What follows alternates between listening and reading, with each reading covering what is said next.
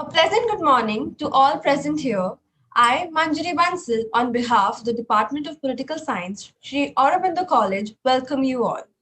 As the world is living in the 21st century and it is growing faster, where the number of threats is also increasing faster. Due to the numerous security threats, it is necessary for a human to protect freedom. Generally, to protect freedom, the human form pervasive and critical threats and other situations, it is necessary to build a protective framework with strength and aspiration. It also means that to create a strong system that provides society building blocks of protection, dignity, livelihood, and survival. Conflict, illiteracy, poverty, hunger, water scarcity, and pollution, among other human sustainability threats, continue to be some of the more pressing topics placed at the top of the global agenda at the dawn of the 21st century. Let's join hands for Saraswati Vandana.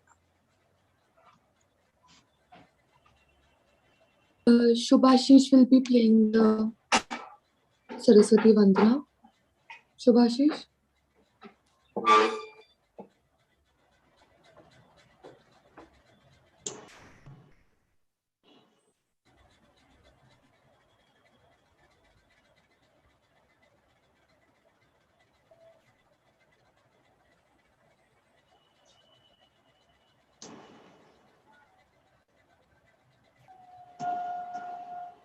Manjari, please start with the Saraswati Vandana. Sir, actually, Subhashish should be doing it. So, Okay. Katyayani. Yes, he's coming.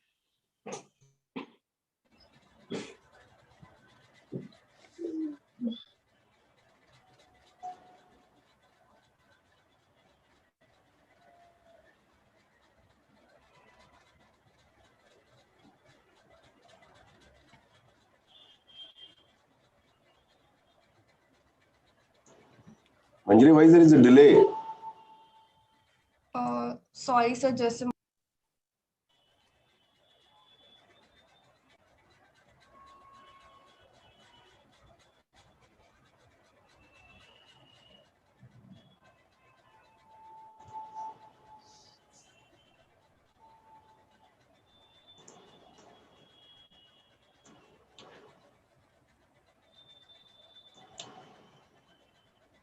If he's not there, can we start? Manjari? Shubhashish, please turn on your camera and mic and please start with the Saraswati with the Vandana, please. Yes, sir, he is here. So if there is a delay, we can begin our show. No.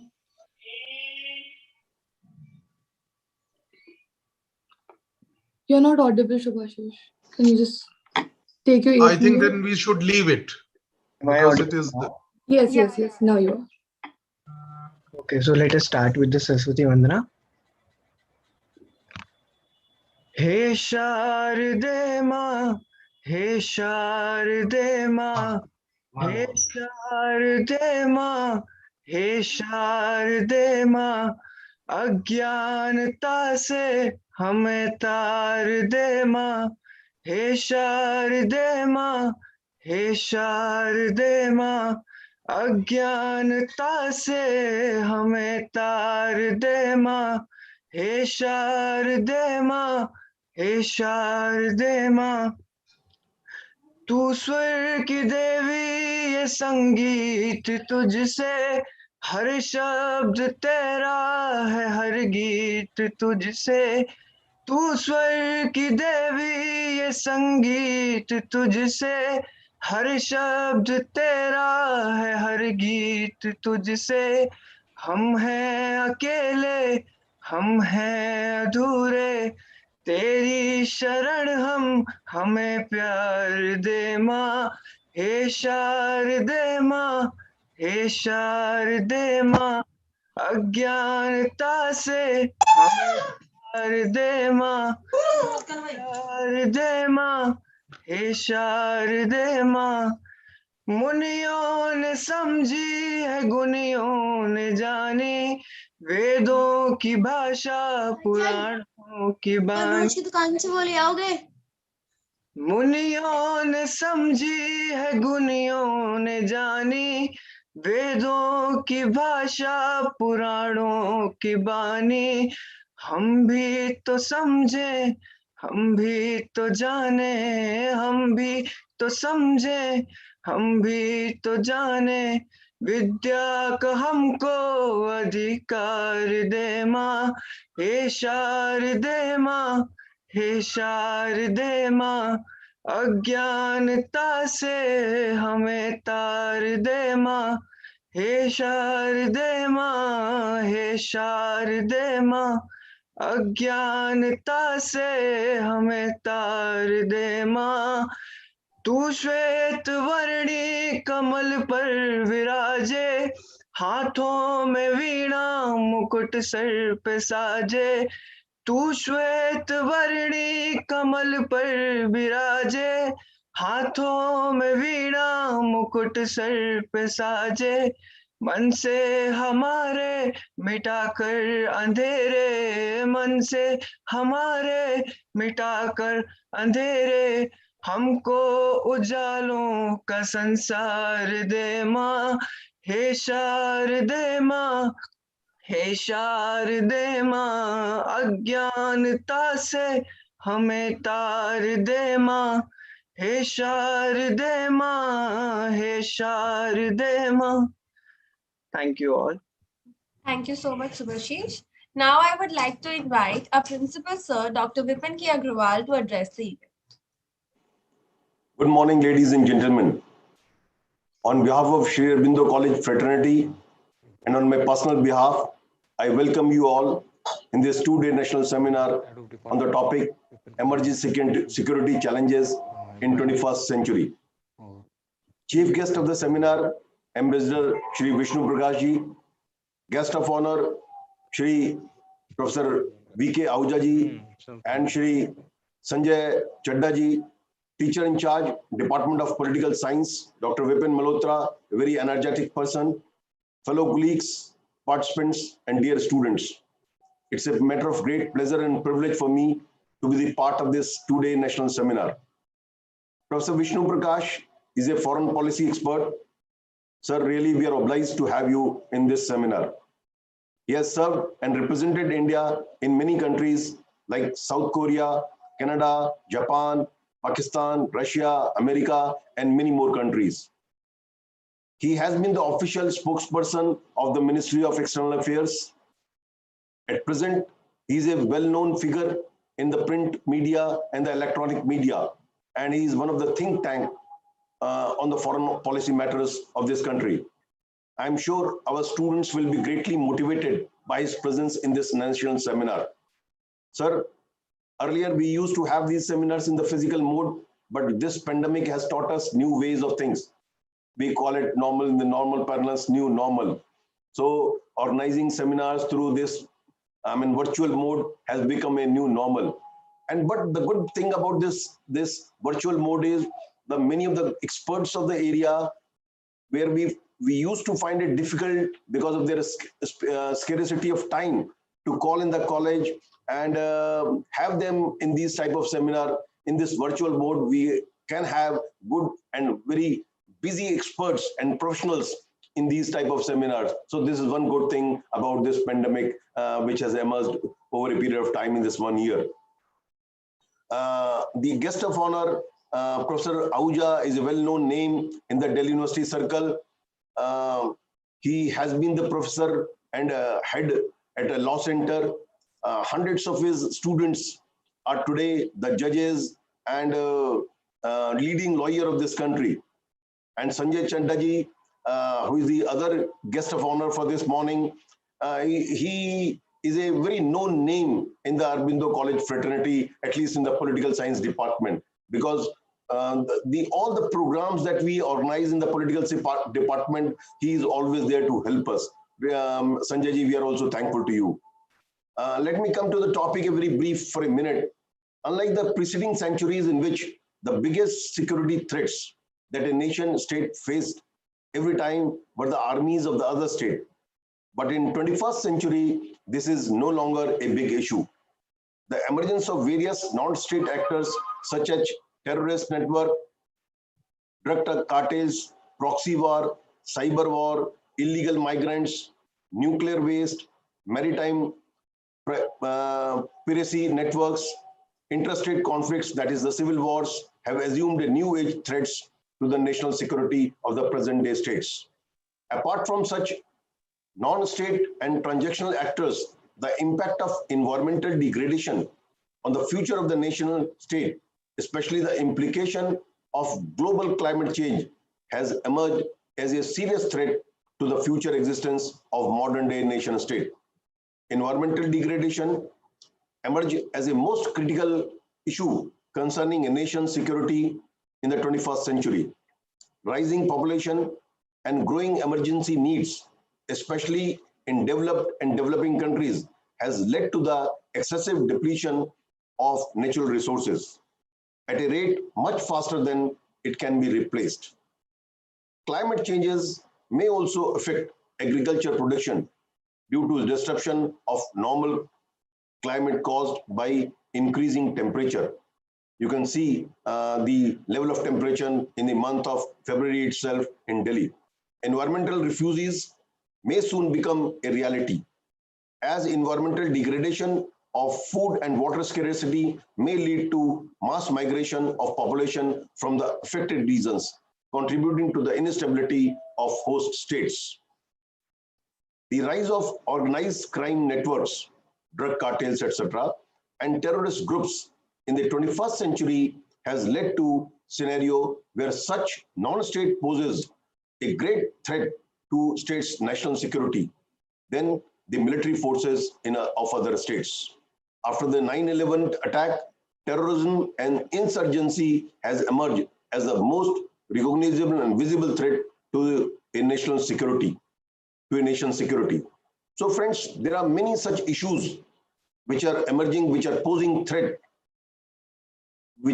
security threat to this planet. I'm sure all these issues and many other issues will be deliberated in this two-day national seminar.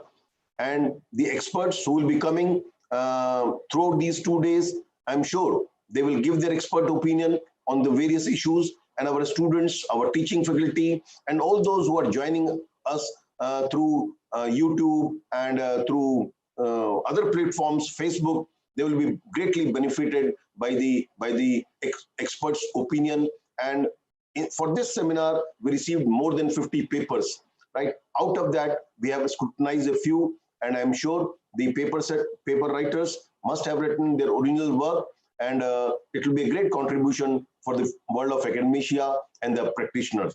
Once again, I would like to congratulate Department of Political Science for organizing this seminar, and thanks the chief guest, the guest of honors, for being a part of this, and many other dignitaries who have joined us through Facebook, through YouTube, and through various other modes, right? I'm thankful to them for having us in this, for be the part of this seminar. Thank you very much once again. Thank you. Thank you so much, sir. Now I would like to invite Dr. Vipin K. Malhotra, sir, to address the gathering.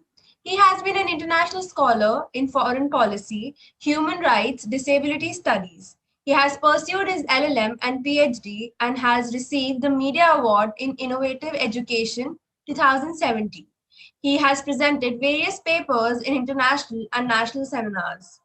He has organized various national conferences throughout his career. He has been frequently invited as a resource person in the field of political science, human rights, and disability laws.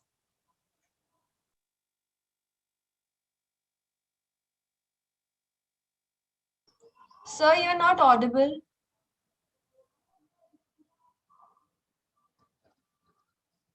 Sir, you have to unmute yourself.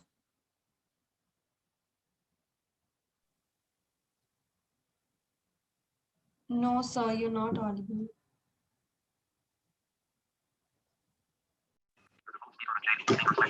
Yes, sir. Now you're audible. Am I audible? Yes, sir. Okay. Very good morning, everybody. Especially the Excellency, His Excellency Ambassador Vishnu Prakash ji, he was kind enough to consent to be the chief guest for this program. Professor V.K. Ahuja, my friend, philosopher, guide, a revered mentor. Dr. Vipin Agarwalji, who has been always keen to help to undertake such events. So, dear Sanjay Chadha-ji, he is my college time friend, my colleagues, Department of Political Science, my colleagues of Aurobindo College and from other universities, and students. It's a real privilege to hold such a webinar on important topic concerning human security. Emerging challenges to the security in 21st century is a topic concerning everybody. Be he is a politician, be he is a businessman, be he is a student, be he is an employee, or be it a state, be it a global agency. So this concept is a buzzword, and everyone seeks to address this issue in his own perspective. The panorama of security is enlarged with the perspective that human beings are multifaceted. They are individuals, they are part of community, they are part of state, they are part of nation, they are part of global village. So why this topic is important? This topic is important because we are standing at the threshold of new era wherein technological intervention is changing the human life on day-to-day basis. Be it threat perception from state, non-state actors, which include terrorism, which include bio warfare, which includes cyber warfare, which includes right to his privacy. Everywhere human beings are now being challenged. So that is how we thought that the students who are keen to understand the emerging threat perceptions in their life and how the challenges they will face to make their life convenient, that topic would give an insight to them to undertake their life journey in a more easy way. So the galaxy of thinkers who will be gathering here for 2 days, I hope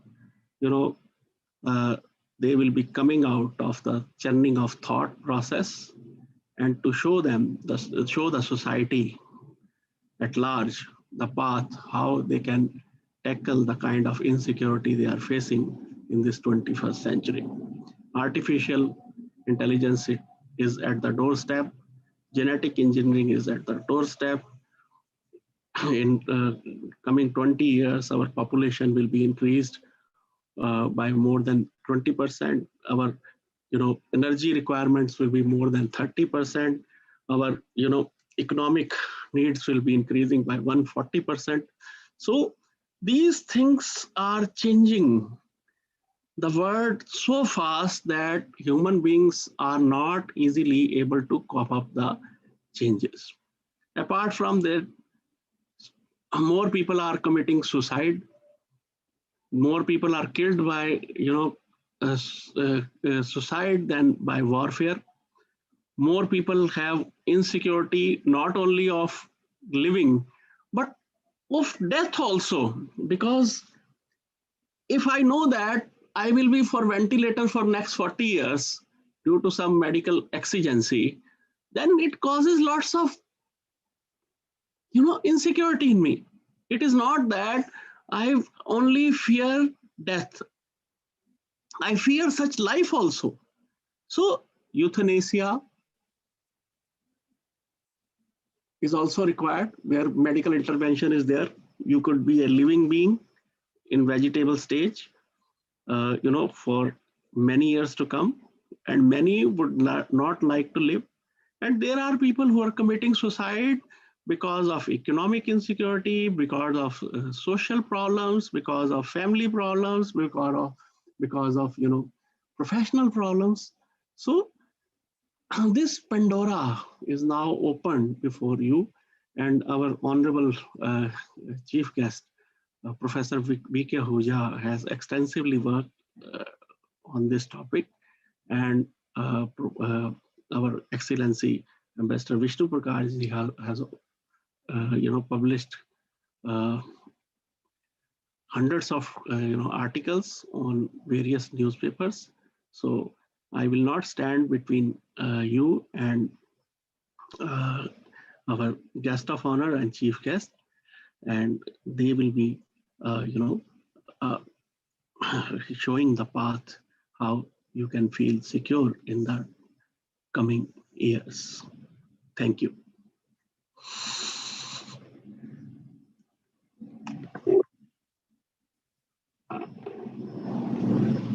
Thank you so much, sir. Now, I would like to invite our guest of honor, Professor V.K. Ahuja. He has served as a professor in charge of Law Faculty, University of Delhi. He holds a PhD and LLM degree from University of Delhi and MPhil degree from Jawaharlal Nehru University, Delhi. He has done a certificate course on law teaching and legal research skills from Cardiff Law School, Cardiff University, United Kingdom. In addition to being professor at law at University of Delhi, he is also holding the position of Joint Director of Delhi School of Public Policy and Governance, established under Institute of Eminence, University of Delhi.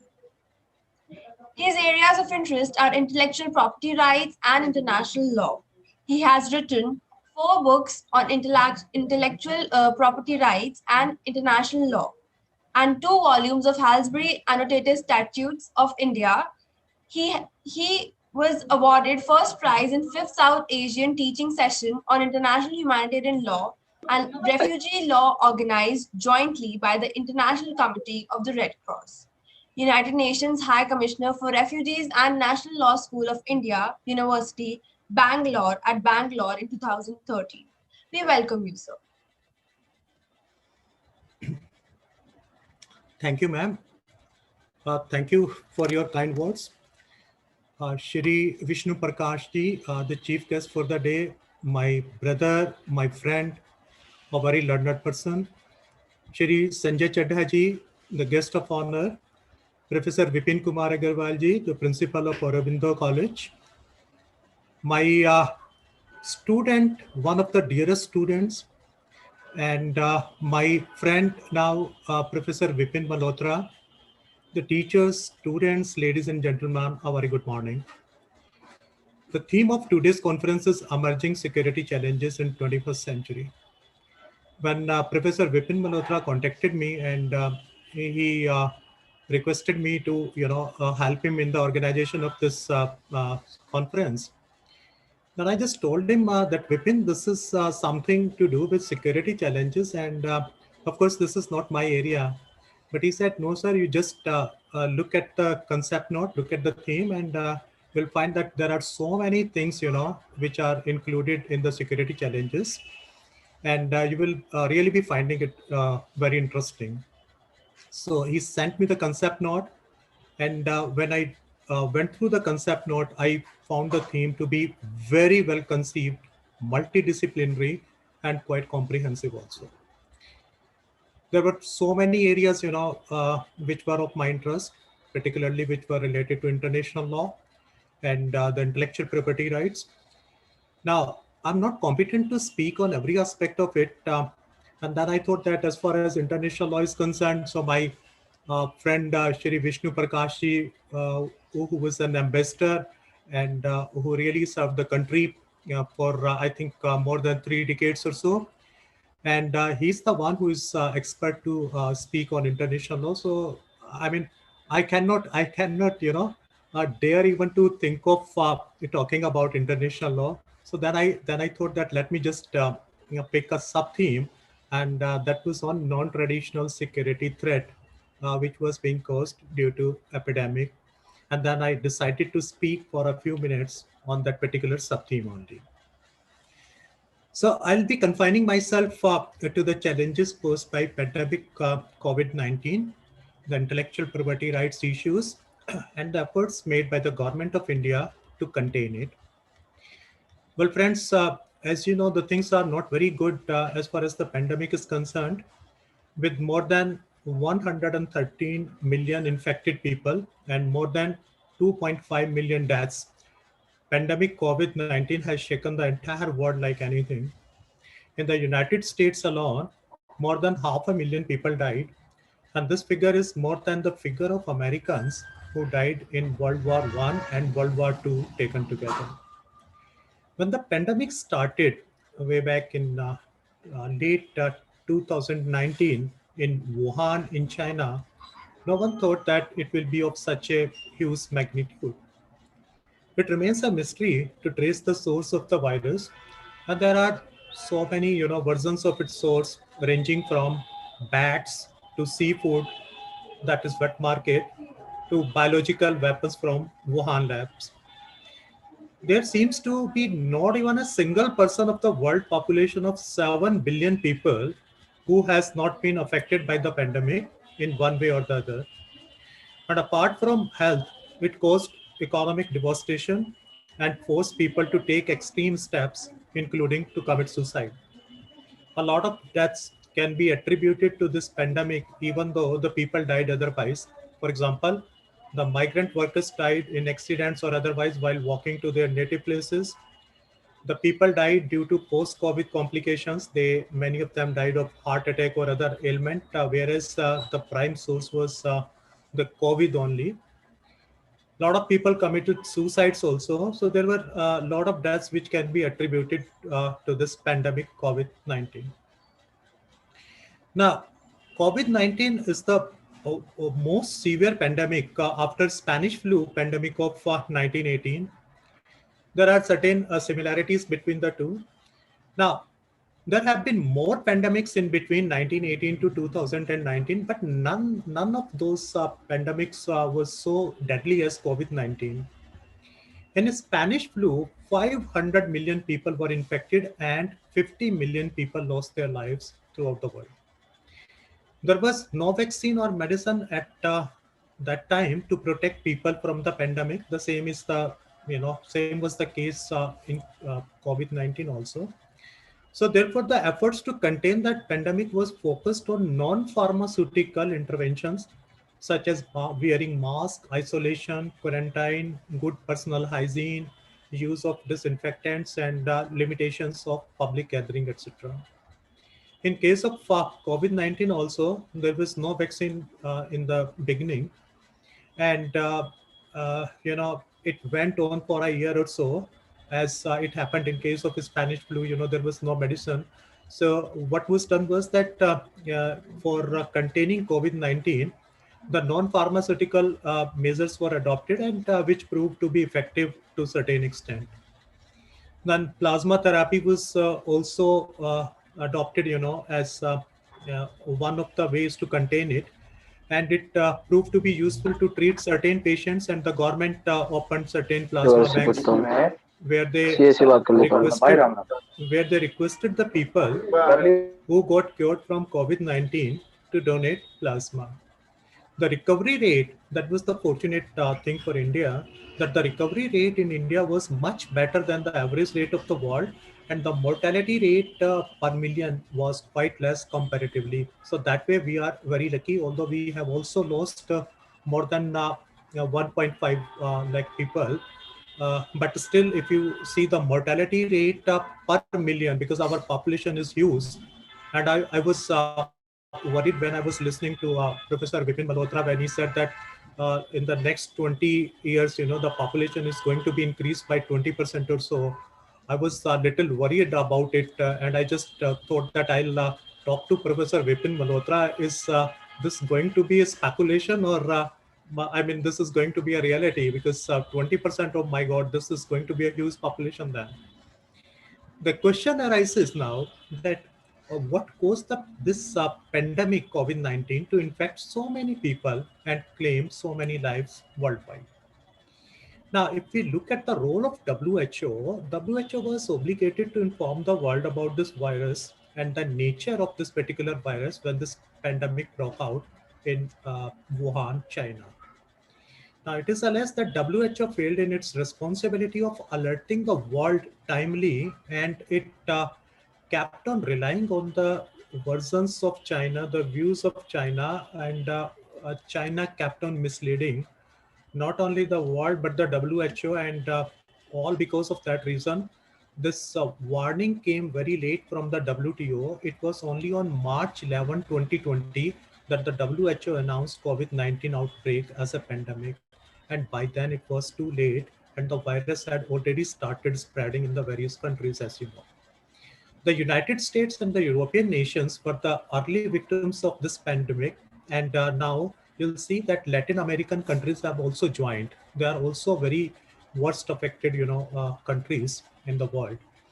The role of WHO was sharply criticized, and the United States, under Donald Trump as president, was stopped the financial assistance to WHO and subsequently withdrew from it. Now they are going back to WHO. This situation, the situation went out of control in various countries, and the situation is still very bad in the United States, Europe, and in Latin American countries, where again, I think it happens to be the second wave which is going on, and a lot of people are still dying. And I was just observing the death worldwide, it was more than 10,000 for so many days, and it is really very alarming. Now, India took precautionary measures well in time for the prevention of the spread of COVID-19. The central government, for the very first time, announced Janta curfew on 22nd of March 2020, and the response of people was very good, and they complied with it. Subsequently, lockdown first was announced on 25th of March 2020, which was as good as curfew, and there was a fear in the mind of public with respect to this particular pandemic. The lockdown kept on extended from time to time till 30th of June 2020 with more relaxations and revised guidelines by the government, and certain advisory was also issued.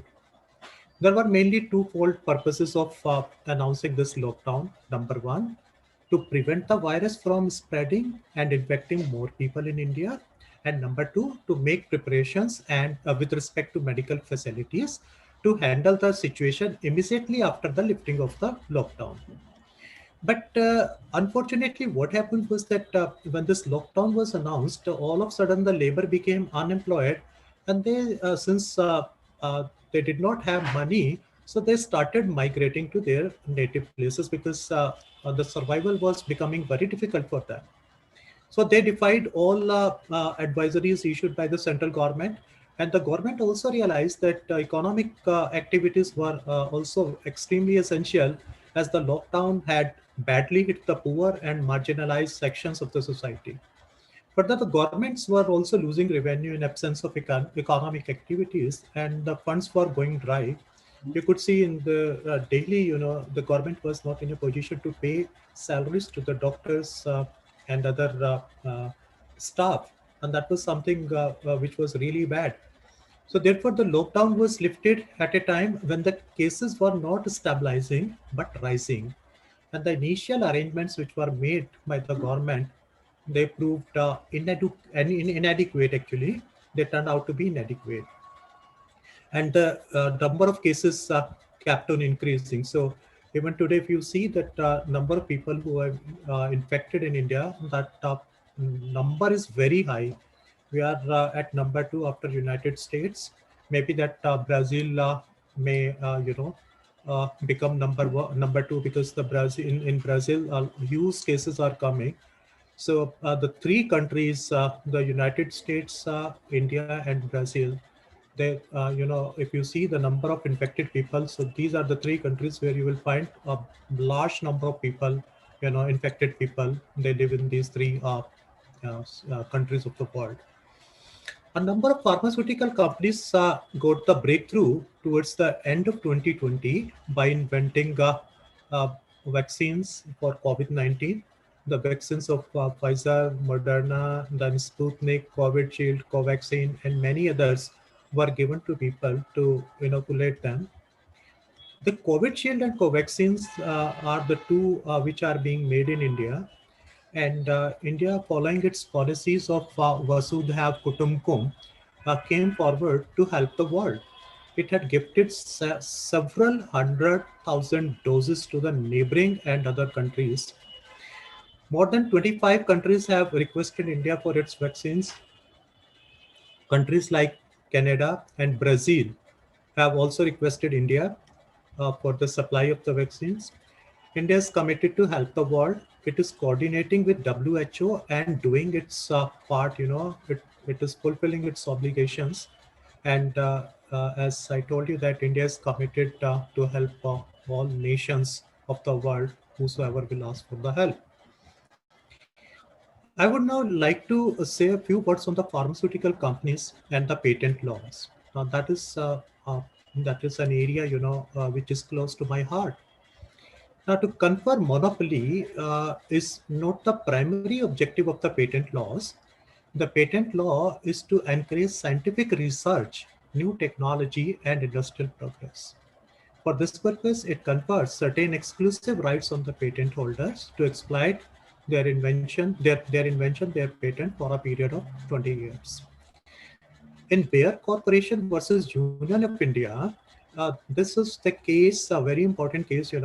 Anybody who's like pursuing the IPR laws, or those who are doing some work in the drugs and pharmaceuticals must read this particular case of Bombay High Court.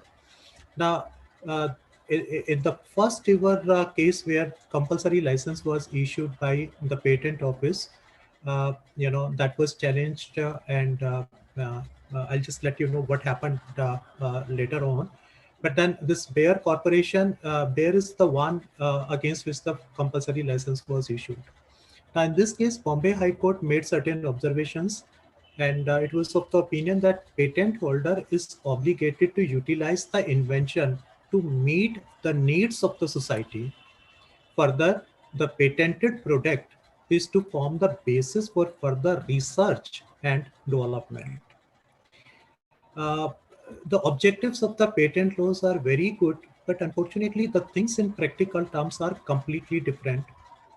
Patent holders see the angle of profits for themselves and for their stakeholders as far as exploitation of their patents are concerned. Similarly, the pharmaceutical companies are loyal to their stakeholders and not to patients. So patients are just a market for them to be exploited. I'll just give you an example. When this Pfizer got approval in United States, the rates of its shares, increased like anything. So, I mean, immediately, they became rich by so many millions of dollars. And that was something, which happened. And unfortunately, this should not happen, because we are dealing with something which is a medicinal product, and which is required to protect the humanity. But then these companies, they are corporates, they are multinational companies. So they do not care for anything. They just look at their market. And obviously, as I told you, that patients are a market for them. Now, it will be worth mentioning the Bayer versus Union of India. In this case, the Bayer was charging rupees 2,80,428 rupees for 120 tablets for the treatment of a cancer. And these 120 tablets were to be consumed by patient in 1 month only. So if you just look at the monthly treatment of a cancer patient, so you will have to spend 2,80,000 rupees for the tablets. and then you will have to incur the expenditure on your chemotherapy, the medical consultation, and hospitalization, and other kind of medicines. So it becomes very, very expensive, in case of cancer patients. Now, Natco Pharma applied for compulsory license, and Natco Pharma said that the medicine which is being provided by Bayer for 2,80,000 rupees, we will provide it for 8,800 only, 8,800. And we will also pay a 7% royalty to Bayer Corporation. The patent office granted compulsory license to Natco Pharma against Bayer, and this was the first and the only compulsory license which has been granted by the patent office in last 50 years.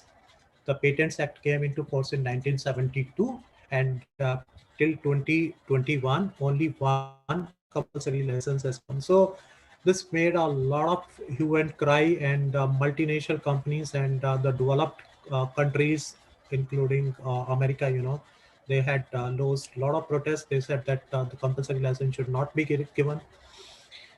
Then the CEO of Bayer, he was Mr. Decker. Decker called the compulsory license as essentially theft. Essentially theft. Now that was the expression which he used, and he further stated when he lost the case in Bombay High Court, he said, "We did not develop this medicine for Indians. We developed it for Western patients who can afford it." Now see the mindset of these people, what they are saying, that we did not develop this medicine for Indians. What does he mean by that? Are Indians not human beings? We did not develop this medicine for Indians. We developed it for Western patients who can afford it. So, and now how I put it, if the grant of compulsory license was essentially theft in terms of the language used by Mr. Decker, then charging rupees 2,80,000 for 120 tablets is nothing but a legalized robbery. I termed it as a legalized robbery. This is a robbery, of course, which has been legalized by the Patents Act. The Deckers was shamed for making these statements, and every person in the world has a right to health, which is an important human rights recognized in many treaties. It is to be kept in mind that IPRs cannot prevail over human rights, and Decker's statement show the mindset of the pharmaceutical companies, which treat patients as a market without any consideration to humanity. It is noteworthy that a TRIPS waiver proposal was submitted to TRIPS Council by India and South Africa on 2nd October 2020. And in this proposal, both the countries proposed that the TRIPS obligation, the TRIPS agreement is on intellectual property rights. It's a part of the WTO treaty. So these two countries said in their proposal that TRIPS obligation should be waived on a temporary basis with respect to medicines, vaccines, kits, and other medicinal products which are meant to prevent, contain, and treat COVID-19. So the basic purpose was that no intellectual property protection should be given for those medicines, vaccines, kits, or medicinal products which are to be used for the purposes of treating COVID-19. And this is to be done for a temporary time only. It could be for 6 months or a year or so. So the moment this COVID-19 problem is sorted out, then obviously they will be given the IPR protection. But till then, IPR protection should not be given, so that like a lot of companies could make those drugs and could help the world population to inoculate themselves. But then this proposal got the support of many developing countries and the least developed countries. But unfortunately, the United States, United Kingdom, European Union, Japan, Canada, Australia, and Switzerland, they opposed this particular proposal, because a lot of these pharmaceutical companies come from these countries only, and they have realized that, well, of course, they will be losing a lot of revenue if the patent protection is not given to their pharmaceutical companies. Just imagine, the America is the worst affected country, but still, they were not in a favor of giving, leaving the patent protection. So that was something. And UK, EU, now these are the countries, European Union, most of the countries in Europe are badly affected, but then they still said that no, the patent protection should be given to them. Mr. Antonio Guterres, the Secretary General of the United Nations, has expressed his displeasure, and he has warned the developed countries against their approach of vaccine nationalism. Now, this vaccine nationalism is something which is being criticized like anything, and it is being requested to all these developed countries to leave their policy of vaccine nationalism. So earlier it was suggested that the mechanism of patent pools could be very useful in the given circumstances. Patent pool is basically an agreement where patent holders agree to license their patents to one another. This mechanism is ordinarily used where complementary patents are required for efficient technical solutions. By sharing IPRs, the companies could succeed in developing new vaccines or medicines in a cost-effective manner and in a time-bound manner also. Unfortunately, the pharmaceutical companies did not commit on the mechanism of patent pools, so even that proposal was also turned down. It is suggested that in all those cases where the government provides funds to the pharmaceutical companies to develop a drug or medicine, the former should ensure that the pharmaceutical companies which had got the government support do not exploit their monopolistic nature to the detriment of the society. And as I told you about the WTO, in the there is a TRIPS waiver proposal which was mooted on 2nd of October to 2020. It is still under consideration. So just 3 days back on 23rd of February, again it was discussed, but no decision could be taken. And again, it is going to be taken up in March. So let us see that the good sense will prevail over these countries, and they will agree to that. To conclude, it is suggested that all the countries should exercise patent laws in such a manner that they use the patented vaccines for the betterment of their societies. For this purpose, the rights of patent holders should be curtailed on a temporary basis. The government should ensure that patent law does not come in the way to protect public health. Rather, patent laws are should be used to make the medicines available to the masses at affordable prices by invoking all the provisions of public interest which have been laid down in the Patents Act. So with these words, I would conclude, and I really thank Professor Vipin Malhotra for taking up such a crucial theme, a fantastic theme, and we have very good speakers, and Ambassador Vishnu Prakash ji is there, a person who is very apt resource person to speak on this particular theme. So I hope that he will be like touching various aspects of it.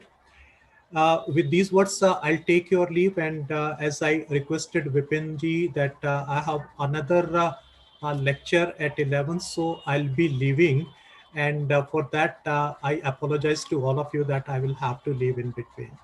Thank you very much. Thanks a lot. Thank you so much, sir. It was a pleasure having you.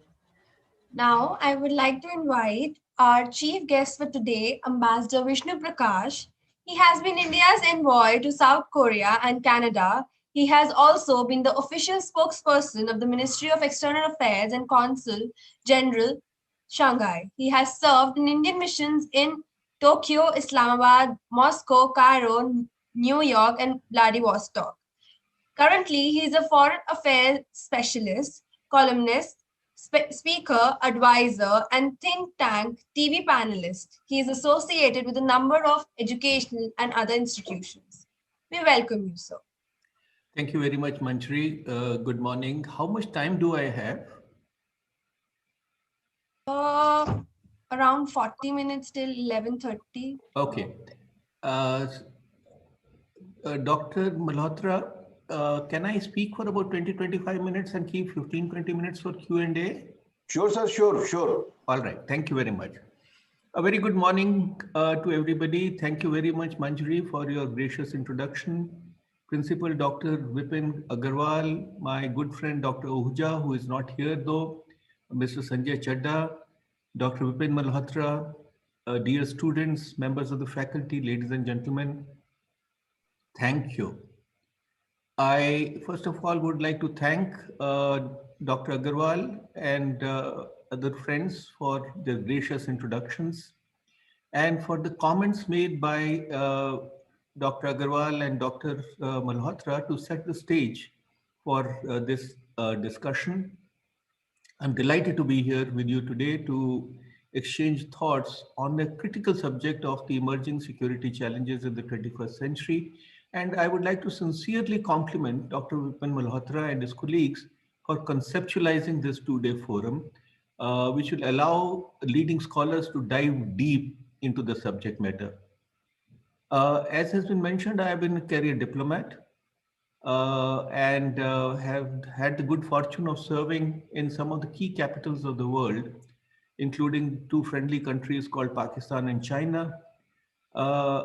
Besides having had a ringside view of events as they were unfolding, to have had the privilege of being exposed to different thought processes, cultures, attitudes, ambitions of leaders and nations across the world. The topic in question set me thinking. Conflict is as old as mankind. Whether amongst us, the so-called human beings, or the animal kingdom, or the marine world, I would dare say that compassion and conflict comes naturally to living beings. So what is the big difference in the matrix between the last century and the current century, or for that matter, even in the last decade and the current decade? Three things occurred to me. Before I proceed further, I have a request to make. If possible, I'll request the participants to come out of Parda and make themselves visible, because that will enable me, will encourage me to make the session interactive. And also I request everybody, I see some of the phones are not on silent mode. So can I request your mics to be kept on silent mode till you are posing a question. So there are three things that occurred to me, which are the big difference between the preceding decades and centuries and the present decade that we are in. And they were alluded to by Professor Malhotra also. So that validates by the way, my perspective is that of a practitioner. I have very consciously not gone into details of what kind of challenges. I'm not going to get into the theoretical aspects of this. I'm only looking at the practical aspects, the why, the how, and the international context in which the challenges will be unfolding. So the first and the most important thing is indeed the pace of change. It's interestingly, Vladimir Lenin once said that there are decades where nothing happens, and there are weeks where decades happen. We are indeed in that phase. The pace of change is absolutely overwhelming. I served in South Korea, where I don't know how many of you are familiar with the term Pali Pali. So everything is jaldi jaldi, it's hurry. And it's as if the Pali Pali culture has permeated into the global ecosystem. Before the COVID pandemic, the world was in the throes of an unprecedented arms race, renewed great power competition, economic headwinds, aging societies because the world is aging, and natural calamities. As it is, we had huge challenges, security and otherwise.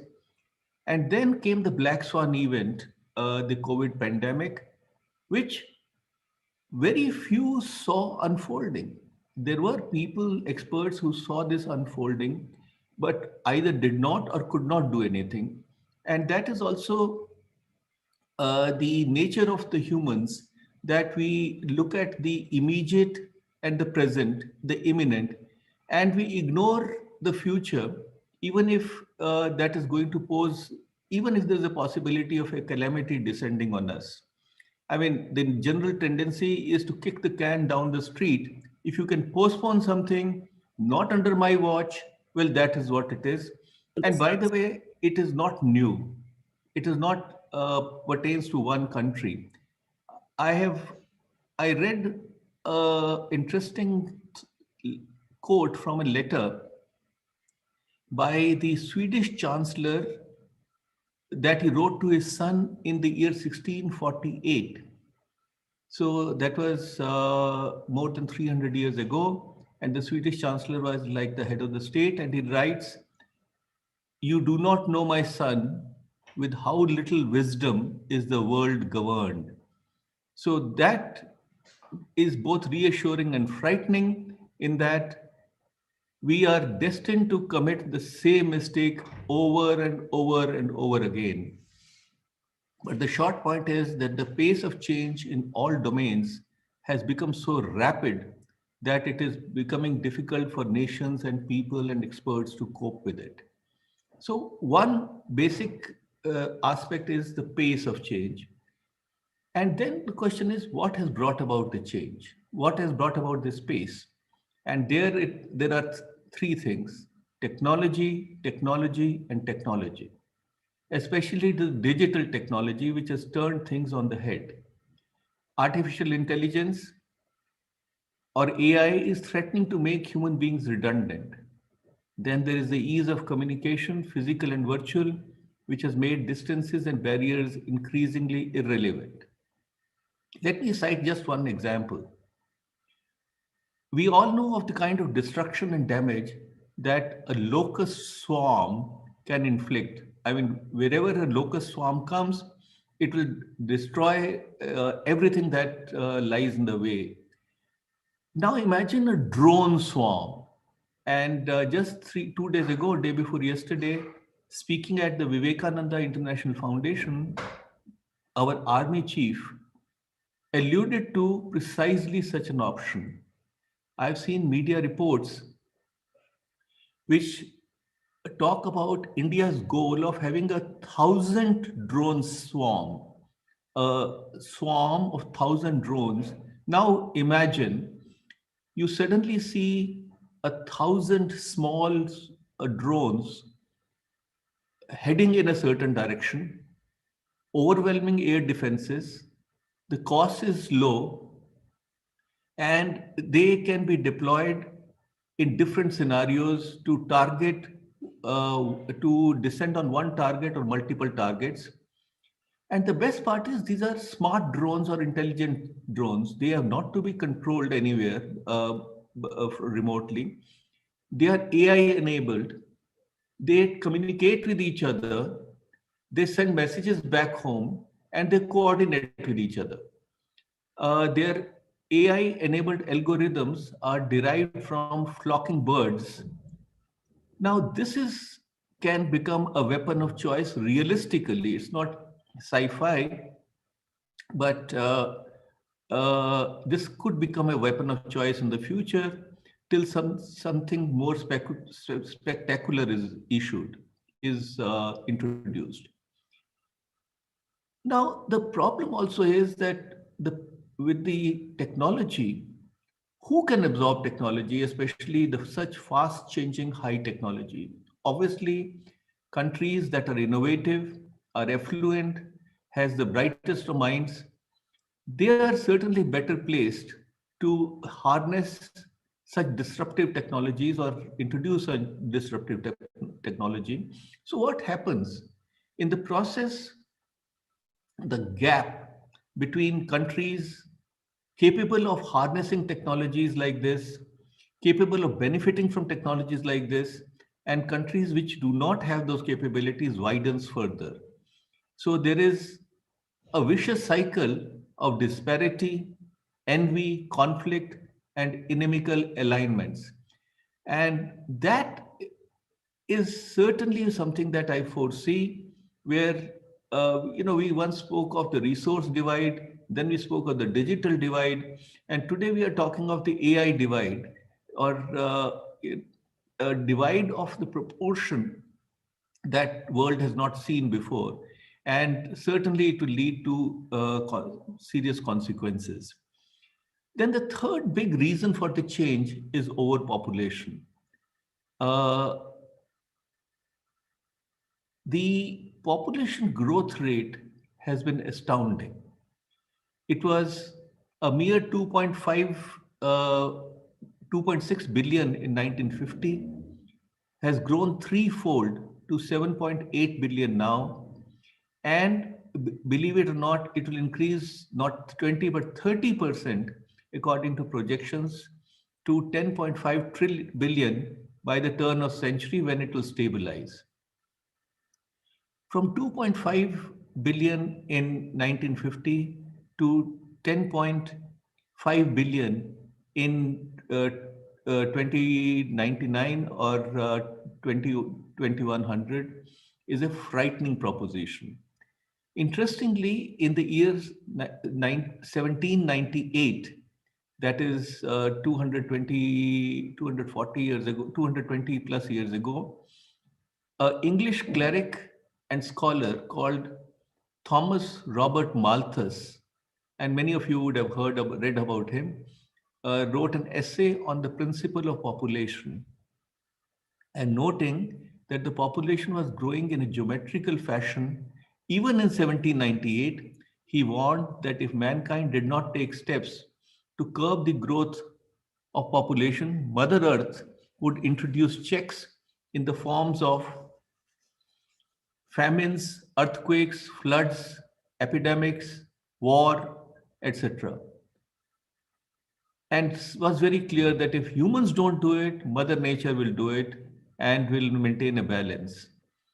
So basically, a majority of the non-military challenges that we are seeing now, and they will get accentuated, mind you, whether there are pandemics, earthquakes, famines, floodings, climate change, piracy, civil disorder, and then above all, the conflict or contestation in the coming years and decades is going to be over water. Water will become a is a resource that will be in short supply.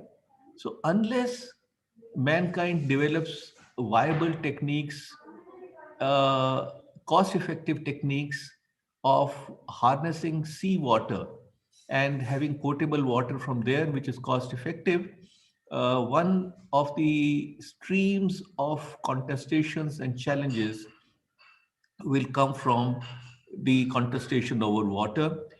So these numbers are indeed frightening, but the good news is that most of us who are here today may not be there to see or welcome the new century. Now, having addressed the why factors, let me attempt an overview of the current geopolitical, geostrategic environment in which these security challenges will unfold. Very interestingly, after a long time, we have a situation where no nation is truly in a polar position. We have been reading about unipolar world, multipolar world, pluripolar world, but today, effectively, there is no country which is a genuine pole. And at least for a decade, as I see it, economically, the world will remain multipolar, but the US will remain will retain a pole position militarily because it has a significant edge still over China. The US was the sole pole for 20 years after the fall of the Berlin Wall. It literally did what it wanted. Others fell in line. It took unilateral decisions. But the 2008 Asian economic crisis and the war on terror consequent to the horrendous attacks on the World Trade Center and Pentagon, etc., what we call the 9/11 attacks, the US decision to stage a war on terror has squeezed her resources, dampened the public spirit for intervention, and forced it to look inwards. You would all recall our good friend, Mr. Trump, who would never tire of talking of America first and literally looked the other way when it came to crises in different parts of the world, concentrated on, or so he believed, on nurturing the economic health of the US back. President Biden has a different outlook. He is an internationalist. He has been in public office for politics of 50 years. And he was speaking at the State Department, which is the American Foreign Office, on the 4th of February when he delivered the first authoritative address on the foreign policy of the Biden administration. And he said, quote, "America is back.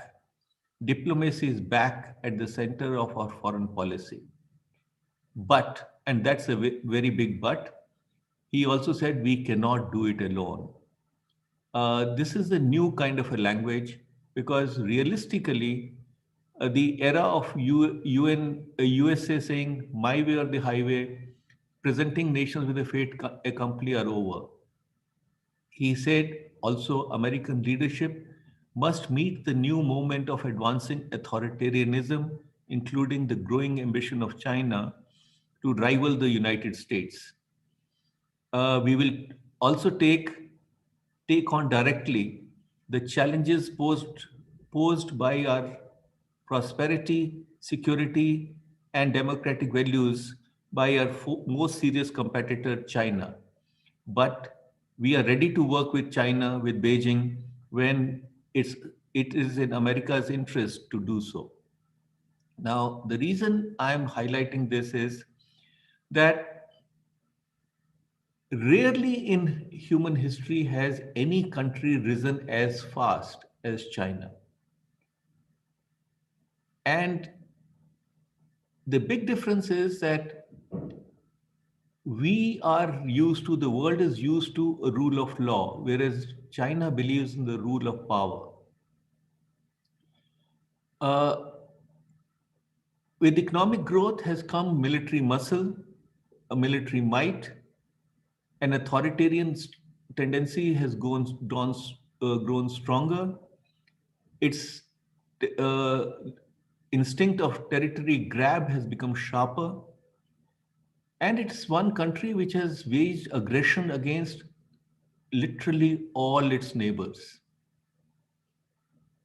And which may also be its undoing, because the good thing or the bad thing is that authoritarian regimes do not know when to stop.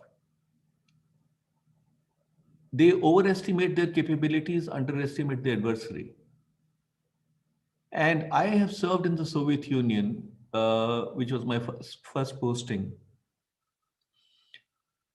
When you realize that after it happened, after the Soviet Union collapsed, you realize that authoritarian regimes are with a Teflon coating, but hollow inside and fearful of unrest, of dissidence, and in the 21st century of social media. So that is the kind of challenge, but the desire of can I request everybody to please put their mics on silent mode, please? Thank you. China is quite determined to create a China-centric regional order where it wants to dominate by force. And it has in the process, it revealed its hand a bit too early to upstage the US, to better the US. And that has been, in a way, a blessing in disguise, because it has woken up the US to the challenge. And they do realize that China is its biggest competitor and the biggest challenge. And that is where concepts like Quad, the Indo-Pacific construct come in. That is where a coalition of the willing comes in. That is where countries with a democratic outlook come in, so that jointly the challenge being posed by China can be blunted. It is a very tall order because even today, given the Chinese economic muscle, given the fact that it is supplying the world with cheap goods, countries, which I said earlier also, are ignoring the future dangers, just concentrating on the present and the present day profit or the advantages that can accrue to them by doing business with China. And practically no country or very few countries want to choose between China and the US. They are all hedging their bets. Now, the problem is that unless the US and the Western world manage to block Chinese espionage, block Chinese access to cutting edge technology and innovative products, it will take it, China will catch up much faster. It will become the biggest economy in the world in about 6 years or 7 years from now, by 2028. These are the latest projections. 5 years earlier than anticipated due to the quick recovery from COVID-19. But those are absolute numbers. In terms of per capita, the US will still be 4 times richer, and the US edge, innovative edge, can be retained if necessary steps are taken to prevent China from behaving the way it is behaving. Now, the problem also with China is that under President Xi Jinping, all pretensions of peaceful rise have been dropped.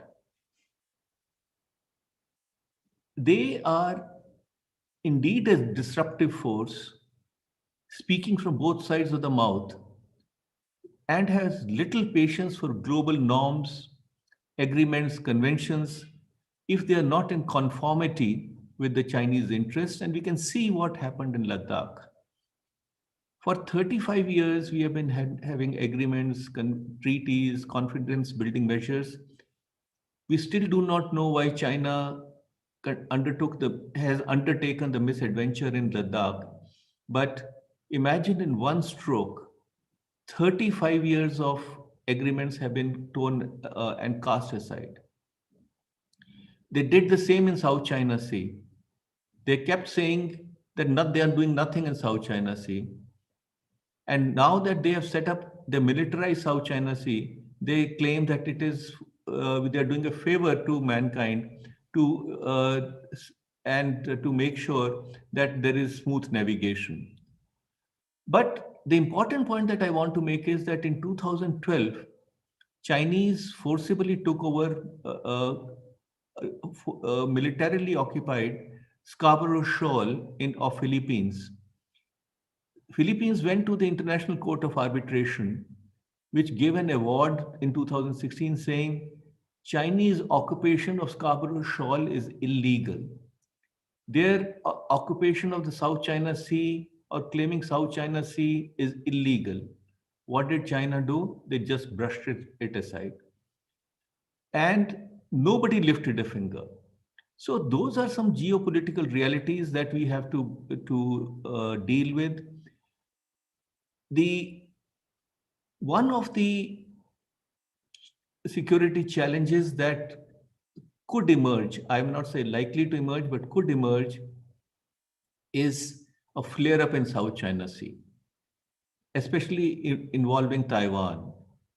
And as Quad countries, India, as you know, is one of the key members of Quad. Quad will be called upon to respond along with like-minded countries. So it could suck in many countries and result into something bigger. That is one of the other concerns that is very much there. Now, the third aspect which is important is that globalization, which was being tom-tommed, is now seen as onerous because it has accentuated an inequity and it is in the process of being reversed. The ability of the nations to work together is weakening. and the US leadership is absent, which was there in 2008 financial crisis and 2014 Ebola pandemic. The COVID pandemic has left the world scarred. Former National Security Advisor, Mr. Menon, says the post-COVID world will be poorer, meaner, and smaller. Everybody has diminished, every nation has diminished. The institutions of global governance are getting compromised and politicized. Dr. Jaishankar, our External Affairs Minister, said on the 15th February 2020, he said, quote, "The United Nations is far less credible today than it was through in its history." So to conclude, I know I'm painting a dismal picture, but the fact is that the world is in a flux. The established order is under threat. The capabilities of big powers, except China, have weakened somewhat. Regional players have become stronger. Their capabilities have grown. The security challenges will come from all domains: land, air, sea, outer space, and cyber. I hope not, but experts believe that more pandemics cannot be ruled out. India, unfortunately, is vulnerable, even though we are growing, and security establishment is now preparing for readying India for a 2.5 front situation. Pakistan, China, externally, and half is the divisive forces within the country. And it is not beyond the realm of possibility that the two external powers and the divisive forces within the country gang up to challenge India. But I'm confident that India will prevail. We need to be vigilant, focus on economic development, and stay united. I thought of throwing up some of these thoughts shared without varnishing them as it is in this forum, because I know that there are some of the leading scholars on the subject. In order to generate a good discussion and a critique, I would like to wish you all the best with your deliberations. And within the limited time that we have, I'll be quite happy to take questions if you have any. Thank you very much. You have been a wonderful group of friends whom I have addressed. And I would love to, if you were to not pull punches and ask any question. If I don't know them, I'll deflect it to Dr. V.K. Malhotra. Thank you. Thanks, sir. It's really a privilege to hear you, and whatever you have told us was really untold, and to us it is a new disclosure for us that how China and regional players are themselves creating a security concern for the global village. And yes, students are invited to take up the questions.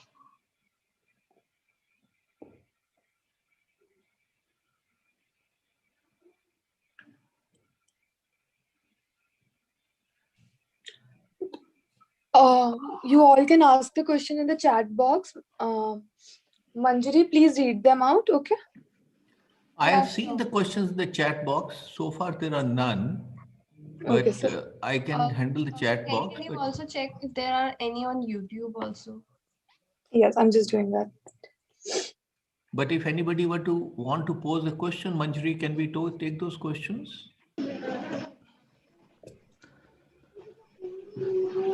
Sir, actually, though I think students should ask the question, but I have a query as a myself. Yeah, sure, Dr. Malhotra. Please go I ahead. have a query, sir. The recent patch-up between China and India, and yesterday patch-up between India and Pakistan to adhere to the actual line of control. How far do you think that it is a temporary phase, between the rift of these bordering states, or they foresee a longer prospect towards peace in the South Asia and Southeast Asia region? Thank you, Dr. Malhotra. That is a very, very pertinent question and something that I've been debating in my mind for the last 25 years because we have had these situations earlier also. First of all, the positive side is that if there is a lull in violence and even one human life can be saved, I think that's progress. So if they are actually going to hold their fire and we can have a period or either temporary or permanent peace, nothing like that. But the problem is compulsive hostility that that Pakistan has against India. How can you talk peace when you have uh, an army of militants, of terrorists, the whole infrastructure of terror which is directed against you? And, the army itself has an outsized role. Uh, I've served in Pakistan, and you have to see how the army is involved in everything. Now, because they have positioned themselves as the protector of Pakistan against the enemy, and they need an enemy, and that enemy is nothing but India. Hypothetically, if they make peace with India, how can the Pakistani army play a role, hold de facto power? So there is an existential dilemma for the Pakistani army, and then you have the deep state, which includes the intelligence and the jihadis. So that is the whole challenge because to carve out a different identity, Pakistan has gone about literally doing anything that can are distancing themselves from India, and their identity is not India. And they have been trying to better India, but they have got sucked into such a situation that for them to come out is very difficult. I hope good sense prevails, but I am not very optimistic for the reasons that I mentioned. China, unfortunately, cannot be trusted. They they literally want to dominate. If we were to take a subordinate position and take them as the reigning power, then they are all right. If we want to be subordinate or subservient, that's all right. But they are not willing to accord a role of equality to India. And frankly, they look down upon India. They see India as a wasteful, noisy democracy and believe that they have the mandate from heaven to rule. So the best case scenario is that even if we cannot be friends, we at least are at peace with each other. But I'm afraid that given the power differential, there is a huge differential in power, the comprehensive national power of China and India. We are going to be in a difficult period till we get we strengthen our defenses further, till we get our economic growth further.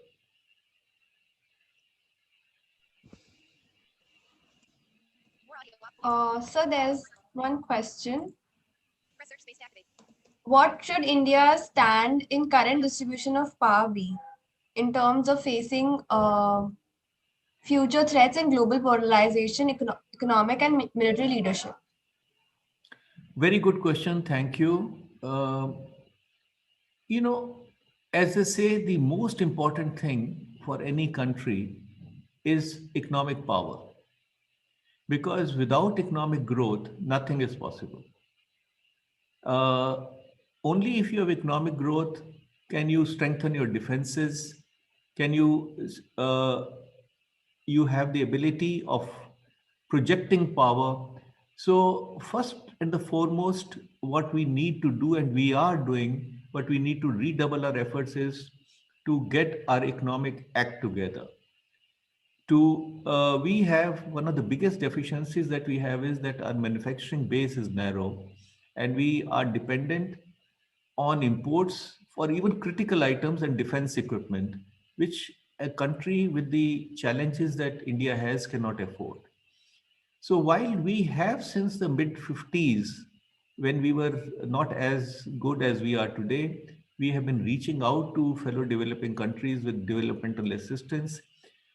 I would think that our focus should be twofold. One is to concentrate, like laser focus on economic development, sweep aside all the cobwebs which are stunting our economic growth, and then concentrate on the Indo-Pacific region, uh, build synergies with countries like the US, and strengthen the Quad process, because our biggest threat comes from China, and that we are in a position to defend our borders.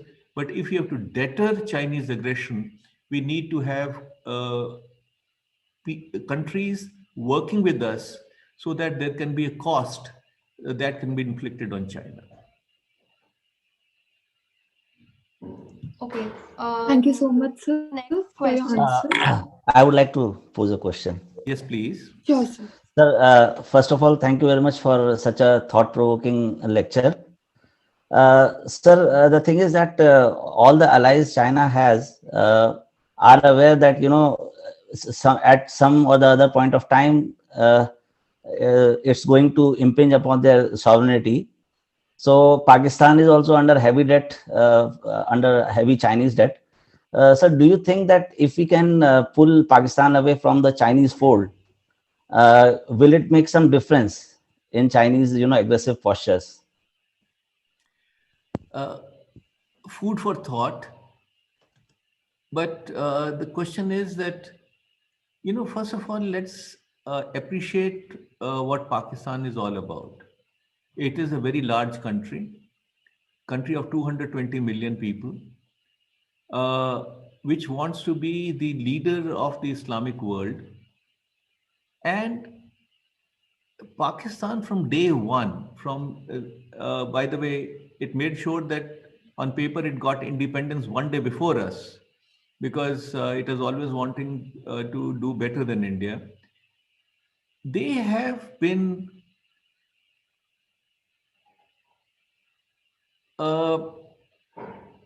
even at the cost of their uh, own sovereignty, at the cost of their own well-being, they have been offering their land, their soil, for activities which you can say are mercenary in nature. They have, starting with 1979, when they became a willing tool in the hands of CIA to push USSR out of Afghanistan.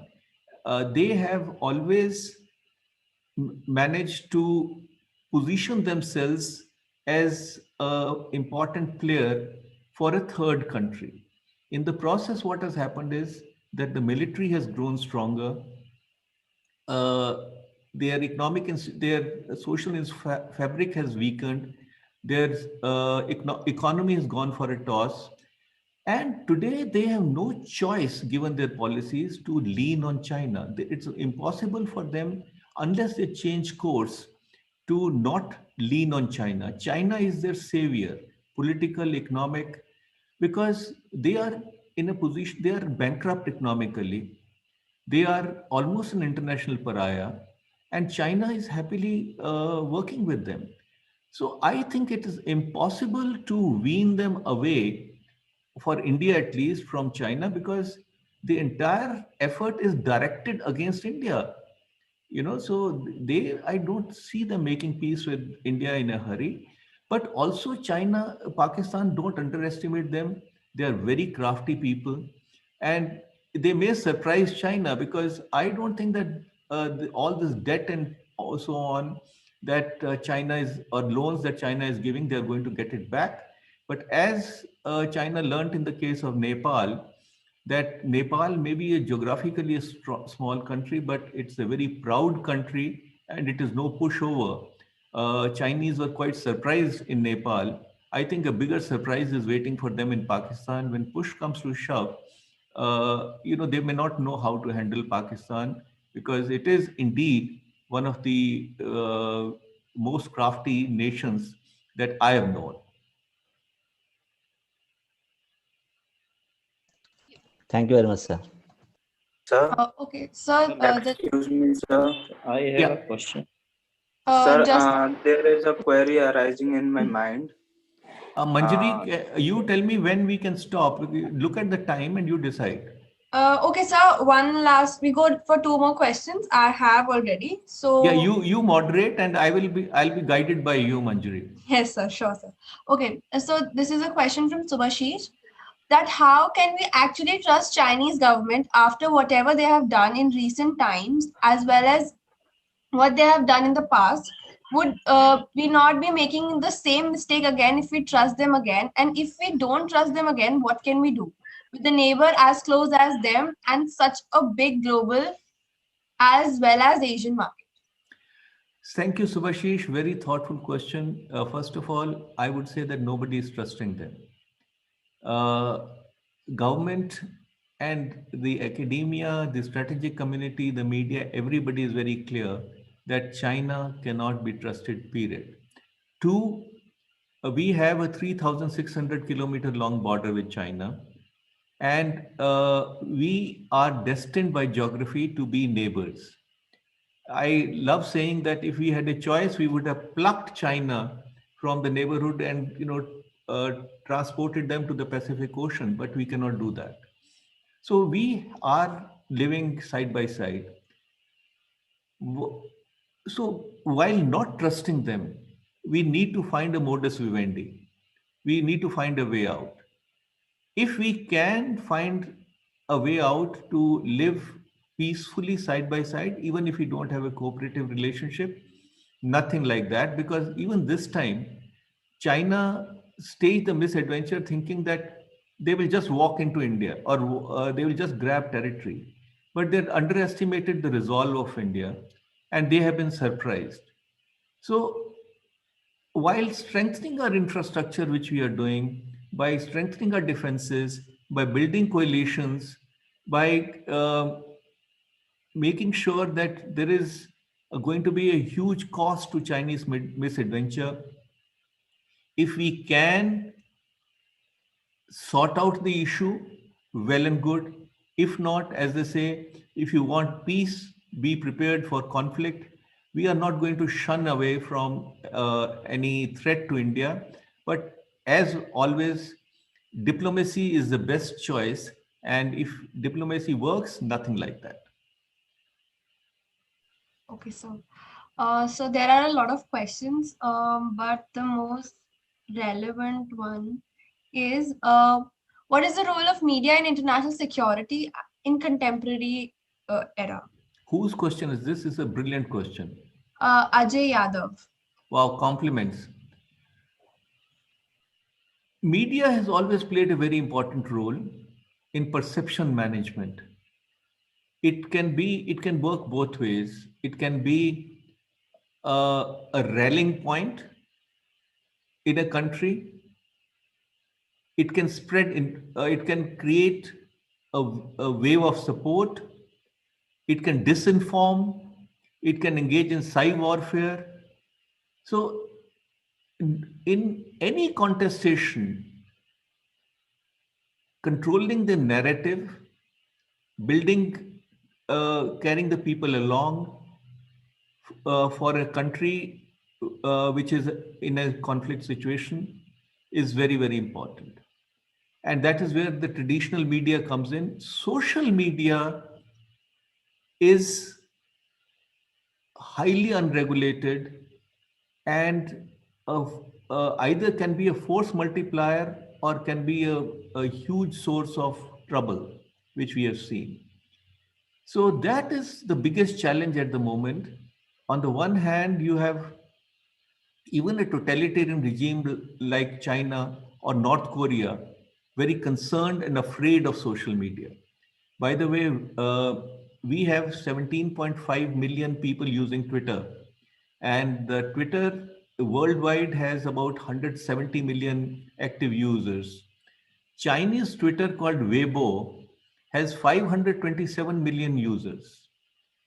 And they can, in one blast, in one go, create such a huge impact that it scares the governments. So, media has a very important role. So long as media is creative, so long as media is balanced, but if there are loose cannons like we have in the social media, then we have issues. So it's a mixed blessing, and this is also a challenge and an opportunity that has to be tapped into very carefully. Okay. Okay, so this is a question from a first year student, Anjali Sharma, that we are aware about the Chinese invasion of 1962 and also about our Prime Minister's death in 1964. And in fact, actually, sir, it was really enlightening to know so many things, which even we could not infer from books, various seminars. And the best word would be, the experience is coming in front of us. I'm sorry, I thought Vipinji, you stopped. No, it's okay. It's really a privilege to have you here, sir. And we look forward that you could come frequently to enlighten the students. And sir, it's really, I don't have words to convey my feelings actually for you. Thank you very much, Dr. Malhotra. And as Dr. Agarwal said, that earlier we used to have physical interactions and now they are virtual. I really hope that we can get back to the physical mode soon, and I'll be very happy to come and interact with this wonderful student body and gain from the experience of members of the faculty. But thank you very much for the invitation. I feel very honored. Thank you. Thank you, Thank you, sir. Thank you. Thank you very much. It's a pleasure having you. Really nice. Thank you. Thank you. Thank you.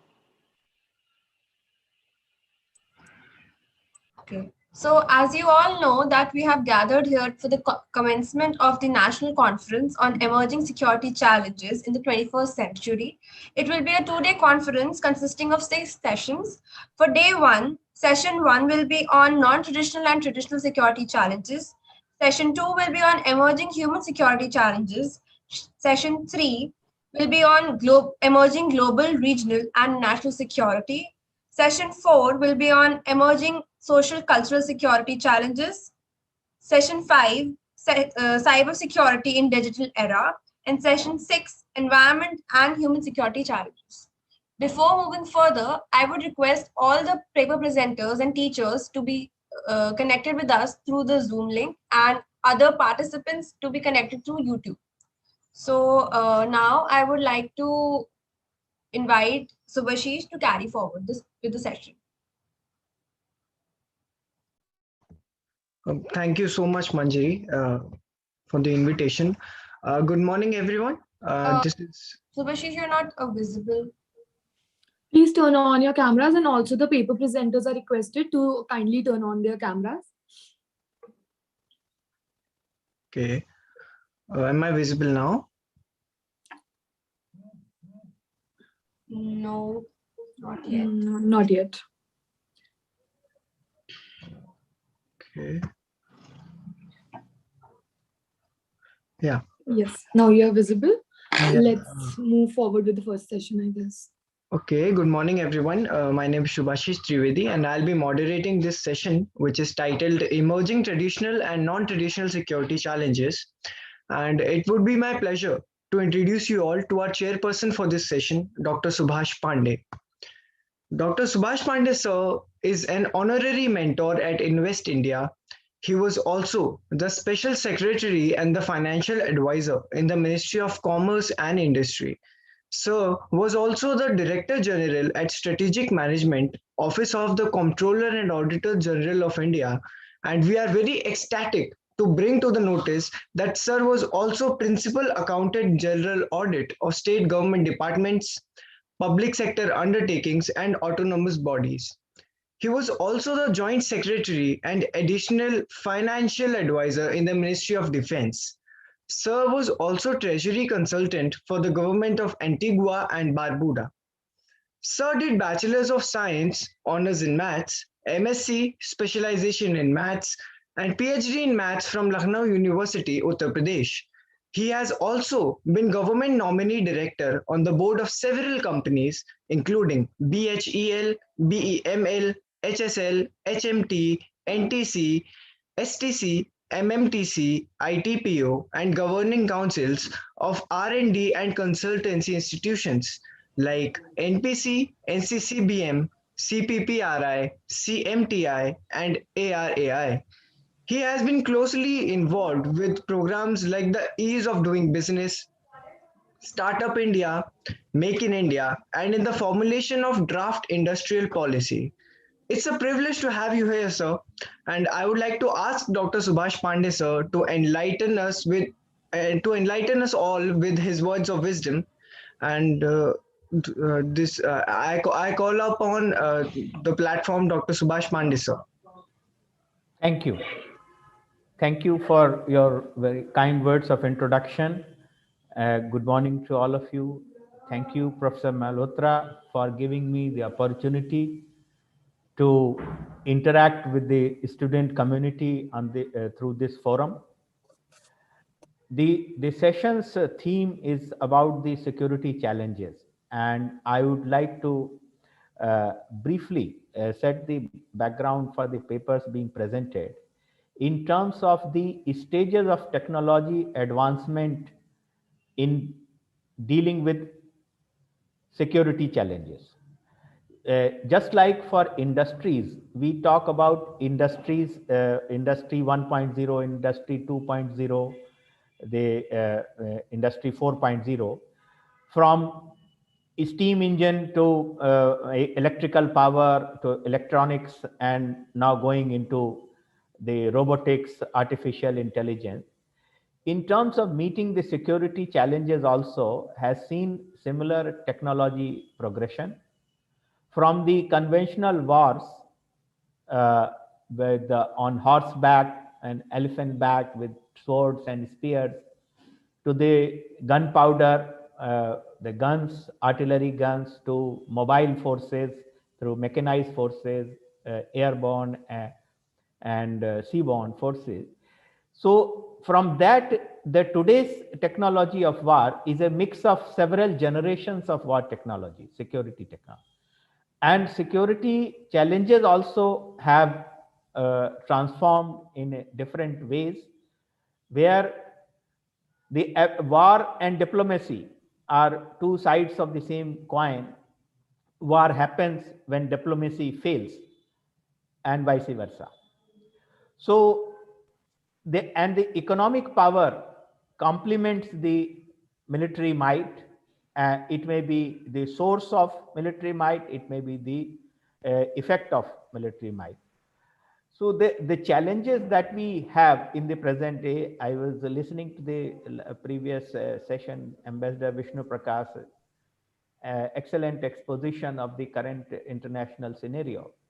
The security challenges that we face today, they are not so much in terms of a threat of a conventional war, but emerging challenges in technologies of disruption, of economic, social disruption through various machinations. And how do we go about it? We would be having another session about dealing with cyber security and cyber threat and the subversive agenda through social media, etc.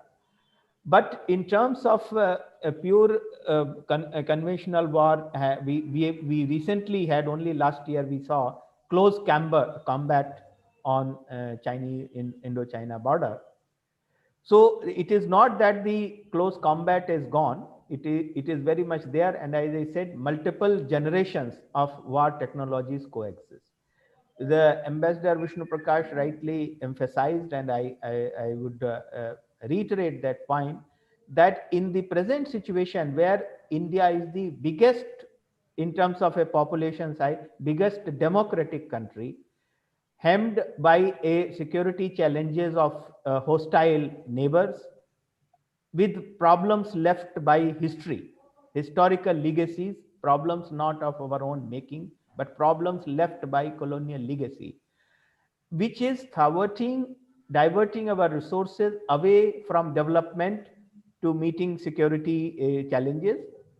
And we are trying to make use of this opportunity, how strengthening defense industrial complex and in strengthening our capability of defending our borders in terms of converting it into economic growth opportunity, because any kind of a demand for work generates jobs and employment of various types, and therefore this is, instead of seeing it as a traditional terms of a security versus development, we could also see how security could be contributing to development in a way. So I hope to see in the papers being presented ideas on this from the student community, how we can take forward this agenda of being increasing self-reliance in defense, is increasing economic power that will complement the military power to defend our borders. With these words, I would like hand over to the comparer. Thank you so much, sir, for your kind words and your informative words. Now, I would like to begin this session by calling out our first presenter. Our first presenter's name is Arushi Pandey. And Arushi Pandey is from Government Law College, Mumbai University. And the subject matter of their paper is non-traditional security threats, a great concern for all nations. So with that, I would like to call upon Arushi Pandey. Hi, good afternoon, everyone. I am Arushi, and today I'll be speaking on the topic non-traditional security threats, along with my friend and co-author Vendrila Sen. Before we begin, I would like to take this opportunity to thank the entire team of Aurobindo College for giving us this opportunity and providing an interactive platform where not only we get to hear the views of eminent panel, but also we get to present our own take on the topic.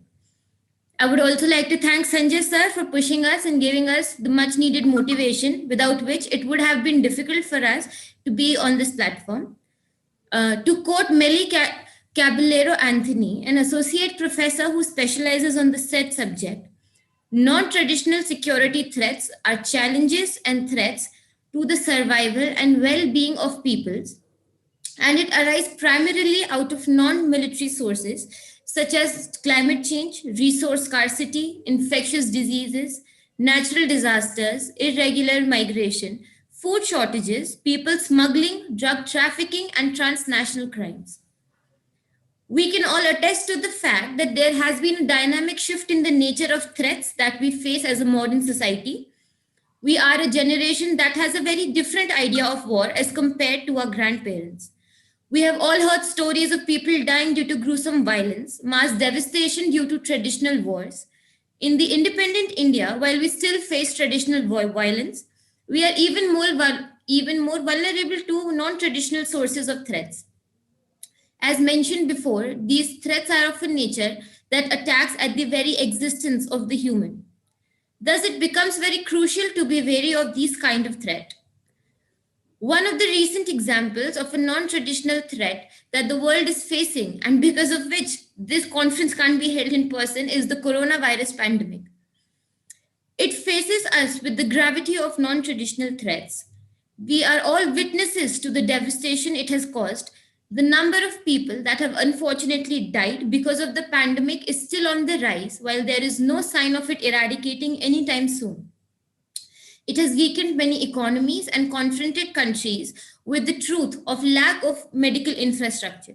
Speaking in context of India, we all have observed a reverse migration of daily wage workers back to their hometowns.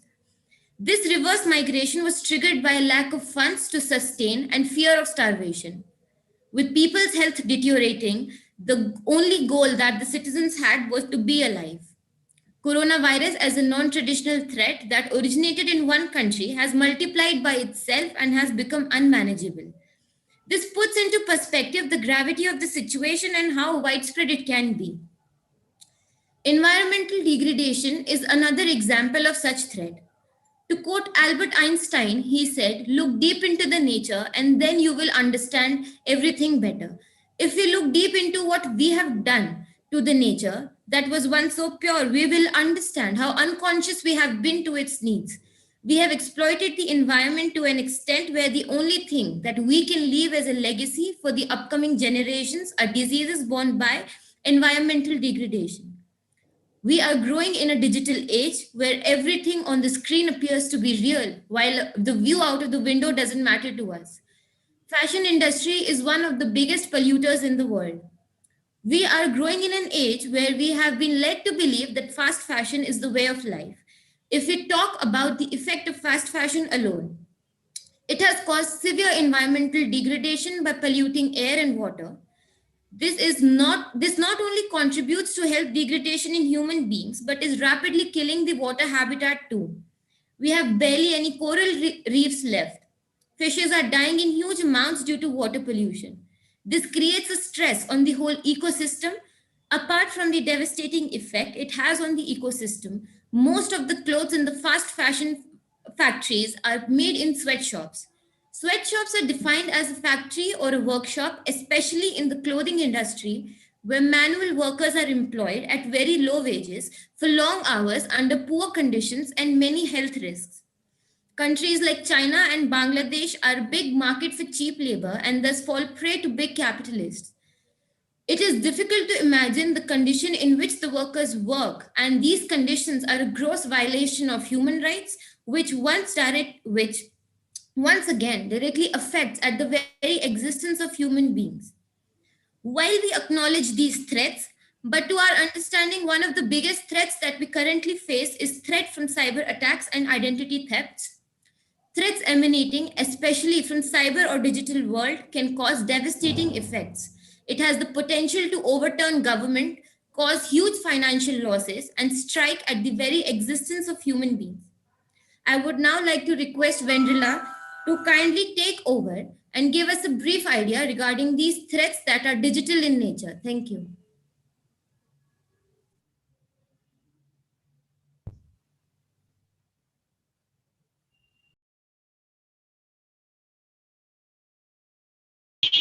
Am I audible enough? Yes. Okay. So good afternoon, everybody. Thank you, Arushi, for your introduction. I'm Vendrila Seen, and this paper is co-authored by my dear friend Arushi and me. So as we have understand by her conversation till now, by her what all she have said, that traditional sources of threats are equally as big as the non-traditional sources. And seeing the corona pandemic situation, now we have become aware that how much it is equally important to address this issue. Even academicians and policymakers are talking more about it on both national and international platforms. On such conversation regarding policymaking and hello. Yes. Yes. Okay. So we are now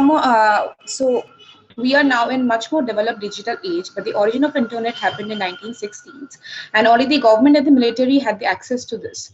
Primarily, the motive of internet was to serve people, but with time, we have observed that the purpose of totally shifted from giving service to taking service, then to now the criminal and the cyber attacks. With this paper, we are trying to cover all the aspects of different threats which we have felt that cyber and privacy threats are causing to the citizens of the entire globe. According to the data of the World Bank, 50% of the entire world population is using internet by 2019. And as a consequence of this, the incidence of cyber attacks are increasing by each passing day. So data privacy have become a struggle, and we'll come across few cases through the help of our research paper, which will portray the amount of threat which we are currently facing due to this entire cyber attack and privacy breach era. For example, in 2014, a major breach was carried on by eBay, which attacked more than 145 million people and had put their email IDs, password, birthdays, physical addresses, and everything on public. The company was able to discover the fraud by observing unusual behavior on their website, but as the entire scene was addressed quite late, so the attack was very widespread. So there are various kind of threats which we face through our cyber and privacy breaches. Coming first is the political threat. So here is a data of Cambridge Analytica, which is a company.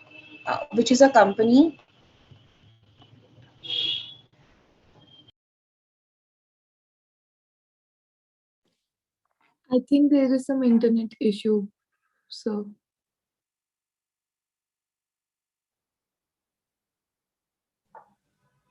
Can we have the co-author of this paper, please? Yeah, just a Arushi? second. Just a second.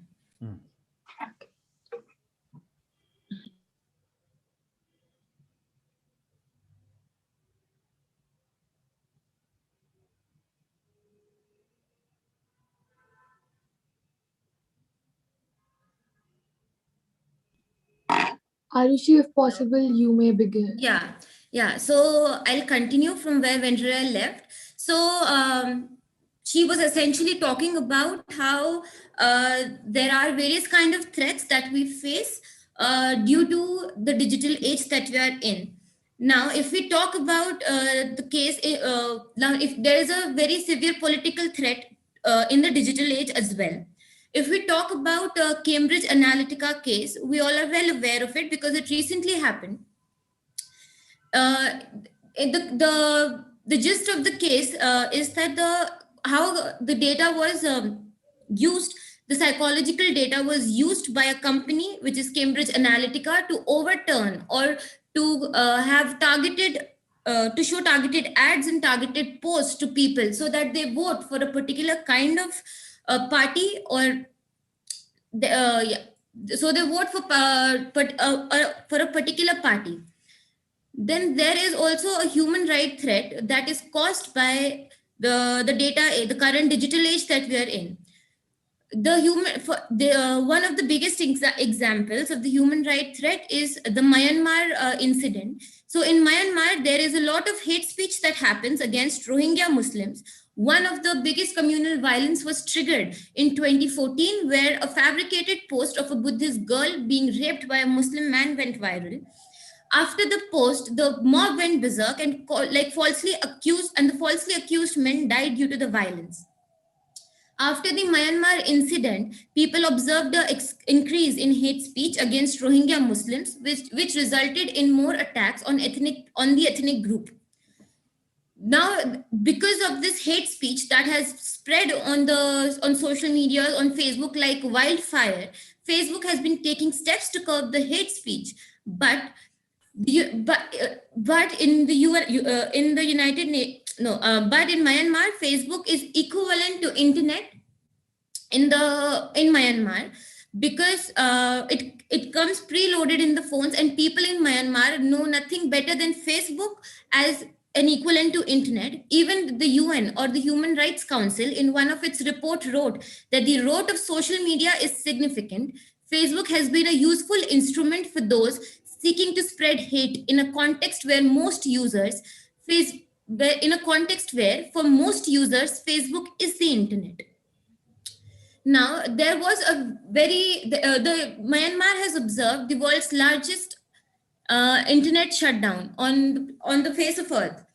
Now, because of the internet shutdown, people weren't able to contact their families. They weren't aware of the outbreak of war that was happening in Myanmar. They weren't aware of the COVID-19 pandemic and consequently were not able to get any updates as to how they can be safe and contact with their families. They could not make digital payments and could not access many things that they could have.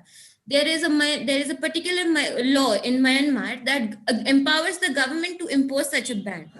Observing such a ban, the Human Rights Watch expressed its concern over the law and stated that the law must be in consonance with the international standards to protect freedom of expression, which is a basic human right. Then we can move on to financial threats. Now, financial threats is one of the biggest threats, considering that banking industry is the spine of economy. If the banking fails, the economy will collapse.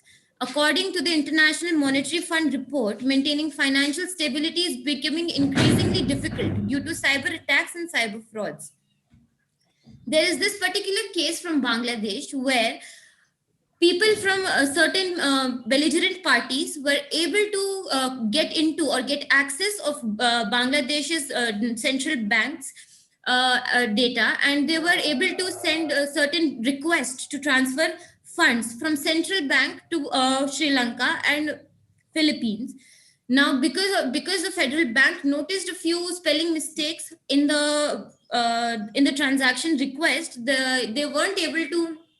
They blocked certain requests, but over 5 requests got accepted from the federal bank, as a result of which $20 million were diverted to Sri Lanka, and $81 million were diverted to Philippines.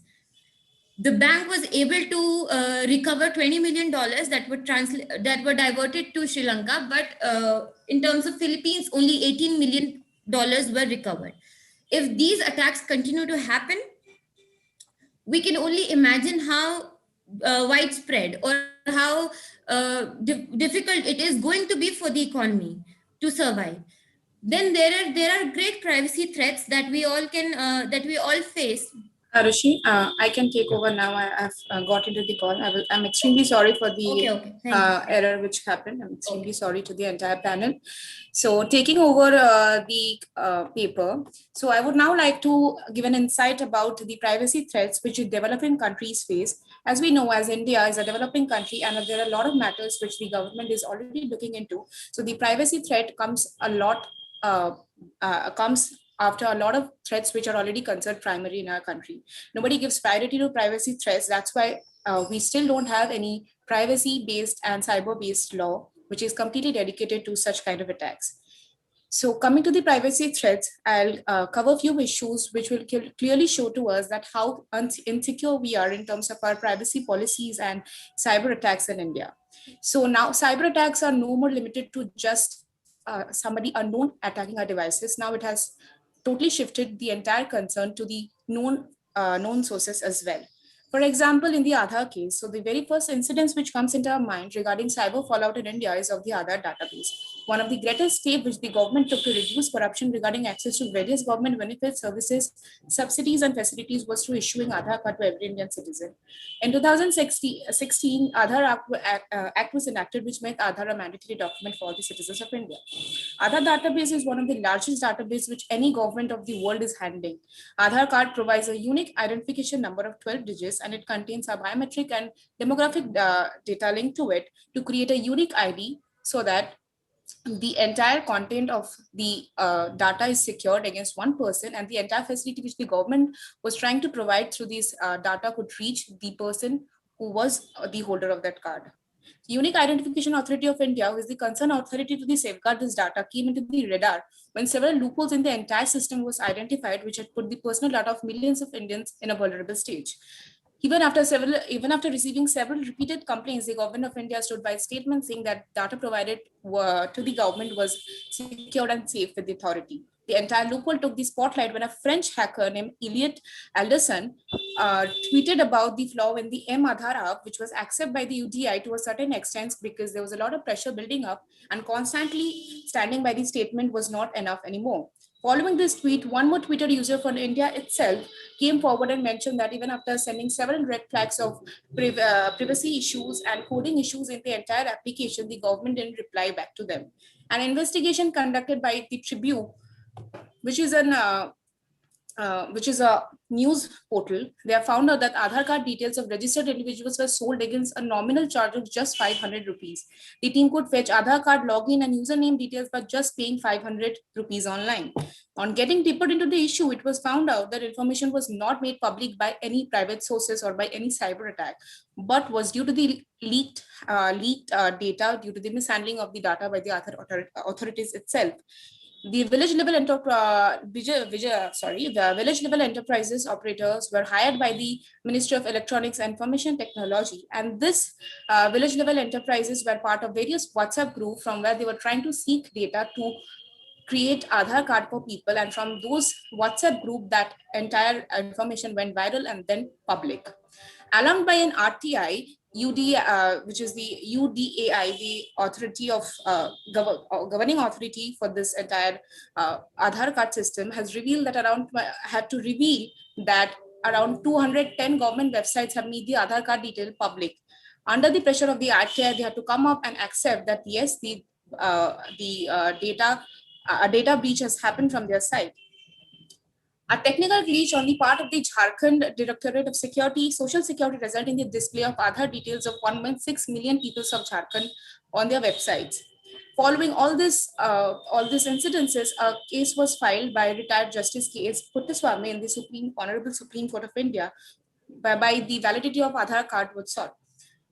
The judgment completely came out to be in favor of the Aadhaar Card Act, but a lot of amendments and struck down of sections were part of the judgment. One of the major section which was struck down was section 57, which was previously given, which was giving a clear green signal to the private entities to take the other informations of the users, which was completely unnecessary, and it was giving bundle of information to people who were not at all requiring such information.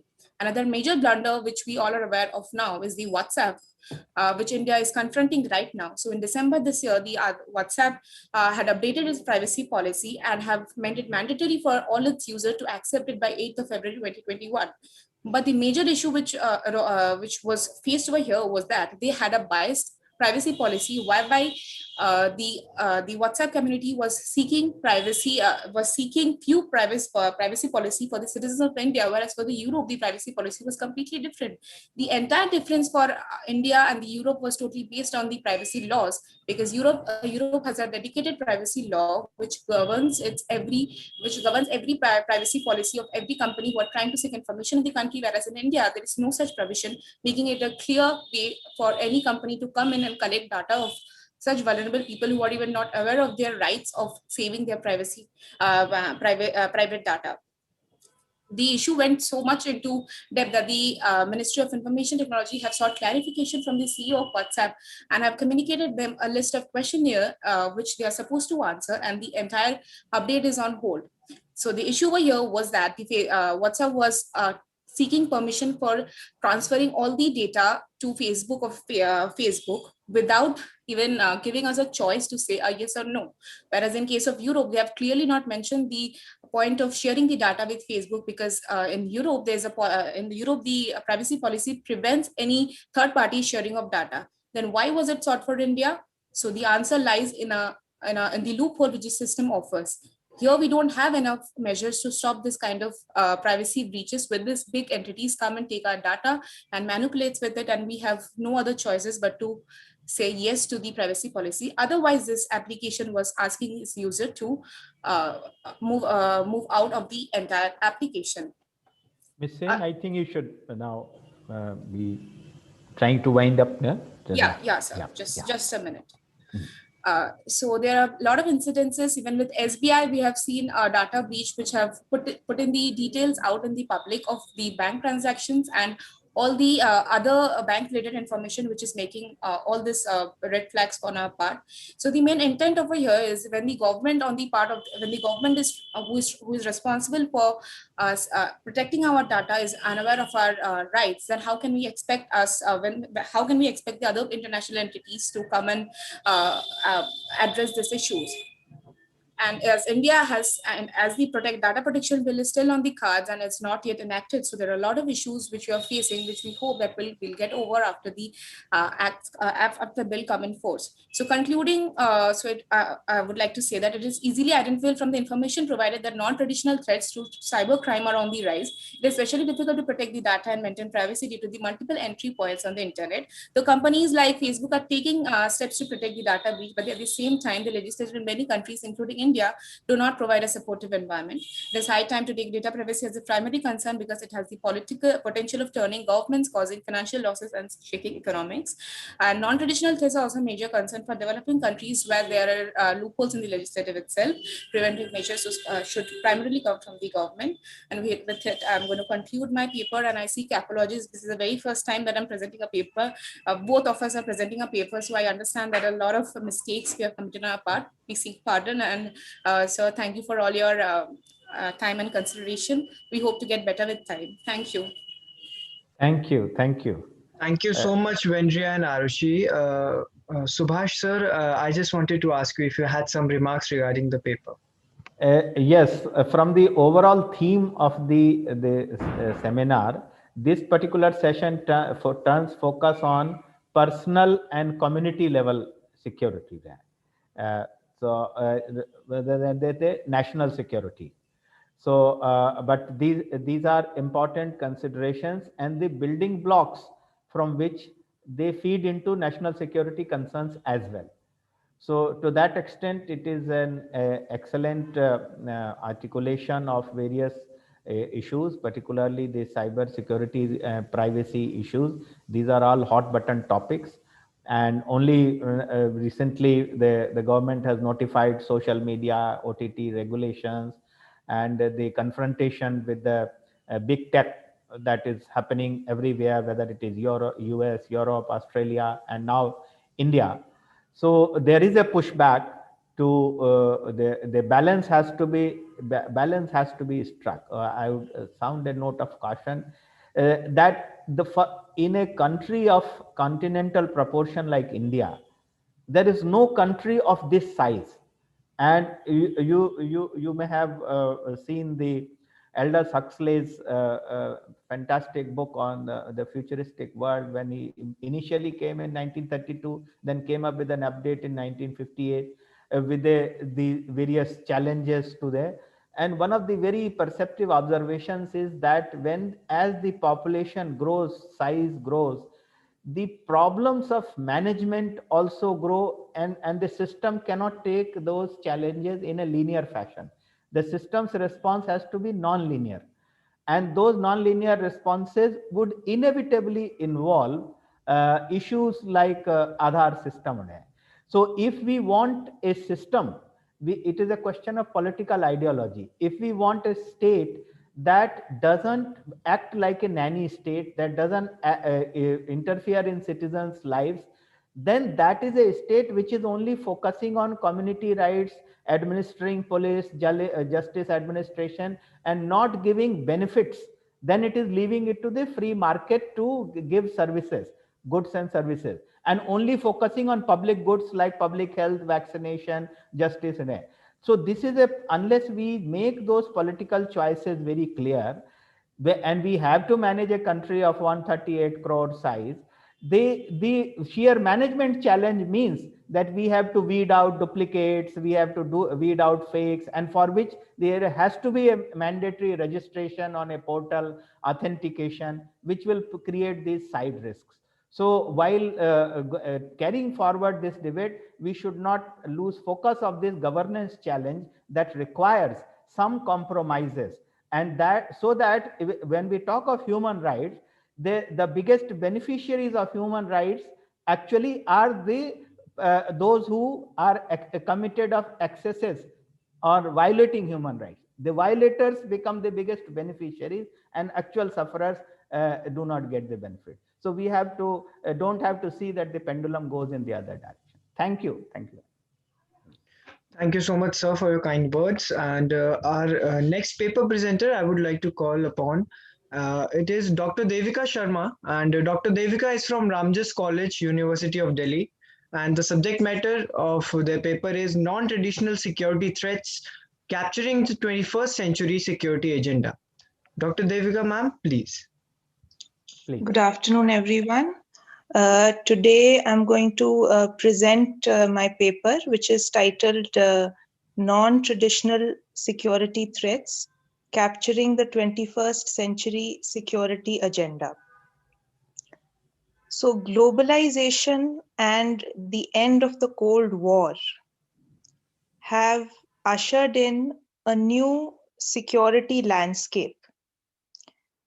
And this security landscape, has added another dimension to the discourse on security. And therefore, we see the rise of non-traditional security threats in this new era, in the post-globalized era. Now, to begin with, talking about non-traditional security threats, non-traditional security threats, mark a break from tradition in many ways. First of all, because they are non-military in nature, and therefore they are not like traditional wars. And their sources are economic and social in nature. Secondly, they are stateless. They don't really have a state origin as such. And they can have spillover effects to other regions and countries of the world, even if their causes are local. So that is another characteristic of non-traditional security threats. And thirdly, that they are transnational and they affect both developing and developed countries of the world. And therefore, they are universal in their outreach. And not that, the developed countries are in any way, they have been spared from the onslaught of non-traditional security threats. In fact, another manner in which non-traditional security threats are a break from tradition is the fact that, in the light of the present COVID-19 pandemic, we see that it is in fact the developed countries such as the USA, which have been the worst affected. So that is again turning the logic upside down, the old logic which said that it is the developing countries which are more vulnerable to security threats because of their weak state capacity and political instability. So, we therefore can characterize non-traditional security threats in these ways. And the range, the spectrum of non-traditional security threats is very wide. They range from, say, threats like climate change to environmental degradation, resource depletion, to say challenges of energy security, food security, infectious diseases, transnational crime, which again is a very broad category which covers things like, human trafficking, drug trafficking, sea piracy. So therefore, we see that the spectrum of non-traditional security threats is very wide. And there are various ways in which non-traditional security threats can be understood. And one more important characteristic, which is crucial to our understanding of non-traditional security threats, is that human security lies at the nucleus of non-traditional security threats. And in fact, the UNDP, the United Nations Development Programme, in its 1994 report, gave cognizance to human security as an important aspect of security, which has the potential to affect the security of states as well. So therefore, we need to understand that human well-being can have ramifications for the peace and security of states and communities as well. And interestingly, if we look at non-traditional security threats, the term non-traditional security threats, is an umbrella concept which includes both human security and the other range of non-traditional security threats that I just mentioned. And also it includes threats to states, which which were the traditional objects of security, the state security. So both the types of, or both the forms of security threats are included within the umbrella concept of non-traditional security threats. And although there's no universally agreed upon definition of non-traditional security threats, but the definition given by Melly Caballero Anthony is significant, and she defines non-traditional security threats as challenges to the survival and the well-being of peoples and communities. And she again includes a wide range of security threats, some of which we just discussed, which are covered under the domain of non-traditional security threats. Now, as I was telling, that non-traditional security threats, is a concept, which can be defined, which can be understood in various ways. So one can say that there's conceptual plurality as far as non-traditional security threats are concerned. And in many ways, threats to the global commons, that is threats to the security of land, sea, air, cyberspace, all these are also included in the ambit of non-traditional security threats. And global commons are defined as physical spaces, over which no country, no state has control, individual control, exclusive control. So in that sense, it is difficult to work out how international cooperation can be forged to secure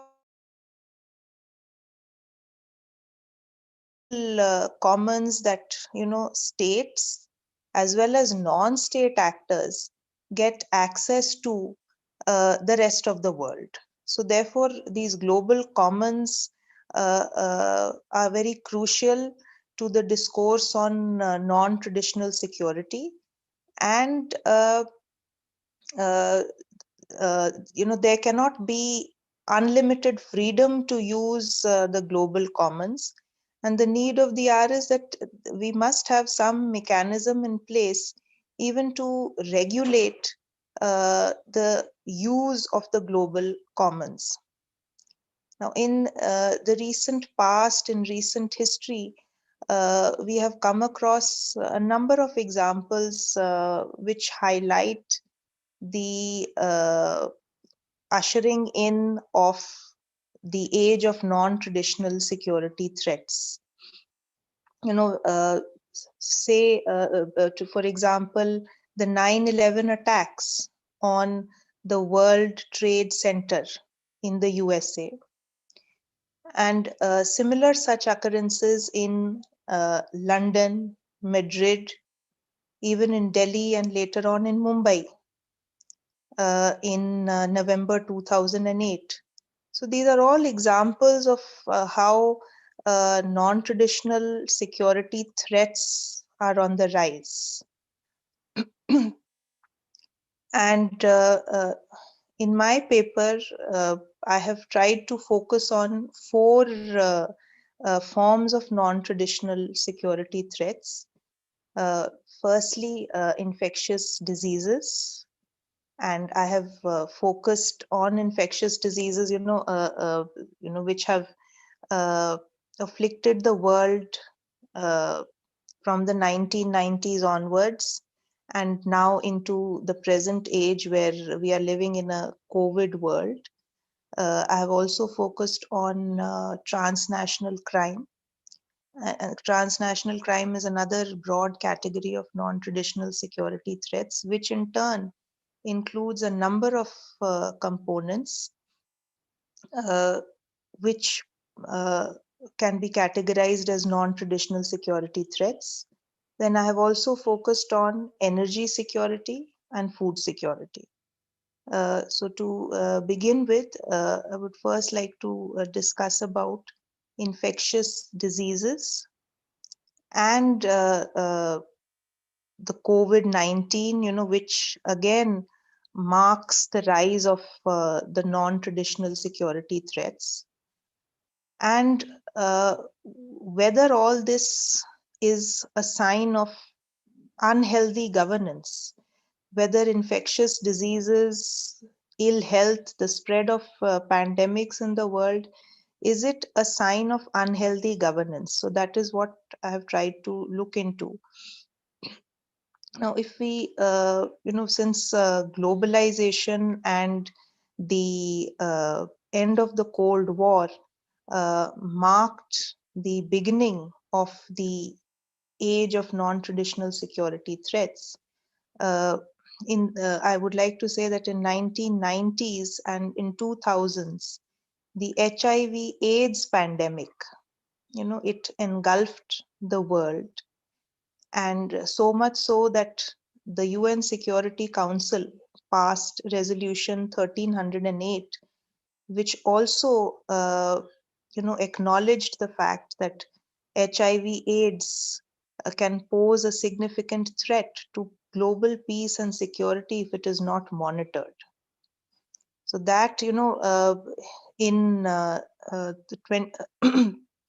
post-Cold War era, that perhaps is the first incidence of infectious diseases and their spread, global spread, and how it affected not just the health and well-being of people, communities, states, but also how such pandemics brought in their wake economic devastating economic consequences, political instability, etc.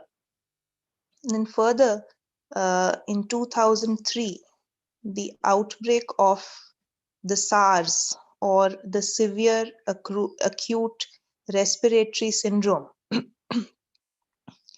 again was an example of how globalization, technological and advancement, ease in cross-border movement of people and goods, which was brought about by globalization, also made states more vulnerable to the spread of infectious diseases. Thereafter, in 2009, the spread or the outbreak of the H1N1 virus influenza epidemic also exposed the vulnerabilities of the global health systems in tackling a health insecurity hazard of this magnitude. Moving further, in 2013, the Ebola virus outbreak in West Africa also, had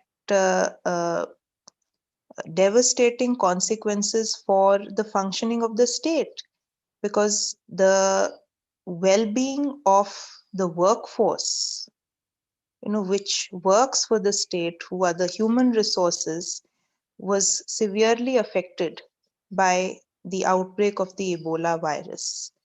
And therefore, the core functioning of the state got affected as a result of the outbreak of the Ebola virus. In 2015, the Middle East Respiratory Syndrome, or MERS, once again was an indicator of the interconnectedness between Middle East and East Asia, and how it led to the spread of the epidemic, again as a result of the ease of movement, cross-border movement, which is facilitated by globalization.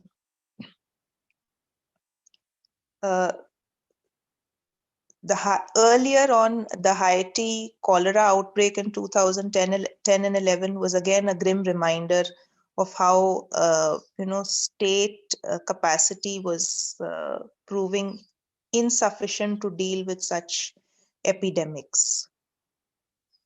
And finally, coming to the most recent example, which is that of the SARS-CoV-2, or which is popularly known as the COVID-19 or the coronavirus.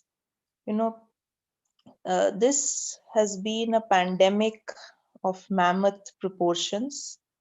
It has affected the whole world, and by March 2020, by March 2020, the entire world was engulfed with the COVID-19 pandemic.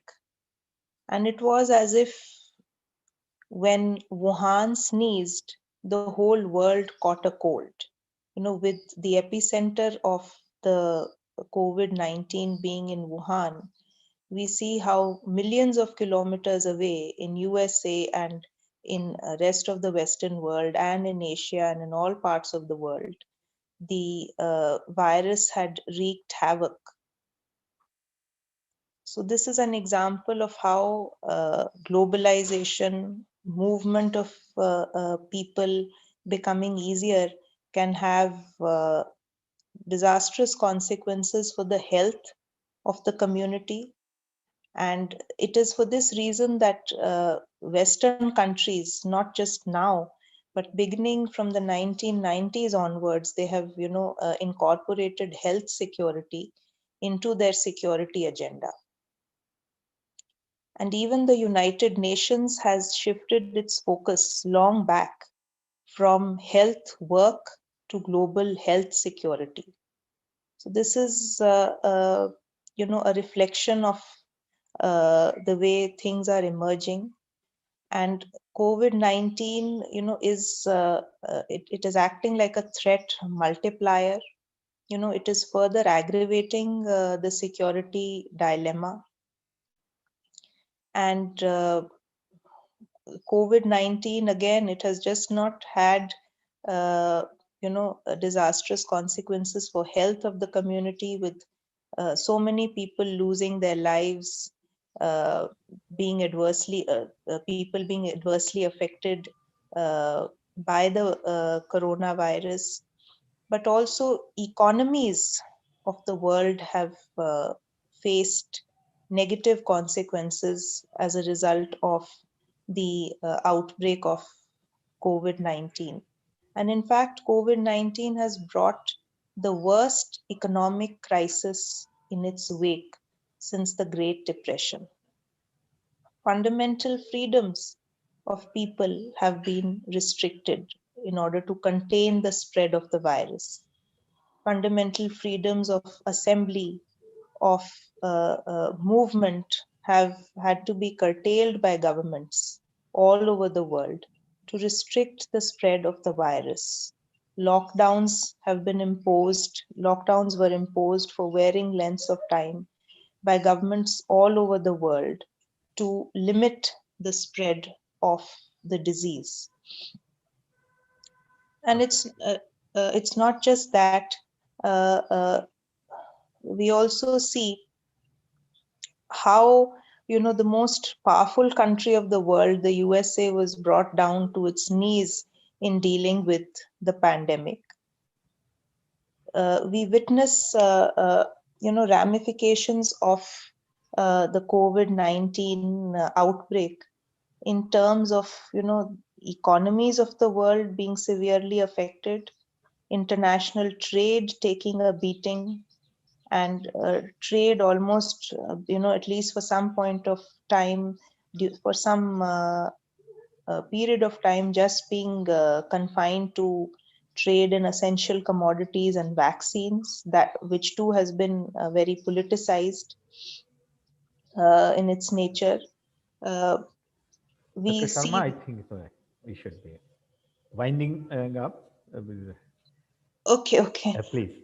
I'll proceed to the next form of non-traditional security threats. Okay, moving on to the next form that I have discussed, next form of non-traditional security threats. It is transnational crime, which is another form of non-traditional security threat.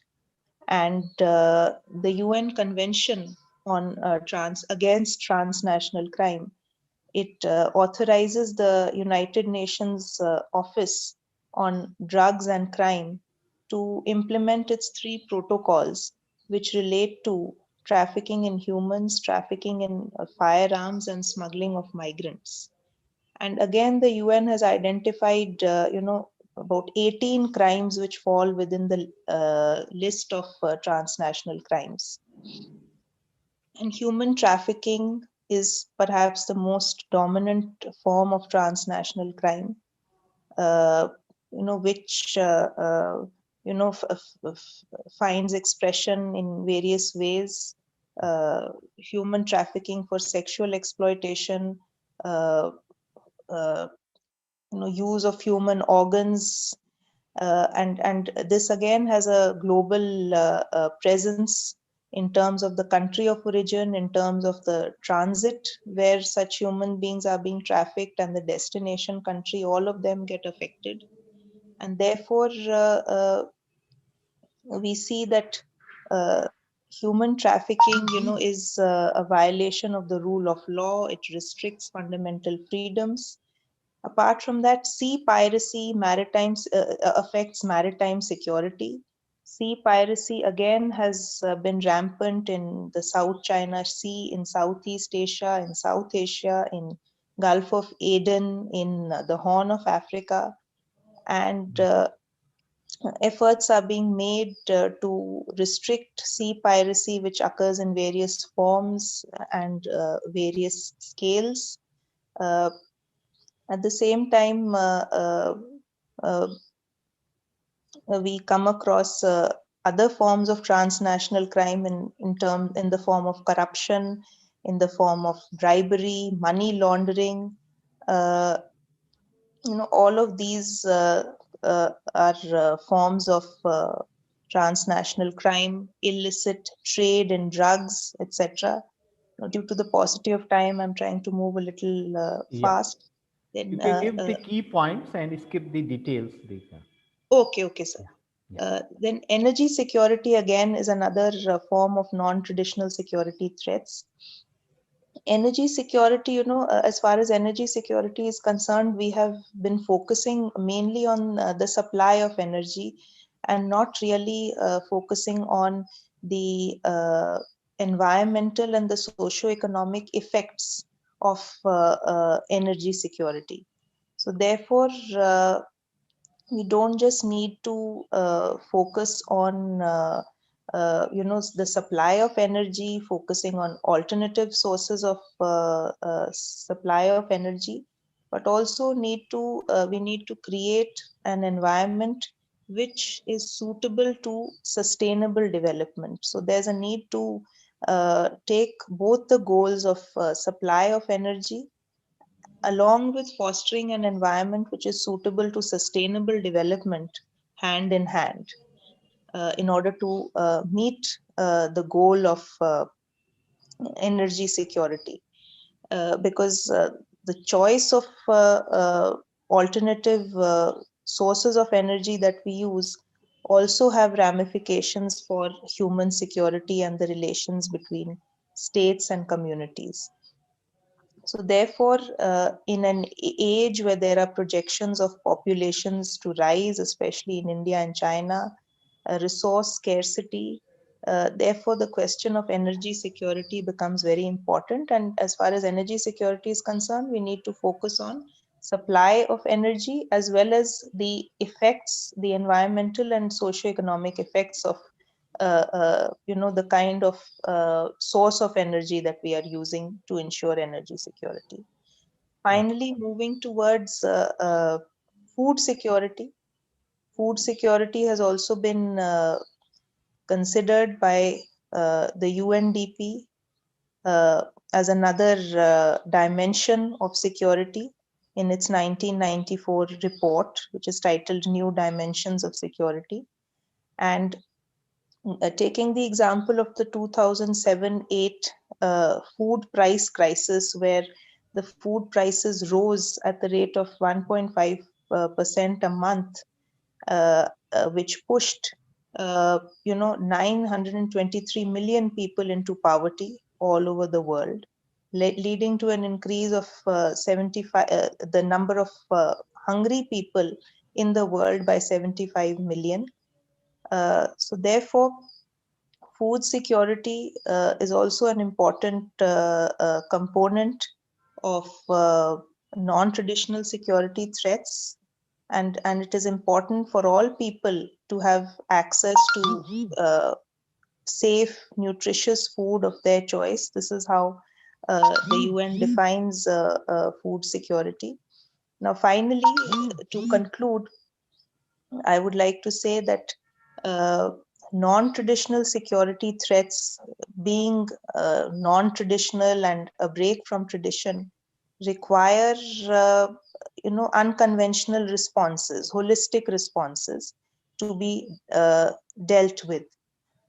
So therefore, there's a marriage which is required between development policy and security policy in order to deal with non-traditional security threats, with human security being at the nucleus of our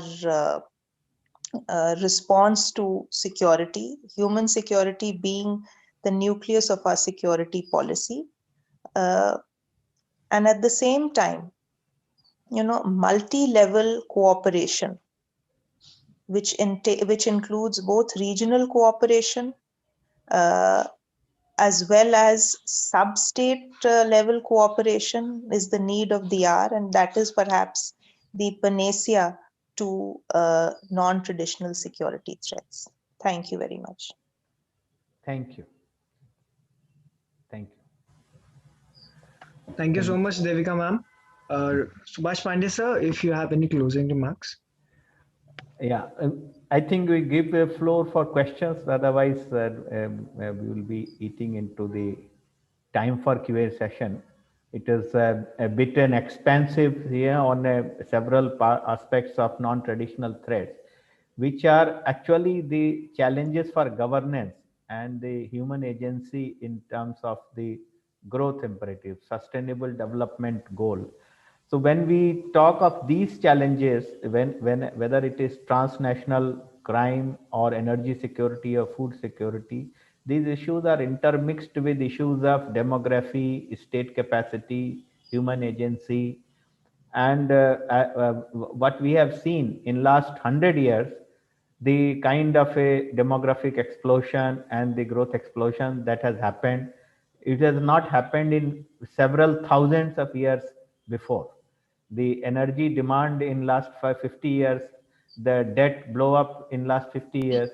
So in everywhere there is so much of a scale up, and so this whole argument, whole focus on anthropocentric view, as Dr. Sharma said, human security. This anthropocentric scorching growth is actually causing many of the problems that we are seeing. Many of these things there. The illegal trafficking, human trafficking happens because of the demographic distribution and pressures on, and the distribution of poverty across the country there. So these issues cannot be delinked from basic governance at national level and demography. So I think we can take some questions if there are, otherwise we move to the next. The panel is open for questions if anybody has any.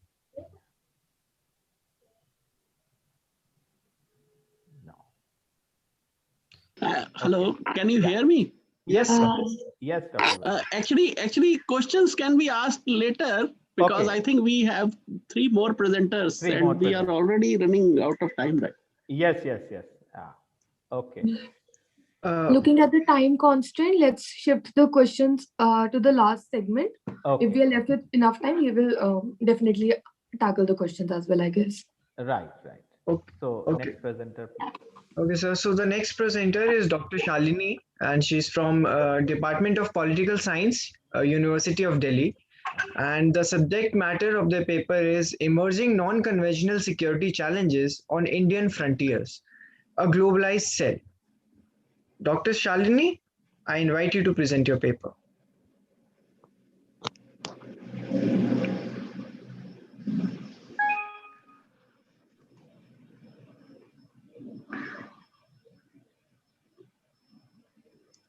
Ma'am, your screen is visible,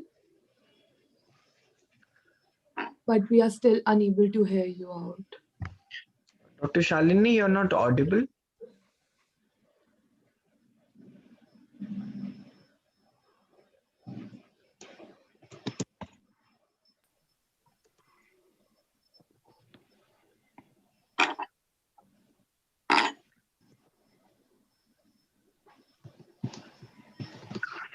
And still she adjusting the PPT. So.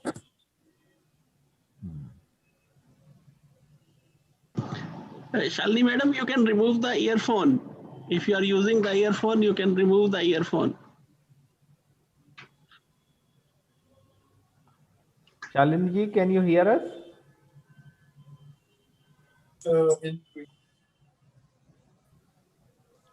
I think there is some issue with the mic. Have you unmuted your mic? She would not even listen this. Shubhashish, can you move on to the next presenter while I contact Shalini ma'am? Okay. Yes. Shalini ma'am, we'll take your presentation whenever you're ready. And the next presenter we have is Rishwa Shekhar. And Rishwa Shekhar is from Indraprastha College for Women, University of Delhi.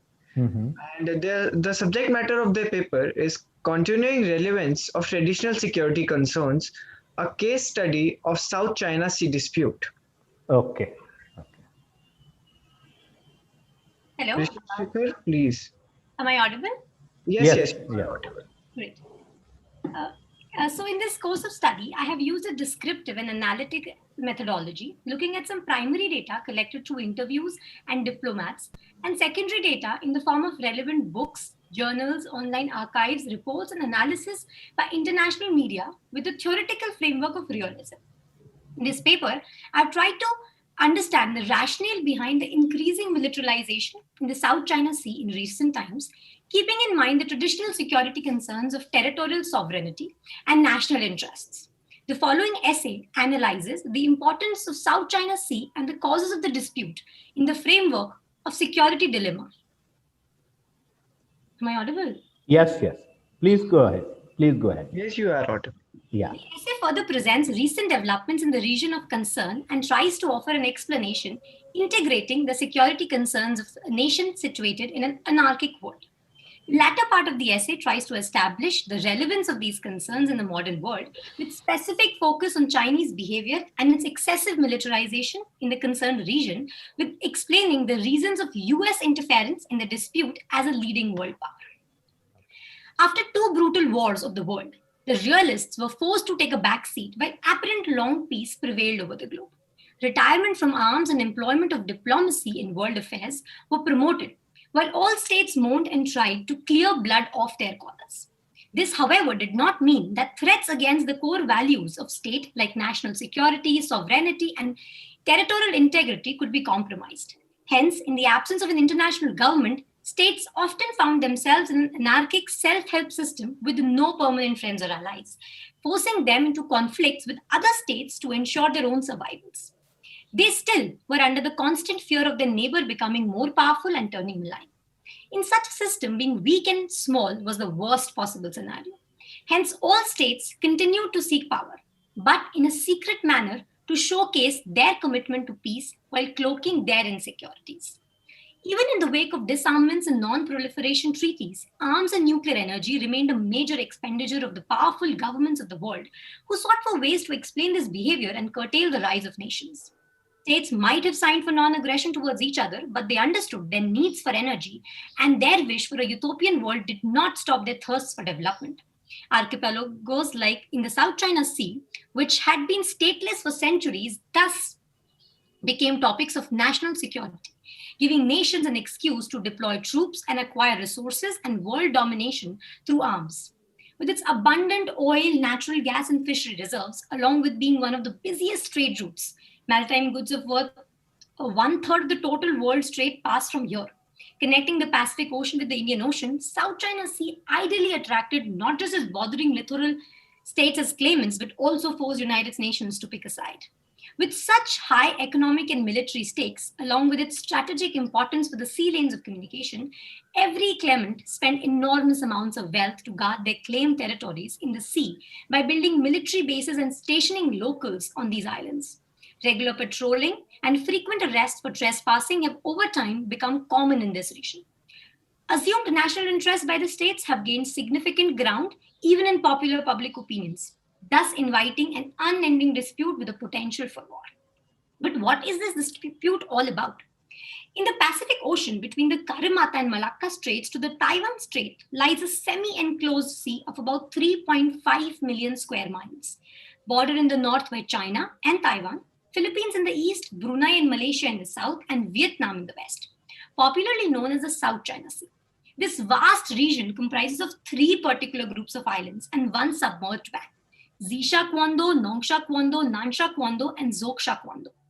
That is the names in Chinese, while in English, these islands are respectively called the Parasil Islands, the Prata Islands, the Spratly Islands, and the Maxfield Bank. There are other islands also present here, like the Badas and the Natuna Islands. However, they have not attracted much attention as they are recognized as Indonesia's sovereign territory. Not just the land, but the water surrounding it is also very important in this case, for its seabed, which is filled with oil and natural gas reserves, and to maintain the lanes of communication for security and trade reasons. Before the 1960s, the ownership of various islands in the South China Sea was claimed by both China and Vietnam. However, these claims often occurred without the knowledge of other party and rarely involved any coercion. In 1970s, Malaysia and Philippines also joined this race. In the absence of a proper codified law of the sea, the various claimants started a competitive occupation of the islands. China's sovereignty claim of the Nansha Islands involves a bilateral dispute with Vietnam for areas that are not claimed by other Southeast Asian countries, and a multilateral dispute for areas that are claimed by Brunei, Malaysia, and Philippines. The question of security dilemma put forward by Hertz guides the securities of these states who are trapped in the vicious cycle of conflict, power, and security. If your neighbor is Iceland, you don't need a plethora of weapons for your safety. However, if your neighbor is America, no amount of weaponry is sufficient. Potential adversaries have forced nations into violent standoffs against each other, only to assert their appropriate amount of power. At the same time, in the absence of natural harmony and the assurance of world order, there is a constant fear for a future enemy. Till 1950s, China was a subject of the European powers. Its economy was bad and it was hardly a threat for anyone. However, today, China is competing with the United States of America in all fields. Thus, today, the appropriate amount of power for China's neighbors is much more than it was for a few decades before. China and the world states clearly understand this. While China acknowledges and adopts this best way to survive by trying to become the most powerful state, its neighbors and the present powers will try their best to prevent this for their own survival, turning the land of negotiation and peace into a quagmire. Thus, it is possible that a war may never occur, but the danger of a war always lurks in the background, creating confusion, suspicion, and insecurity, leading to a security dilemma. In order to solve this dilemma, one needs resources for development which are limited in nature, and power which invites competition, consequently turning the need of one into the greed of another and a conflict for all. Arguing the limitations of diplomacy and the need for muscle power to ensure one's own survival in the world, arms sales have continuously seen a rise, even in the absence of a major war. Over the years, many treaties were signed and broken only to sign some more new treaties without actually leading to a permanent solution in the South China dispute. However, most scholars agree that the dispute re-escalated in 2007, with China adopting a tougher stance. In the summer of 2007, China discouraged foreign oil and gas companies for exploration projects with the Vietnamese and imposed a unilateral fishing ban.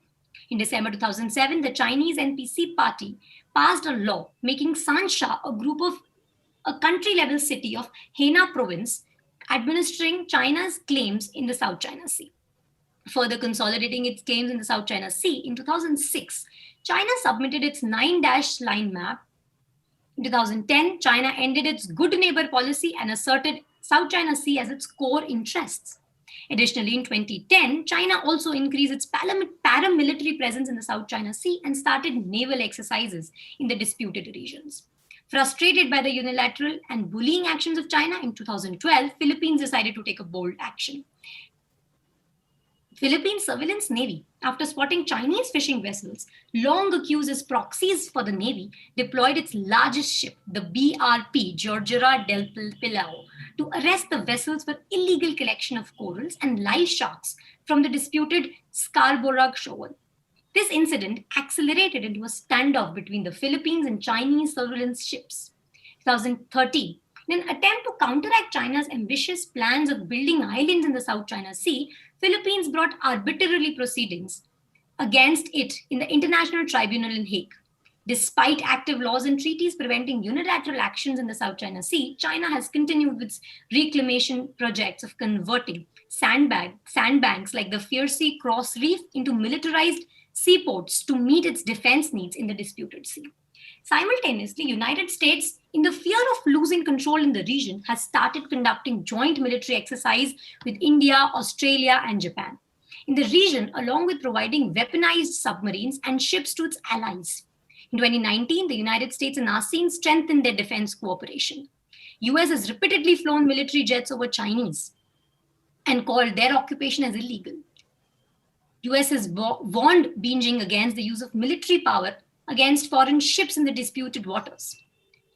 With Joe Biden taking charge in 2021, the tensions in the region has flared again, with the US slamming Chinese flights over the South China Sea, accusing it of posing danger, while the Chinese retaliating by expelling US warships. Aimed at increasing interoperability between assets as well as command and control capabilities, US Navy has been conducting a multitude of exercises along with other European counterparts. France has also planned voyage in the South China Sea. Beijing, according to a 2021 report by a Washington-based think tank, Vietnam has installed emplacements for its air and coastal defense systems to ensure it can strike Chinese facilities.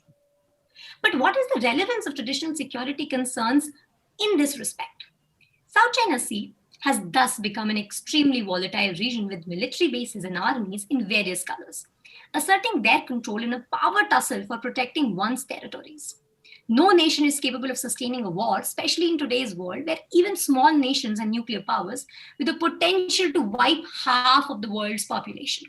Even a non-nuclear war would make the parties vulnerable by exhausting their scarce resources. Additionally, the memories of a war are never lost. Hence, all states avoid every possibility of a war for the benefit of oneself in a realist view and for the whole of community in an idealistic view. This, however, complicates the understanding which promotes traditional security concerns and international relations and the use of military power politics to tackle them.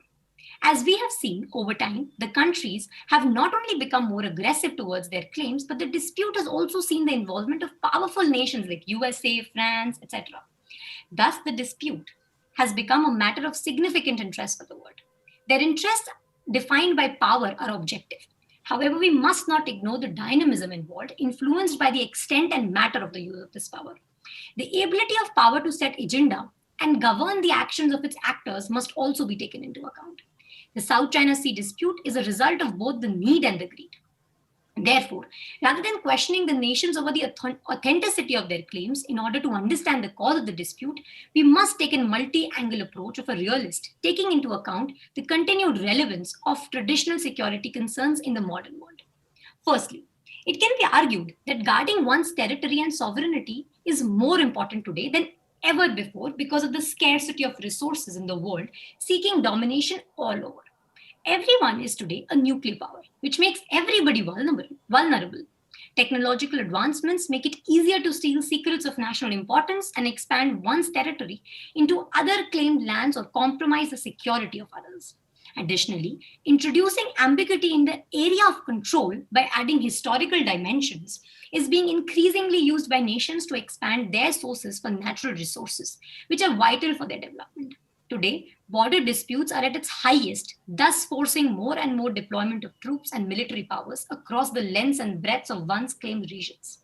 A big ship might not scare another big ship, but it will indeed scare off smaller boats, hence reducing the competition to be fought.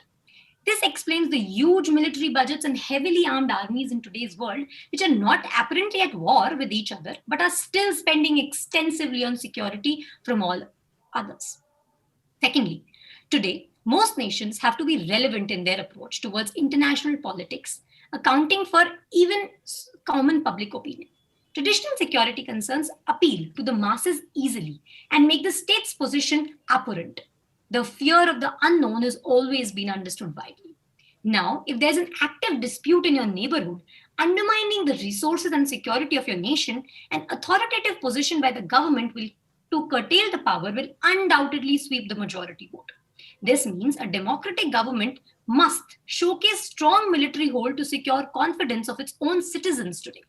Additionally, in a world with more than 300 nations, one has to display confidence over its territory, gain support of its neighbors, and prevent war against itself through exhibition of military power in order to acquire a voice at international sphere. If you are weak, your position will continuously be compromised by the powerful who will sit on the tables and set the agenda for all. Thirdly, globalization has brought the world closer for good and for bad. Balancing power has become more important in present times to prevent one nation from establishing monopoly over economic trade, political ideas, and social culture. From being unipolar to being bipolar, today the world is moving towards a multipolar world only because today all nations are well equipped with arms and industries to counterbalance each other. Rise of an eastern power like China will affect the profits of both the US and Russia. Thus, crossing boundaries, they are bound to interfere in a popular dispute of power play in the South China Sea to undermine China and continue to enjoy their stable economic profits. Finally, agreeing with Professor John Mershimer of University of Chicago, the rise of any state against the US cannot be without conflict, which means China in particular, with its anti-liberal ideology, poses a peer competition to the Pentagon and hence cannot be won without guns and missiles. With the popular appeal of traditional security concerns, it becomes easier for the US to control this threat to its supremacy over all global affairs. Questioning the legitimacy of Chinese claims and gaining support of Asian powers like India, Japan, Philippines, Vietnam, along with requesting European nations' interference in the South China dispute, US can easily undermine China's position and block the potential resources that could further be used by the Chinese to exert their domination. Thus, the traditional security concerns in the South China dispute are still as relevant as it was a decade back. In fact, the deployment of troops and aggression in the region has only increased these concerns over time, which can be viewed as a security measure in the national interests of the states. Undoubtedly, China contributed to the escalation and deterioration of the dispute. However, solely blaming it for the rising tensions is not appropriate. Chinese actions can be understood as a reaction to the claims of other claimants in the region. The same logic must also be applied to the actions of Vietnam and Philippines, who are in a security dilemma and wish to protect its own sovereignty. On the other hand, the active involvement of US, France, and European Union only highlights how disputes of security and territory can concern the whole world and are not specific to the neighboring states. With its advanced military power, China is the most secure claimant who has to continue its effort in order to maintain its might and defeat the American intentions to nullify any peer competition by weakening China. A realist would agree with at least 4 reasons for Chinese behavior. First, giving up oil resources poses danger for China. Second, the actions of other claimants have seldom been goodwill from Chinese perspective. Third, China is today a great power which doesn't want to compromise its own national interests. And finally, in the absence of incentive, China sees no reason to weaken its future ambitions, which is totally understandable in a world with no permanent friends. Thus, Chinese position to scare off its neighbors with big boats and blocking other powers like the US by responding and retaliating to their actions with equal might is understandable. One's national interest has always been the major deterrent of one's national and foreign policy, despite any opposition by the idealists or the advocates of peace. As explained above, traditional security concerns occupy popular understanding and determine the most approved course of action. If your neighbor has 10 missiles, unless you also acquire 10 missiles, there might not be a possibility of a diplomatic talk in case of a conflict, thus making it more important to balance the world power in order to be able to negotiate for our sovereignty. This paper thus helps me to conclude that the South China dispute is a result of the insecurity of the claimants based on their geographical locations, energy needs, security dilemma, and national interests. The tensions are guided by traditional security concerns to safeguard one's territory. The geostrategic location of South China Sea to link important trading countries in Asia, America, and Europe is undisputedly a cause of conflict. The proximity of the Nansha Islands to the coastal areas of the littoral states, where ports, cities, and industrial zones congregate, underscores the strategic importance of the island. Thus, theoretically, the occupation of the Nansha Islands leads to direct or indirect control of most transits, giving the occupant a strategic stranglehold over the entire South China Sea. Nobody wants a war, but in the chaos of the Hobbesian world, all states are against all. There is nothing good or bad. Morality of actions doesn't exist. If a state's actions guarantee security to itself, it is not unethical to wage a war. Keeping this in mind, China is claiming the islands in the South China Sea to make itself more powerful, while the other claimants have their own survival reasons. Similarly, the US's involvement is not out of its goodwill. Rather, it is also to ensure its own survival by destroying the competition posed by China. National interest is at the root of traditional security concerns and also at the root of ongoing South China dispute, thus making these concerns of territory, sovereignty, and security relevant in our modern world. Thank you. Thank you, Reshwa, for very well-researched and energetically presented paper. Wonderful, wonderful. Thank you so much for your paper. Subhash Pandey, sir, if you could provide us with your remarks. Yes, as we have heard session after session, beginning with the Ambassador Vishnu Prakash's brilliant exposition of current scenario, South China Sea poses to be the most potential future conflict zone, and to which the energies of big powers are now concentrated, and the rise of any nation, or for that matter, any entity, is always resisted by incumbent power. So as Rishwa has pointed out, the geographical considerations, the resources that are at stake, the security is at stake, and most importantly, the defining the area of influence, every hegemon, every power, regional or global, it doesn't want at the back of its in its backyard any interference with the foreign power. So this is a potential conflict zone, and we in India, keeping our own national interest, there is nothing more permanent than the national interest. These reign supreme. So we have to take a coordinated view. We have our own ambitions of ascending the power equations as one of the biggest democracy. We don't have territorial ambitions. We are grappling with problems left by colonial legacy. Otherwise, we would want to solve those problems and focus on development. We have enough problems at the domestic front at hand. So with these, I think we'll pass on to the next presenter. Thank you so much. Thank you so much, sir. Is Shalini ma'am still here? Yes, Shalini ma'am is here, I guess. And due to the time constraint, now every presenter will be given 7 to 8 minutes. Okay, that is fine. But Shalini ma'am, if you could please come forward and present your paper.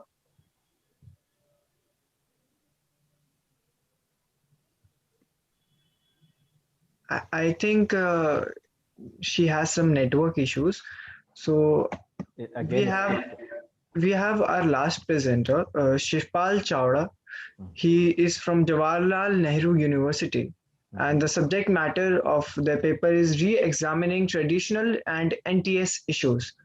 So please go ahead with your presentation, sir.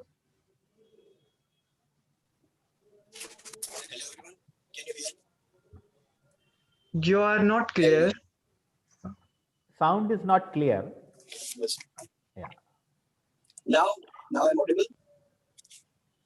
No, you're still not clear. There's a lot of echo. I think you should take the headphones off. Am I audible now? A little better, yes. Better. No, it's better. Am I audible? Yes. Yeah. Yes. Now, please start and try to conclude in 7-8 minutes, then 10 minutes. So look, okay. So I'm starting from the introduction.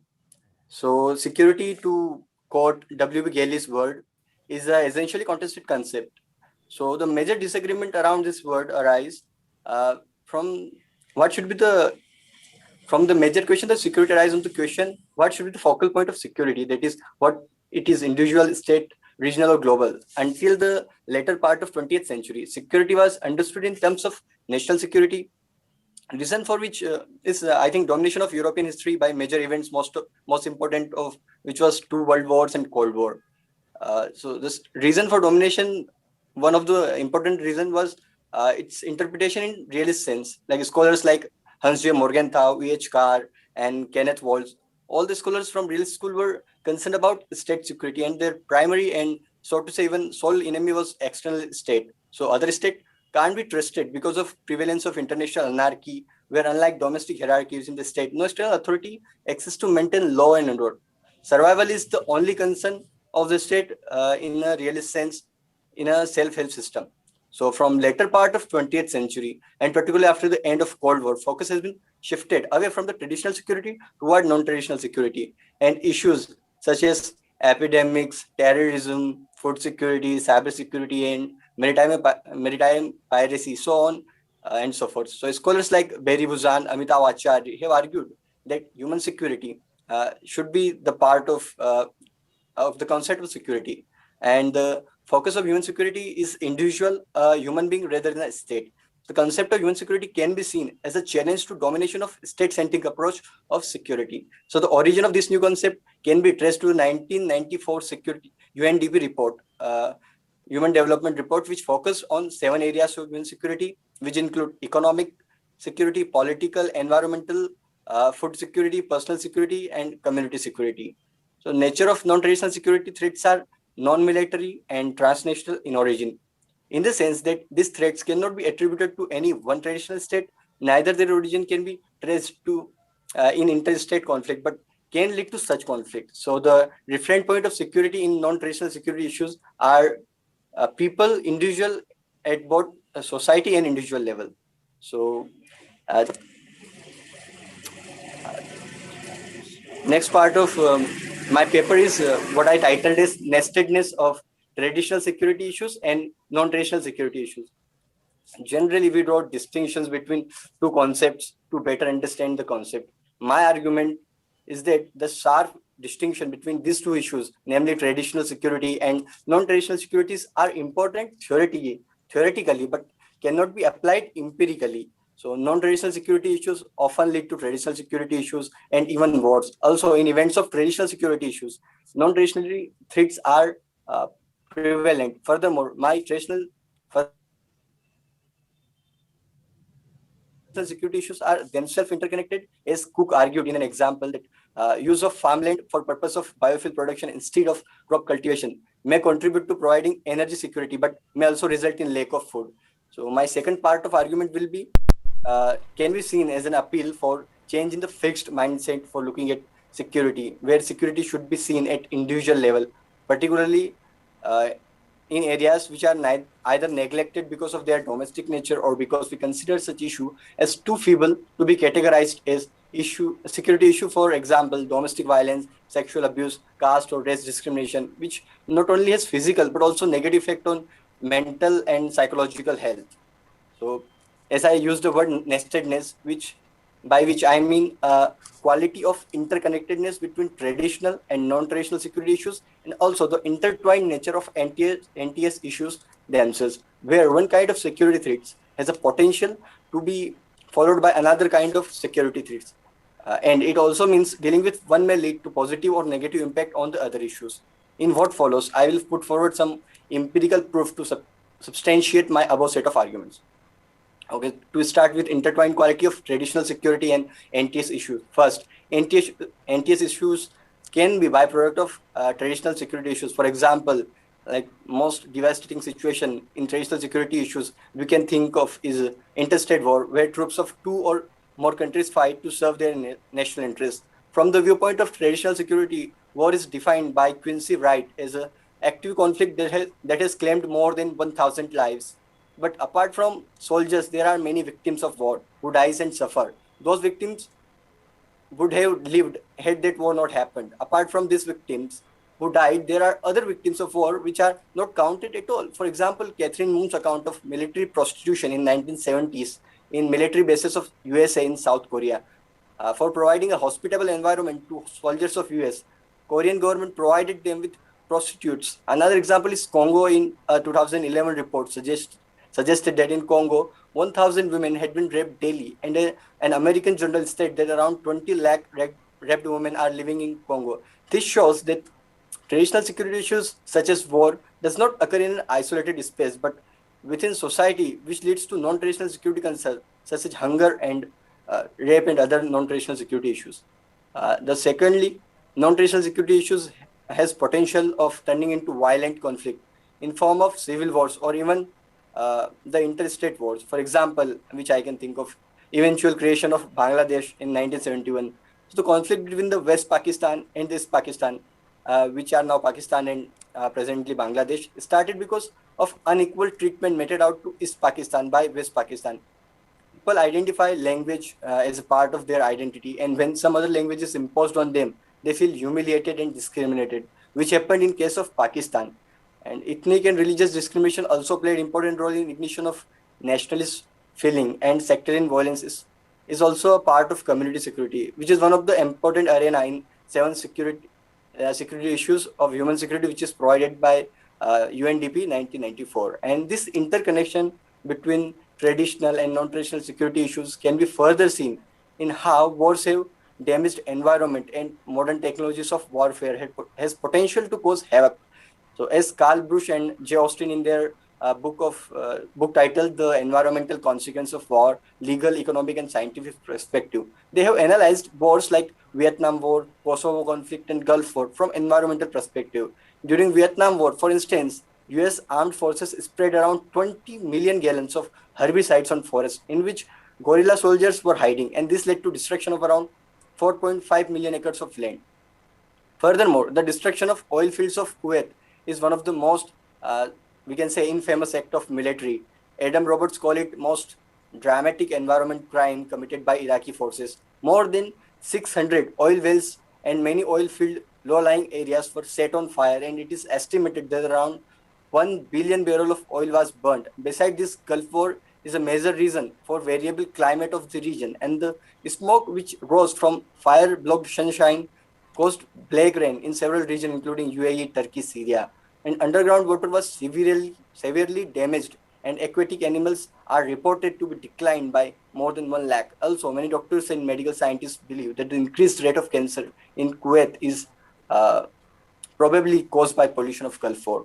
Moreover, to understand this connection between traditional and non-traditional security threats, guns versus butter dilemma can be referred. For example, in India, for instance, in 2019-20, India's defense allocation was rupees 2,82,733 crores, and allocation at the same time for the health was 63,538 crore. So the defense budget was approximately 5 times the health budget. So the dilemma is that every nation has limited resources. It depends on the national priority as to what they consider to be more important, traditional or non-traditional security issues. Here we can see how traditional and non-traditional security issues are entangled in a zero-sum relationship. Moving on to the interconnection between NTS issues themselves. This link, which I think can be best be explained from the example of the spread of COVID-19 and the securitization, which came into picture consequently. Populist leaders appealed to national unity against microscopic invisible enemy. Radical right parties and movements exploited the fear of people around COVID-19 to scapegoat foreigners and in around favor of tougher entry rules. For example, Brothers of Italy resolutely demanded to seal borders with China. Italy and Malta has closed port to provide rescue vessels, which hampered Mediterranean migrant rescue process. Latent racism was apparent in Italy when 2 Chinese kept captive despite the COVID negative preliminary report. Children in school were discriminated because they were Chinese. So it is evident in above examples that one kind of NTS issue, that is the pandemic COVID-19, paved the way for another kind of insecurity, namely personal security of particular community, or at least it gave a strong excuse to xenophobic elements of society to strengthen their propaganda. As Cook had explained, that emergence of health security as one of NTS issue has generated 2 competing approaches. First is a state-centric approach, and which he characterized as health sovereignty approach, which see health as an excuse to reassert state boundary and use threat of infectious diseases to impose stringent border control, and also empower security approaches which argue for security providers such as military and state, which argues for the greater cooperation between different institutions of global governance. Here in the case of WHO, has a prominent role for coordination and issuing code of conduct for the state to deal with the situation. It is global health security approach which is most silent in the dealing with infectious diseases. Okay, I concur with the Cook's argument, but it should be noted that how the state-centric approach gives more power to security personnel and they misuse their power on the citizen, as we have witnessed in the national-wide lockdown. Lastly, this section is concerned with, as I said before, broadening the definition of human security and also with a new way to look at the human security. Human Development Report of 1994 emphasized on complementary relation of freedom from fear and freedom from want to promote human security, and one cannot be achieved in absence of another element. Similarly, I say human security has a complementary relation with human development and human rights. One cannot be ensured in absence of another. So in discussion of human security and human development, human rights and human development should not be omitted. As Kofi Annan once argued, and I'm quoting him, the human family will not enjoy development without security, will not enjoy security without development, and will not enjoy either without the respect of human right. So the second point which I want to emphasize is this: despite broadening of definition of security, we are still accustomed to look at insecurity issues in a big events which are mentioned in news headlines, events which attracts a larger attention. In doing so, small or individual events which do not appear in news headlines are downplayed. There is a need to recognize and capture such small stories of human security which remain out of its purview. For example, in India and elsewhere, we learn, for example, communal violence, which include gross human rights violation, but there are many cases of domestic violence and abuses which never came into picture. Those are the cases of human security which had never been addressed, and there is need to address such issues.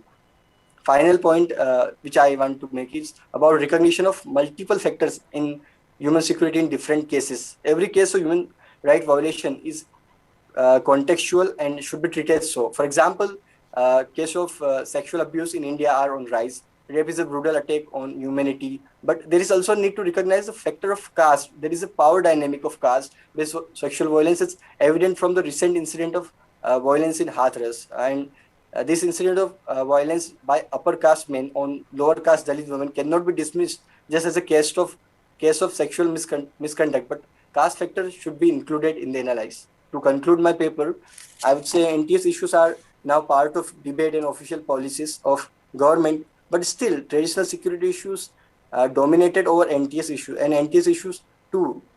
Issues such as international terrorism, which has more to do with violence and which are a direct challenge to state enjoy priority. These issues are accorded priority, while issues such as caste, racial discrimination, which are not only has physical but also psychological trauma and ill effect on the mental state of victim. Such downplayed issue needs to be accorded proper attention. As explained above, traditional and non-traditional security issues should not be treated and understood in isolation, but both has mutual effect on each other, and one can be cause or effect of another. Also, NTS issues are also connected to other NTS issues, and their interdependence should not be ignored in academics as well as in policy framework. As pointed out earlier, concept of UN security should be flexible to add new arena as well as underlying multiple factors in every unique situation of UN security. Thank you. Thank you. Thank you, Shipalji, for bringing a broader perspective to human security into the discussion. You have highlighted the state-centric approach to security discourse to the human race-centric approach to here. And that takes us to the whole gamut of the governance, global governance, political ideology of governance. Unfortunately, the state is the agency through which the governance development or any kind of a social contract for delivering justice is delivered. So the state has to be will remain central, whether vilifying state, or we have to improvise governance and the state role. But the state role and the role of the per se the security of the state cannot be delinked from the overall security perspective. Thank you for that. So we have now this presentation, which we could not have. Shalini ma'am's presentation should be ready right about now. Shalini ma'am, please. I think she is still having some.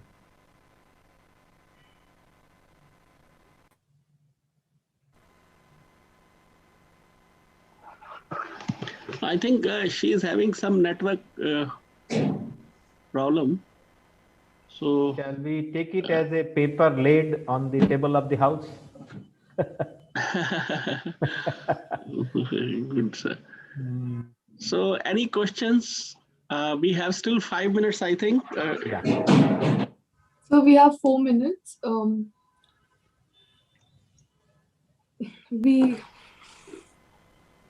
Quickly, one question. Is there any question as? So if possible, can we see Shalini ma'am's slide?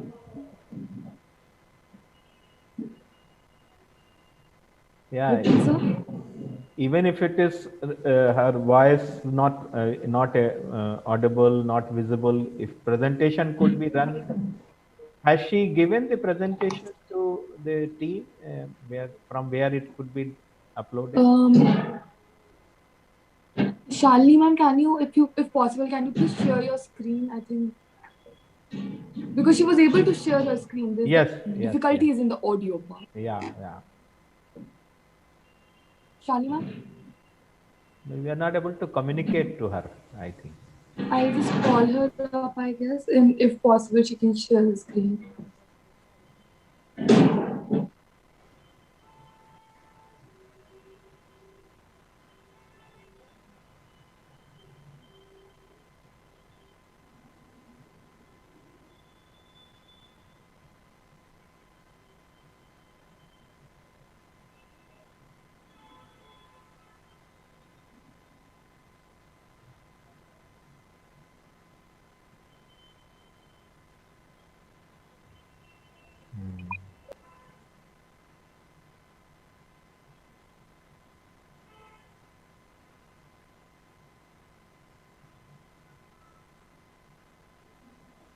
Ma'am has written something in the message box.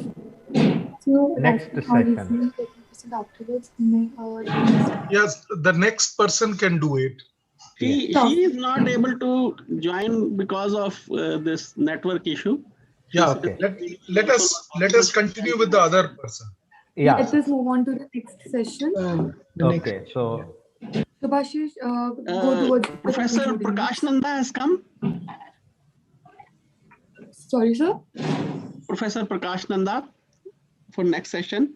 Let me just check once. Yes, the Prakash sir is here. Please give him a call. Sir, please wind up. Okay. Subhashish, can you just go to the concluding notes now? Yeah. Yes, sir, we had a wonderful session. It was our first session, and if Subhash Pandey sir would like to provide any closing remarks, I would invite him. No. Thanks. I think we are in closing moments, and I do not want to intrude to the next session. It was a wonderful, wide-ranging session focusing on non-traditional threats, with one particular conflict zone being detailed, fleshed out in pretty much detail.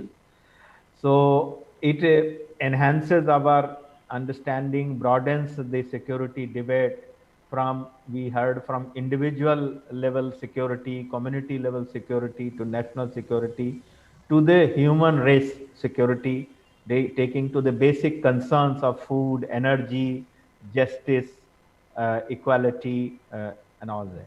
So with that,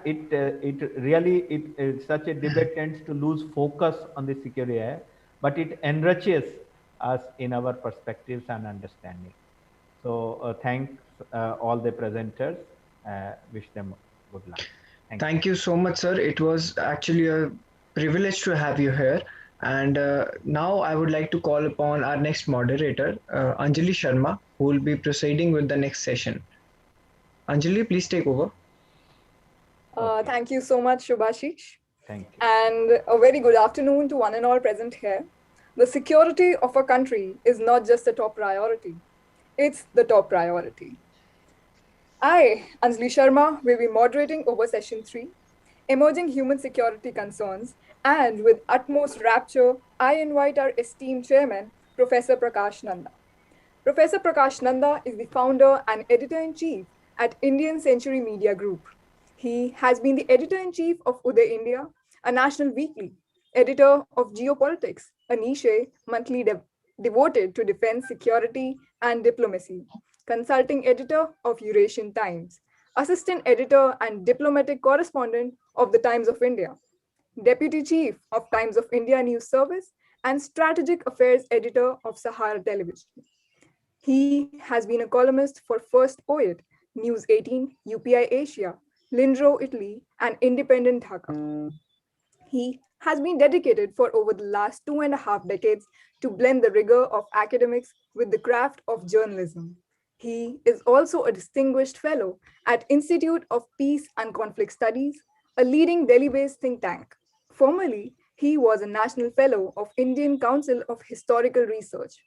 He has been a visiting professor at Yonsei University, Seoul, and FMSH Paris.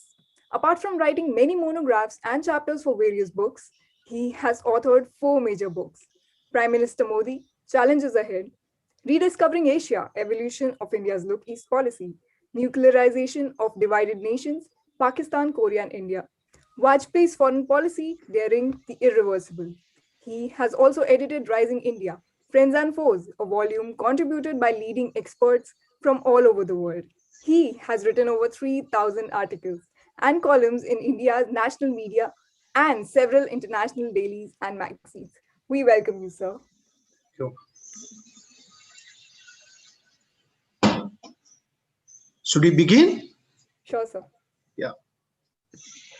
First of all, I must congratulate the college for organizing such an educative and exciting, topic, and giving me an opportunity to be among the young scholars. As you know, it is always refreshing to be among the college students, because that reminds one of my college days or my university days. And if in that context one sees today's topic, emerging security challenges in the 21st century, I think this session is going to be devoted to emerging human security concerns. I must say that I personally I do have very serious limitations, because these are the new features when one talks about the security as a concept. Let me tell you that when I was doing my graduation, that time when one was hearing of this idea of security, then immediately what was coming to one's mind was that it is the physical defense of a particular country, and in that sense it is the primary responsibility of the Ministry of Defense. But then it was also the simultaneous task of ensuring the security, as far as that concept is concerned, of the Ministry of External Affairs. So it was a combination of this foreign ministry and defense ministry. Defense is, strictly speaking, is a curative aspect, in the sense that suppose somebody attacks you, you have to defend yourself.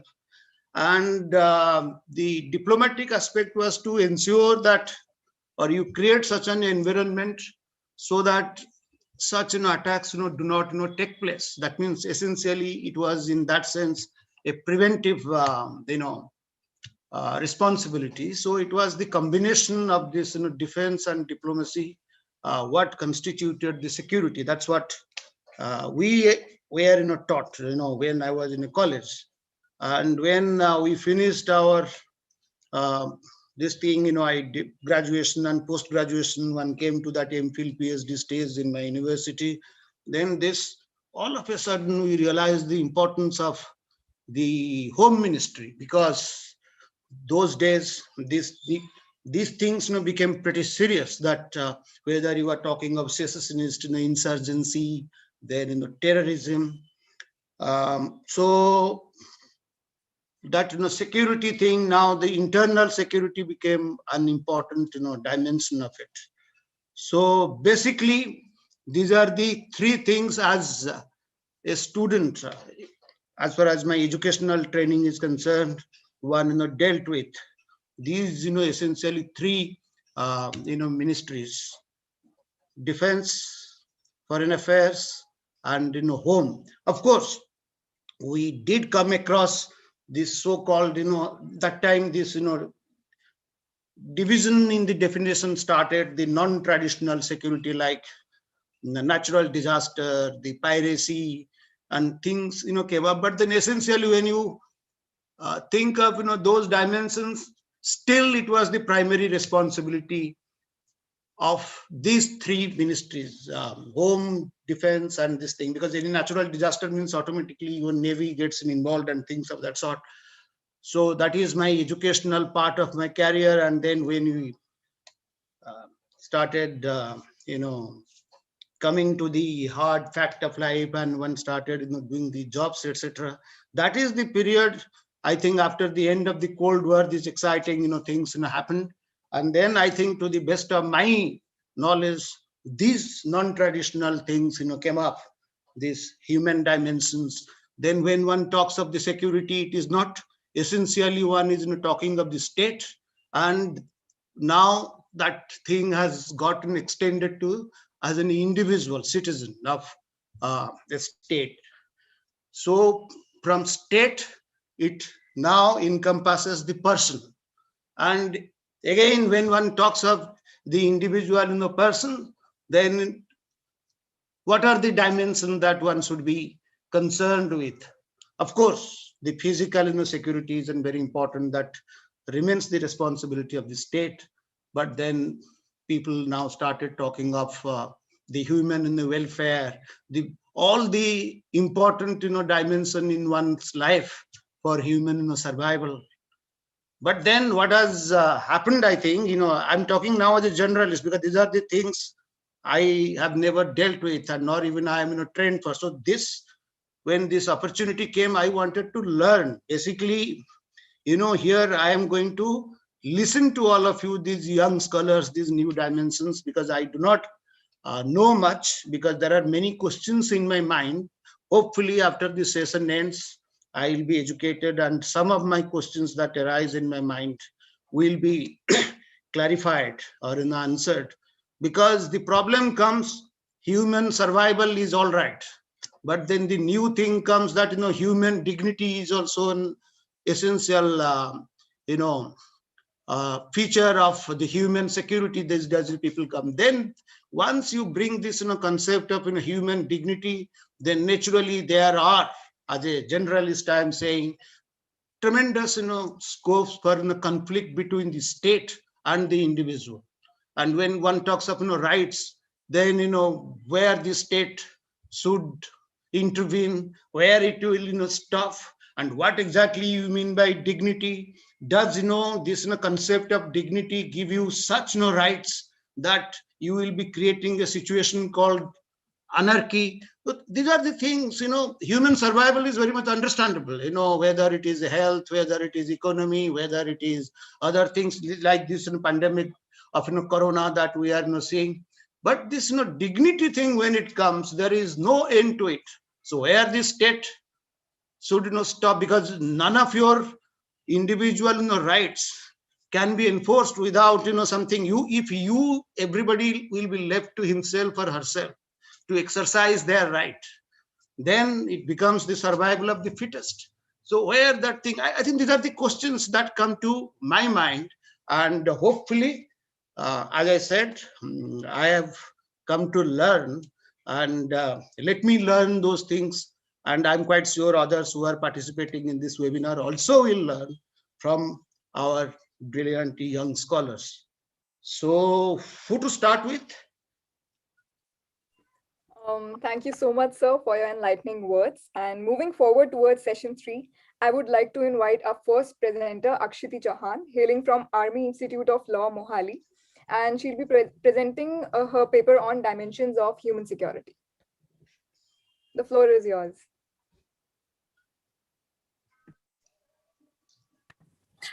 Good afternoon, everyone. Am I audible to all of you? Yes, you are very much audible, Akshuti. All the best to you. Okay, sir. Thank you so much, sir. Okay, good afternoon, everyone. I am Akshiti Chauhan, and I'm currently a first-year law undergraduate student. And today I am extremely honored to present my paper on the topic Dimensions of Human Security in front of a very esteemed audience. Now, injustice anywhere is a threat to justice everywhere. This statement holds true more than ever in these times. In a world where autonomous authority is concentrated with the few and many are exploited at their hands, human rights violations is a reoccurring state of affairs painted with the suppressed sorrow of countless people transcending boundaries. There has been a plethora of instances where mega supranational organizations like the United Nations, Amnesty International, International Red Cross, Human Rights Watch, etc., have interfered in circumstances of countries suffering from human rights violations, and they have provided them with resources in accordance with their respective capacities. When sovereigns, heads of states, have proved to be incapable of taking care of their own people, constituting their population, there has been no other alternative than such organizations interfering in areas of conflict and trying to resolve the same. For instance, since 1948, the UN has helped ending conflicts and fostering a sense of reconciliation by conducting successful peacekeeping operations in dozens of countries, including Cambodia, Guatemala, Namibia, Tajikistan. Contemporary examples also prove how such organizations actively work and try to reduce conflict. One of the many concerns are at present involving the problems of individuals which face in gaining citizenship due to arduous administrative backlog, the lack of cooperation by states towards asylum seekers, pitiful situation of refugees facing persecution from their own countries, exploitation, etc. Now, the challenges encountering human security in today's world. The first challenge encompasses civil strife. People are facing unimaginable hardships in war-stricken countries as of today. Whether it is the misery of the communities inhabited in Syria facing gross violations, or the ethnic cleansing through a more appropriate terminology could be genocide of the Rohingyas in Myanmar, or the state exercise forced suppression of the Uyghur Muslims in China. What unfortunately holds true for such states is the sole fact that human rights violations are still here and getting more worse by the day, colored with communal hate, violence, suppression, exploitation, and abuse of those who are not in a position to defend themselves on account of their socio-political, economic, fiscal, and cultural status quo. The second challenge encountering human security in today's world is the global prevalence of terrorism. Terrorism has clearly restricted the growth and prospects of communities across the world. Women and children are suffering the most at the hands of terrorism. It is prevailing globally, and people no longer feel safe in their own nation states for that matter. Extremism in terrorism on account of bigoted affiliation associated with culture, the following of cultist theories or whatnot.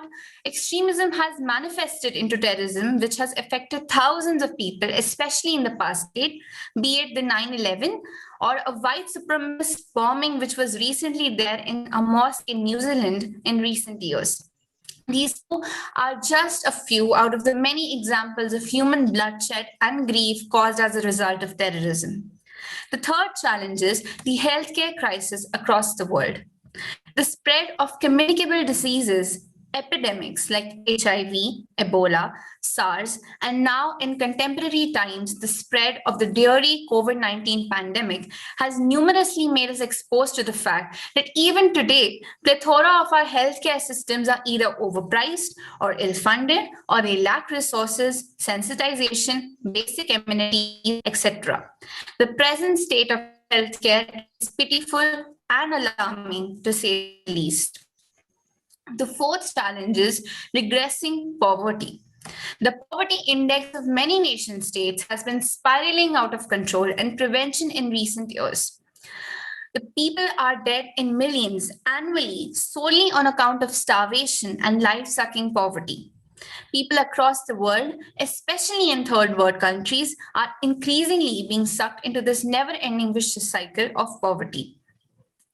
The fifth pointer here is the lack of transparency by the state itself. Good governance seems like a concept long gone.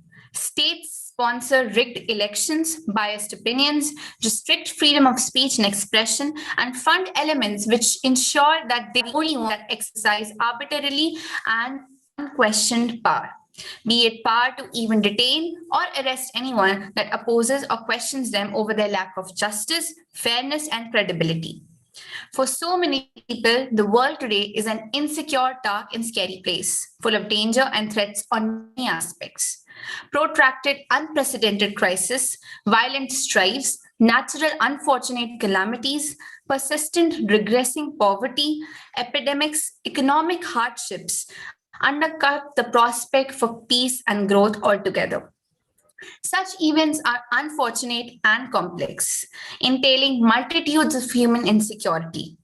When these overlap, they can grow exponentially, spiraling into all aspects of people's life, destroying entire civilizations and transcending national boundaries. Therefore, the need for acknowledging and taking note of the fact that many parts of the world still are living in a state of nightmare is essentially imperative. And many states still live in an undeclared emergency. Only then something could be done to prevent the same. Thank you. Thank you, Akshiti, for your precise and brief and sticking to time. Though of course we had not outlined the time limits, but then you have done a wonderful job. Because very precise, and you have elaborated the various dimensions of this human security. So of course the others will pick it up, because it is one thing, though an important thing, to elaborate the dimensions, but then you have done the what part of the thing, WHAT. Now let's say that how, why, and what should be done. These are the things, of course, the others will pick it up. Anyway, thank you very much. Who is next? This was truly mesmerizing. And our next paper presenter is KSS Tanmay, hailing from Presidency University, Bangalore, and will be presenting critical analysis on national and international laws on refugee crisis and citizenship. 15 minutes? Sir? 15 minutes time limit is okay, or there is no time limits? You have got enough time. Sir, it's totally your decision. No, I think 15 minutes good enough. Go ahead. Thank you, sir. Thank you so much. Greetings. I am Tanmay. I'm presenting my paper on the topics touching international humanitarian law, titled Critical Analysis on National and International Laws on Refugee Crisis and Citizenship. In this paper, I have covered aspects of international law concerning the topics including Geneva Conventions. Refugees have always faced persecution in their countries and therefore are compelled to migrate to other countries. Refugee crisis is a vast topic, and my focus is mainly on persecution due to war on international perspective and CAA, which is a contemporary national issue. Refugees have always been victims to homelessness, violence, persecution, etc. They've had no recognition or identity. There are various reasons for the birth of refugees, such as violence, politics, culture, war, etc. There are 26 million refugees worldwide. The refugees who are prisoners of war are entitled to certain human rights. They deserve to be given basic necessities, including proper food, shelter, education, health, etc., according to international humanitarian law. The Geneva Convention 3 explains about protection that needs to be given to them under Articles 13, 14, 15, and 16 if they fall under the ambits of prisoners of war. All of these are sometimes only limited to papers and discussions, but lack implementations in reality. Detainees or refugees are deprived of their liberty. They are prone to sexual and physical abuse in concentration and refugee camps.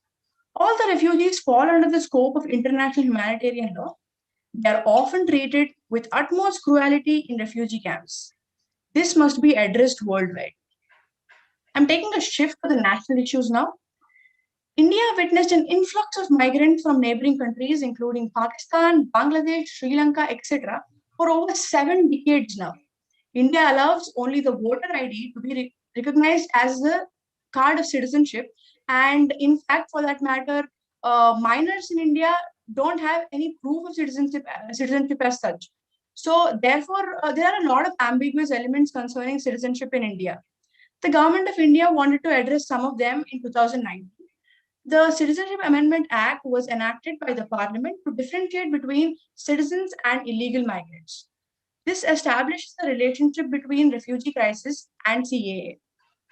Many parts of the country were in turmoil after this bill was passed. And esteemed scholars, lawyers, judges, enthusiasts, etc., have given their views on CAA. Some of them said it is unconstitutional, while the others said it is not unconstitutional. Several petitions were filed in the Supreme Court challenging the constitutionality of this act on the grounds that it violates fundamental rights, mainly Article 14 of the Constitution of India. To understand these petitions, we should understand the CAA. As per Article 11, the Parliament can make laws on citizenship. The Citizenship Amendment Act is an amendment to the existing Citizenship Act 1955. What exactly is the problem with the CAA? Section 2 of the CAA defines illegal migrant, which is designed or decided on the basis of 3 grounds, that is religion, country of origin, and time. All of these people satisfying these conditions are not considered to be illegal migrants. Under the ambit of religion falls people belonging to Hindus, Sikhs, Buddhists, Jain, Parsi, or Christians, and who have country of origin as Afghanistan, Bangladesh, Pakistan, and have migrated on or before 31st of December 2014. Article 14 of the Constitution says that there is an equality before law and equal protection of laws to every person, irrespective of their citizenship in India. But here, all the persons are being divided on the or classified on the basis of various aspects, and that is standing as a barrier to decide citizenship. And therefore, people argue that it is against Article 14. On the other hand, it is argued that the test of applicability of Article 14, which decides whether the concept of equality is to be applied or not, must be brought in. And this test has mainly 2 aspects: intelligible differentia and rational nexus. Intelligible differentia talks about a valid reason for differentiation, and rational nexus is a reasonable objective. The objective of this act was to deal with minorities in neighboring countries. Minorities in neighboring countries, by that I mean that all the people of these religions that I have mentioned earlier are minorities in these countries, which is Afghanistan, Pakistan, and Bangladesh, who are having Muslim or Islam as their majority religion. So that's what they say, is that the differentiation that is there in the present matter that gives a rational nexus to the objective. So people belonging to religions other than Islam in minorities in Afghanistan, Bangladesh, and Pakistan have faced religious persecution in these countries, and therefore the act is constitutionally valid. Critics also say that there are violations of Article 21 because Article 21 says that no person shall be deprived of his right to life or personal liberty. It is argued that excluding communities such as Muslims from Pakistan, Bangladesh, or Afghanistan and creating time barriers will deprive their right to life. But on the other hand, again, it is said that CAA not only increases the circle of people, but also gives us increases the number of people who get the status of citizenship, and the objective of this act completely goes on with this classification.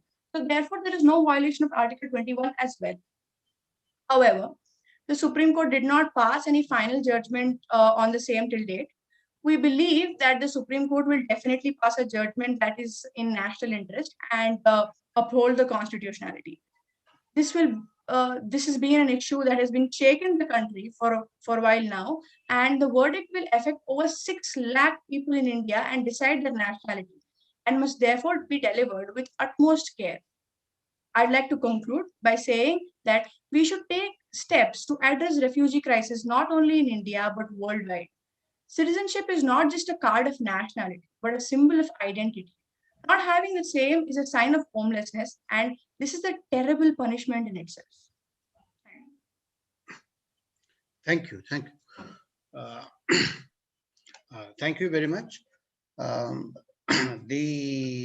You brought out the aspect of the migrants, but the point is the refugees.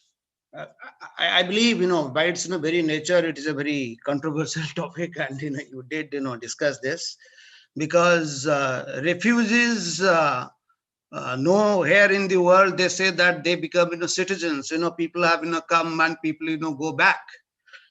For instance, you must have seen India has been a home to Tibetan refugees, but they have not been made the citizens. Similarly, in our history over the last 40-50 years, many a time the Sri Lankan Tamils have come, they have stayed there and they have gone back. So being a refugee does not entitle you to automatically become the citizen of a country. And of course, this is as you rightly said, it is a very disputed topic.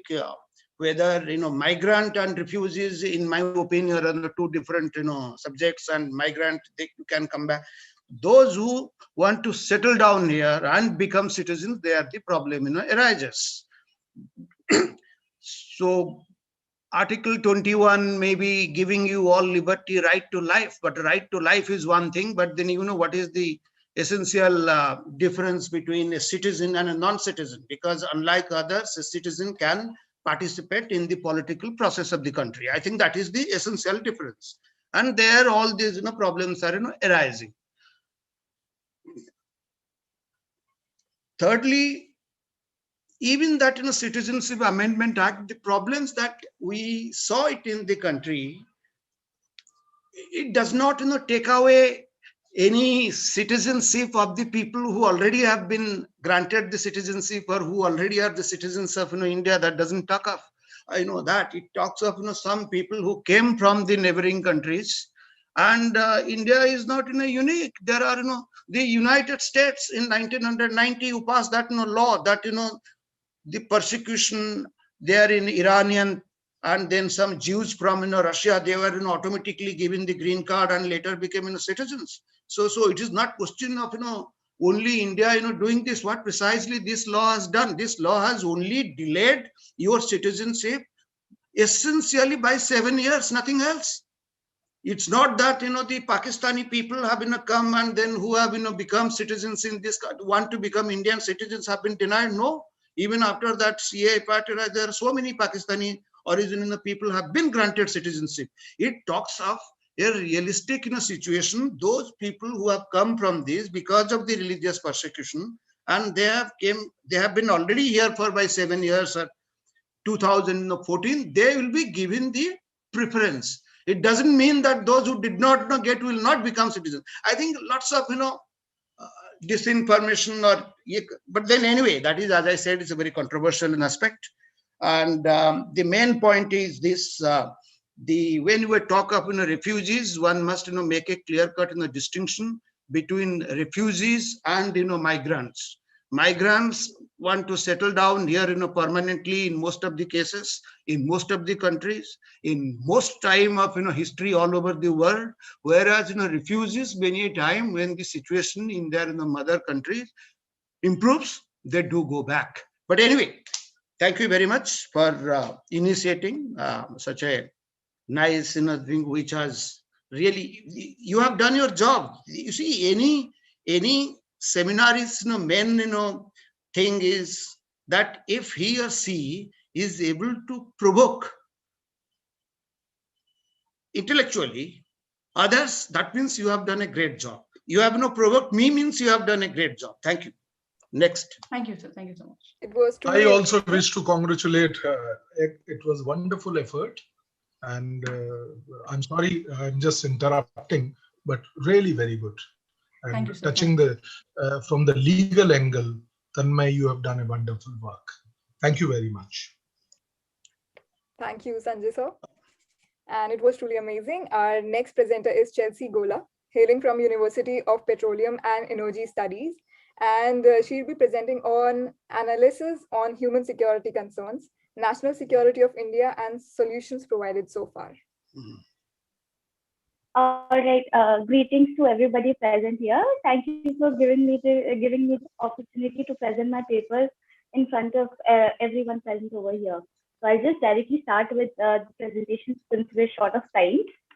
So every nation has multifaceted, multi-layered, and interdisciplinary features like the form of government, human resource development, economy, industry, technology, etc. As a result, complete security concerns permeate all aspects of national life, strengthening or weakening national security. However, foremost among these is that the country's governance features a clause about the variety of above, among other elements, and may significantly undermine or strengthen the nation's national security. Security at national and individual extent has different meanings to different people.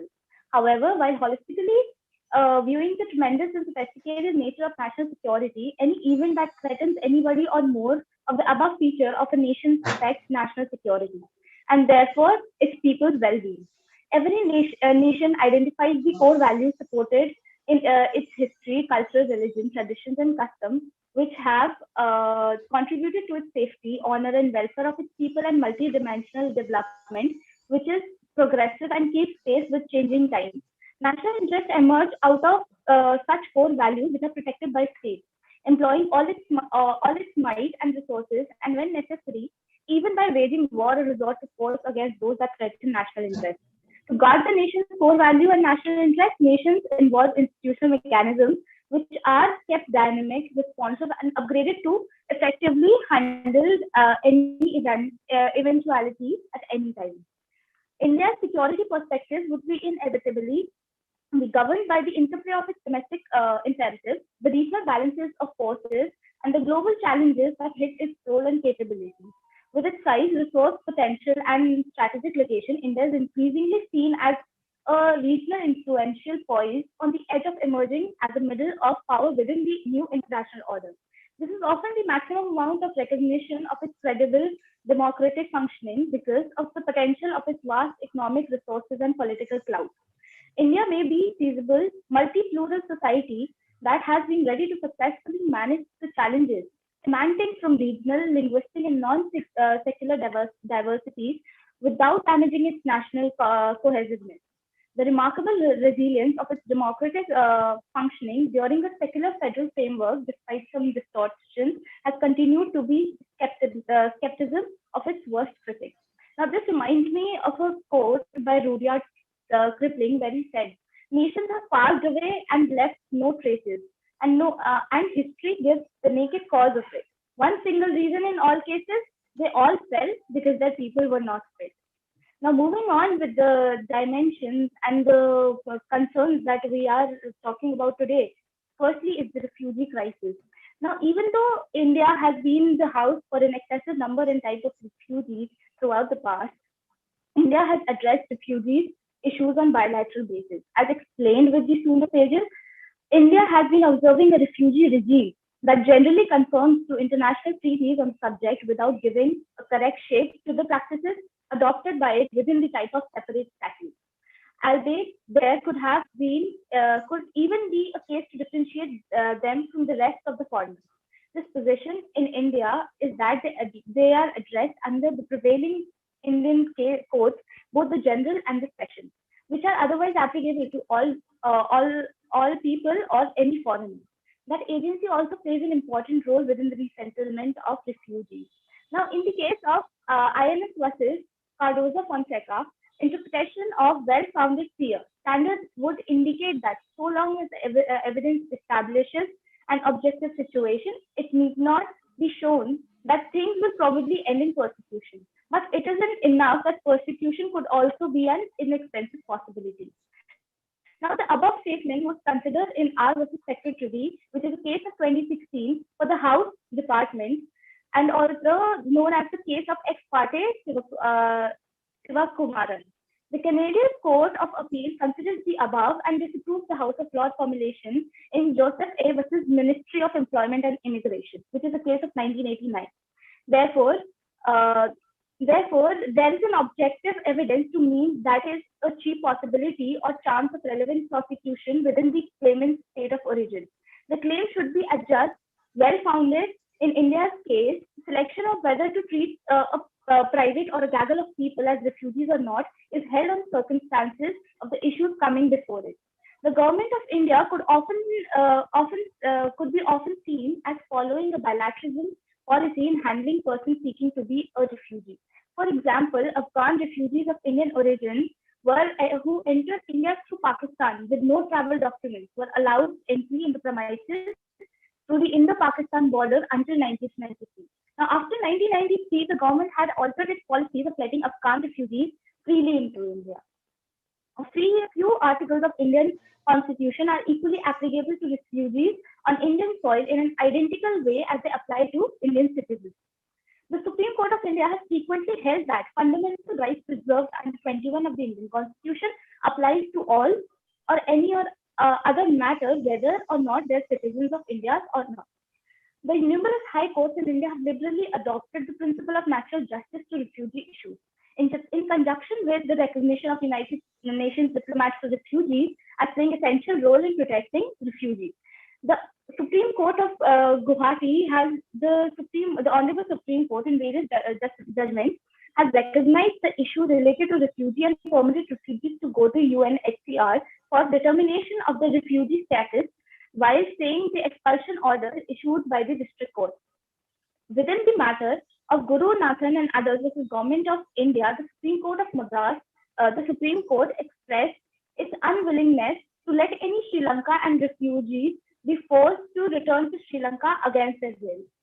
Also, in the case of Sri Nendu Maran and Union of India, before the Madras Court, Sri Lankan refugees had requested for a writ of mandamus, directing the Union of India and thus the state of Tamil Nadu to allow the UNHCR officials to ascertain the discretion of the refugees in getting back to Sri Lanka and to allow those refugees who didn't want to return to or stay within the camps of India. The Honorable Court held since the UNHCR was involved in establishing the discretionary of the refugees to return to Sri Lanka, hence being a world agency, it isn't for the court to believe whether the consent is optional or not. Now, moving on with the India's obligation regarding refugee arises out of the latter, India became a member of High Commissioner's Program Chief in 1995. India voted indeed to adopt the Universal Declaration of Human Rights, which affirms all persons, citizens and non-citizens alike.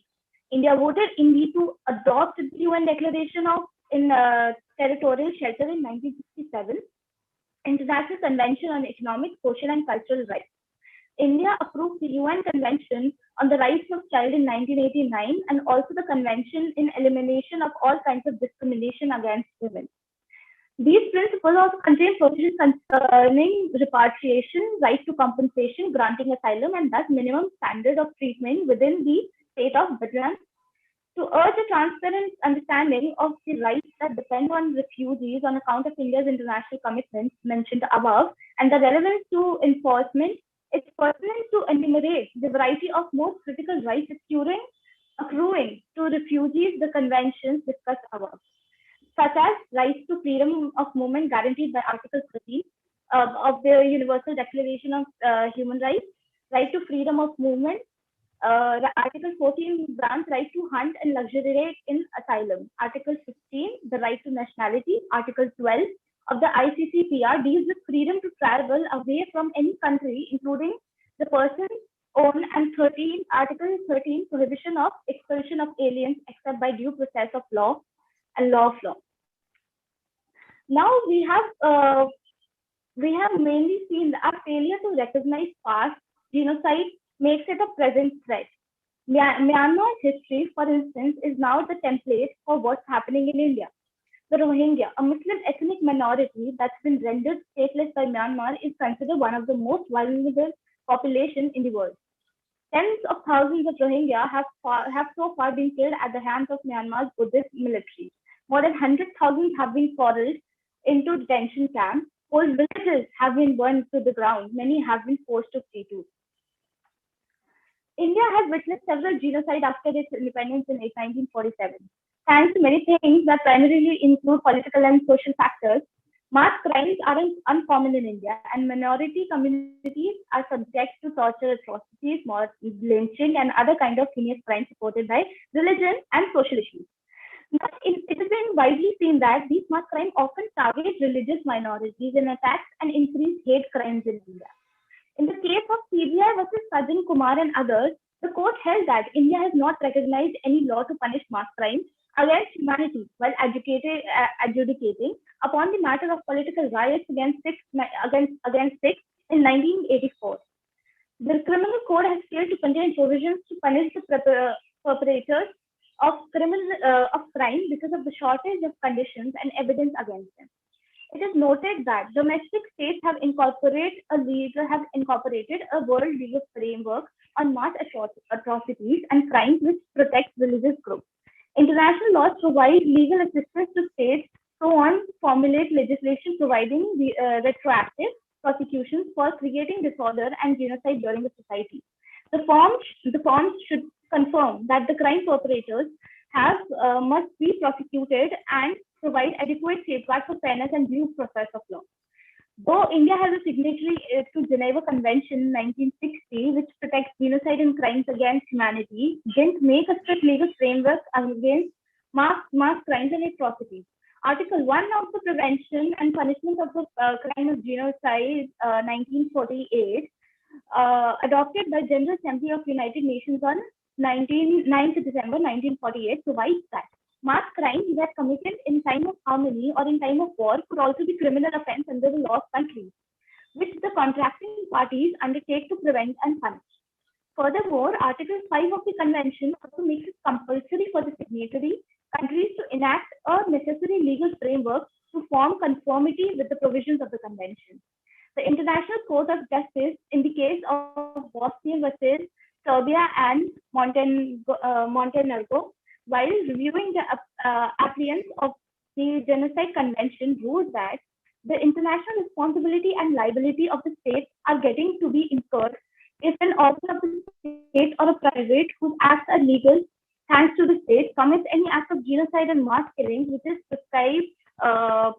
proscribed by Article 3 of the Convention. States cannot absolve themselves from the liability where state authorities explicitly and tactically misuse their power to encourage mass killings and other genocide acts. Article 9 of ICCPR also protects people's right to liberty and security. Therefore, the state is vulnerable to protect the rights and lives of its citizens.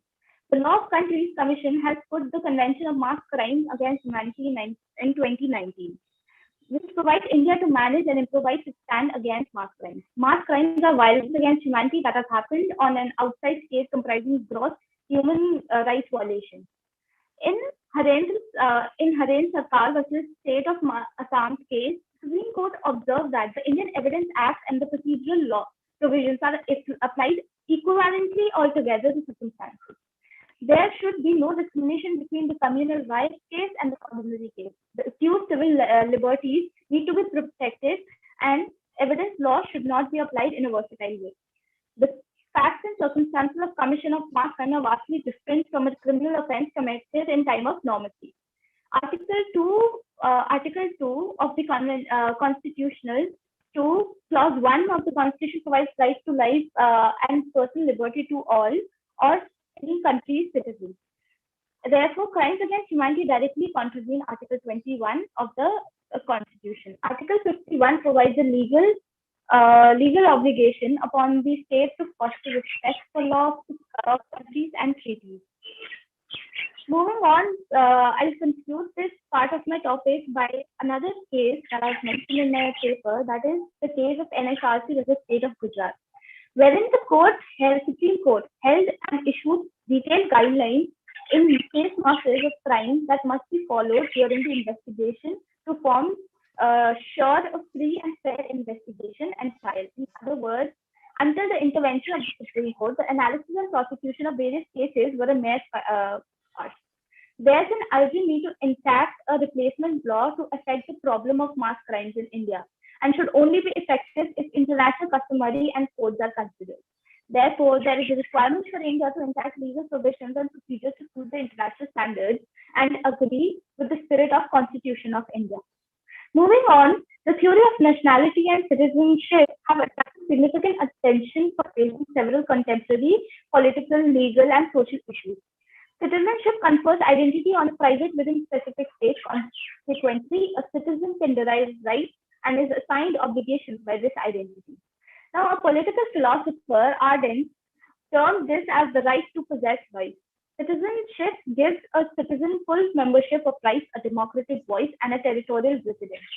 Though we understand the importance of being a citizen of practice, we frequently fail to ponder the results of losing it. Arden has also identified the two phenomena of political evil and statelessness. An introspect into the proper to possess the appropriate nationality goes on to throw light on the difficulty of statelessness. Although history has proven both de facto and de jure statelessness, this chapter is merely attached with de jure statelessness, specifically in the Indian context. This statelessness condition is not only a harmful condition that creates the person susceptible to the breach of human rights, but it also pokes in delegitimizing an individual with the social legal order of the state. The number of stateless persons globally within the year 2018 was 3.9 million. This number remains considered a conservative underestimation because most of the affected stateless persons within the territory. UNHCR estimates minimum a worldwide figure of 10 million statelessness persons globally. Now, although international legal norms on the topic of statelessness have restrained the state's denationalization power, it has not erased the utilization of discrimination as a tool for denationalization. This has been partly relevant within the case of naturalization of nationals from Muslim majority countries. It is often argued that Indian Citizenship Amendment Act has also joined the bandwagon. The standard of treatment for a displaced person are enumerated within the 1954 Convention concerning the status of stateless persons. The convention is most thorough codification of the right of stateless persons. It seeks to ensure the fundamental rights of an individual and freedom from discrimination against stateless persons. Although the convention doesn't entitle a displaced person to accumulate a selected state's nationality, it does require state parties to require steps towards facilitating their naturalization and integration. On the opposite hand, in the 1961 Convention on Reduction of Statelessness provides a directive to the states to stop and reduce statelessness. The UDHR has been recognized for contributing to customary international human rights under Article 15 of the UDHR, which states that everyone has the proper right to the nationality, which no one shall be arbitrarily bereft of its right. Although the principle enshrined under the UDHR aren't legally binding, it's pertinent to notice that the CA directly contravenes the proper nationality provided above. Most importantly, the International Covenant on Civil and Political Rights, 1966, has mandated the parties to the convention to make sure that the rights recognized within the covenant be upheld without any discrimination in race, color, language, political, or another opinion. The convention also guarantees people's rights without discrimination, including under the law. Despite having endorsed on the convention on April 10, 1979, and enacting the Citizen Amendment Act, the NRC possesses operational effects combined with the Act are in clear violation of India's obligation under ICCPR. To know the concept of particular ties and claims as mentioned within the General Discuss Article 12 Clause 4, we can also ask the source of genuine and effective link as addressed by International Court of Justice within the North Bohun case. The International Court of Justice upheld that although various factors are taken into consideration in every case, the gravity of his interest, his participation, public life, attachment is shown by him for a given country and passed on to his children, are significant in determining a genuine and effective link between the individual and therefore the state in question. Under such circumstances, the individual in question qualifies for cover from arbitrary deprivation of the proper to enter their own country under Article 12 Clause 4 of the ICCPR. Further, by denying the citizenship or nationality to people supported by religion, India risks functionally excluding stateless people from the loop of human rights itself. This also violates India's assertions under the International Covenant on Economic, Social and Cultural Rights. Besides, Section 3 of the Indian Citizenship Act, which deprives a toddler of Indian citizenship by birth, either has parents being an illegal immigrant, the NRC process has also proffered several children who were stateless. Despite the wide gap in India's legal framework of statelessness, India's courts haven't addressed the difficulty intimately. The courts have also taken innovative approach to avoid statelessness by applying principles of equity and justice. Now, in the case of Namgyal Dolkar versus Government of India, the Delhi Supreme Court held, as per Section 3 of the Citizenship Act, that folks born in India can't be denied citizenship. Therefore, the right to nationality supported a exception within the identity certificate. While this case indicates the role of Indian judiciary in identifying and providing relief to stateless person, it also illustrates the state's attitude towards stateless persons. This will allude to the fact that a concrete legal framework or mechanism affects stateless persons, and therefore the data and awareness of stateless persons is practically non-existent. Customary law of nations has placed certain restriction on state powers of accordance citizenship. Article 1 of the Hague Convention 1930 says that it is for every state to work out under its law who are its nationals. Other states shall also recognize this law thus far because it is according to international conventions, international custom, and therefore the principles of law generally recognized concerning nationality. Also, the presence of half information and absence of specific data on the number of stateless people and government policies, the treatment has allowed room for over-reliance on media sources and led to confusion frenzy. It would be necessary for the government to determine information as accessible to the common public to identify the data on statelessness and therefore the rights and that stateless person are authorized to in India. This is able to go to an extended way in reducing unlawful and illegal detention. It might also force the government into exercising transparency in their detention policies. Now, by concluding, I would just like to say that human security cares about safeguarding and expanding people's vital freedoms. It requires protecting people from critical and pervasive threats and empowering people to demand a charge of their own lives. Protection refers to rule, policies, and institutions essential to shield people and imply a top-down approach, like the rule of law and democratic government. Empowerment understands individual as actors and functions suggest bottoms-up approach. Human security does not seek to supplant state security, but rather to enrich it. States have a fundamental responsibility for providing protection, yet they often fail to fulfill the duties. Repeatedly, they're even the source of the threat of the people. As may violent conflicts and extreme poverty demonstrate, states can't be secure if people's security is at stake. If security is protected, the war prevented, human rights respected, and poverty eradicated, we require a replacement consensus of safety urgency.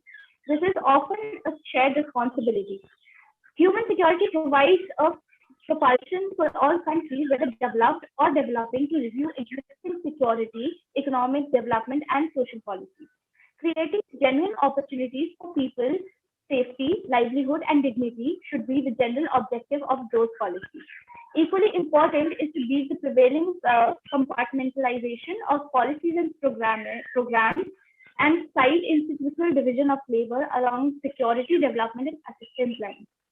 When the exercise of hard military power seemed to go well, it was scope for soft power, promoting democratic principles or respecting for freedom and human rights.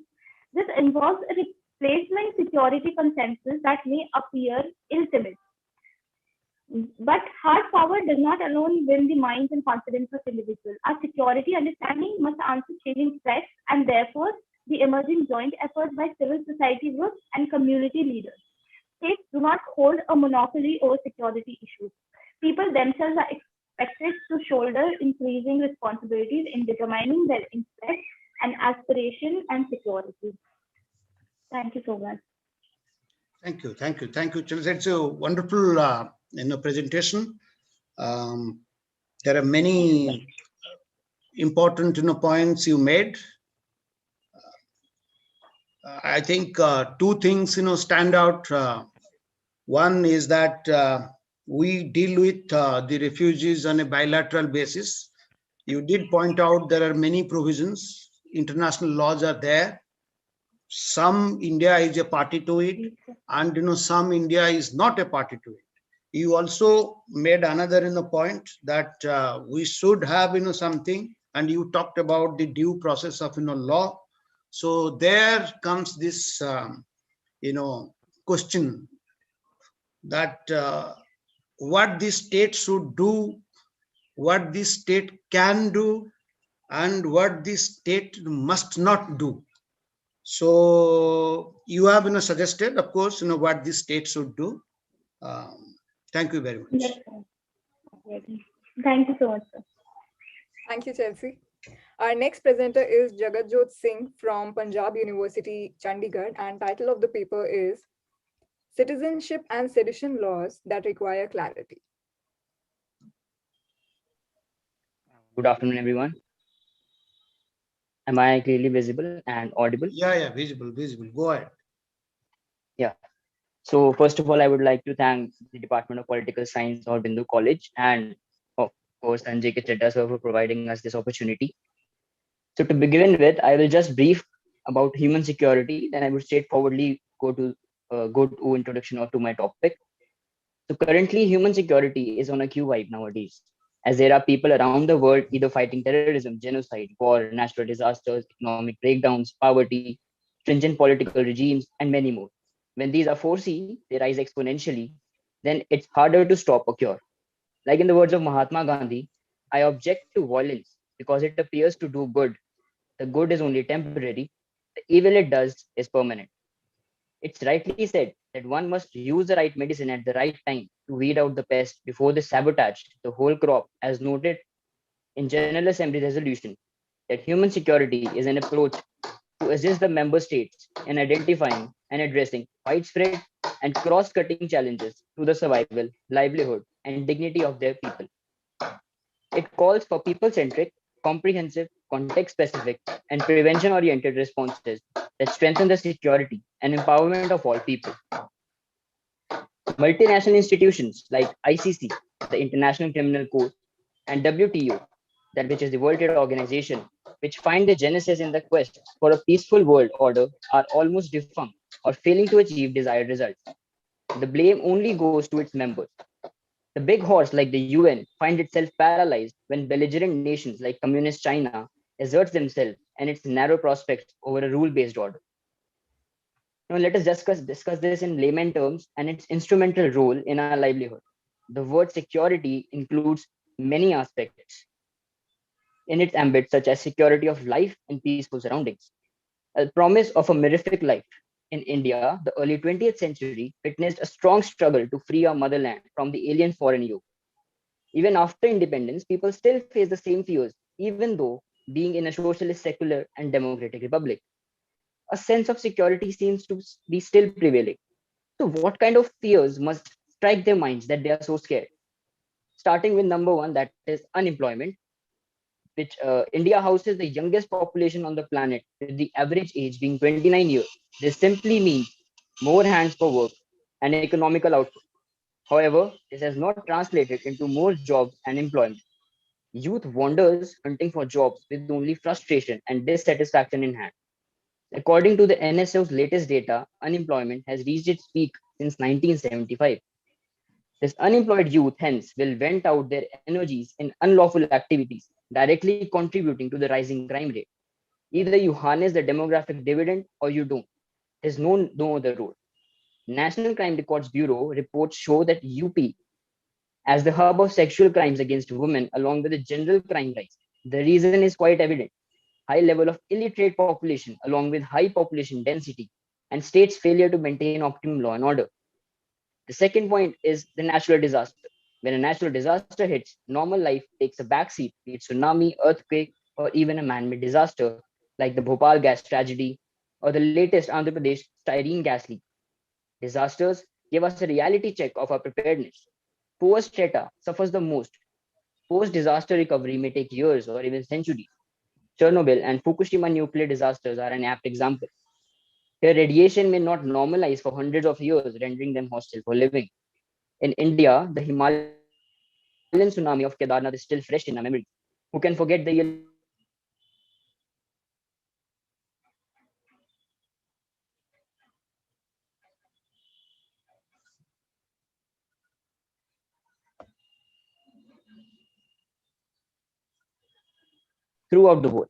The recent events in countries like India, Australia, America, Russia, Myanmar, Hong Kong, Iraq, and many others witnessed violent protests against the government, military takeovers, forest fires, and warlike situations, which are rising and creating distress not just in the respective state, but all over the world, affecting the security of every individual and creating dystopia all over the world. So now coming to the main topic, which I'm supposed to speak on today, that is citizenship and sedition, laws that require clarity. This topic would be India specific, because for me, my nation's prosperity is paramount.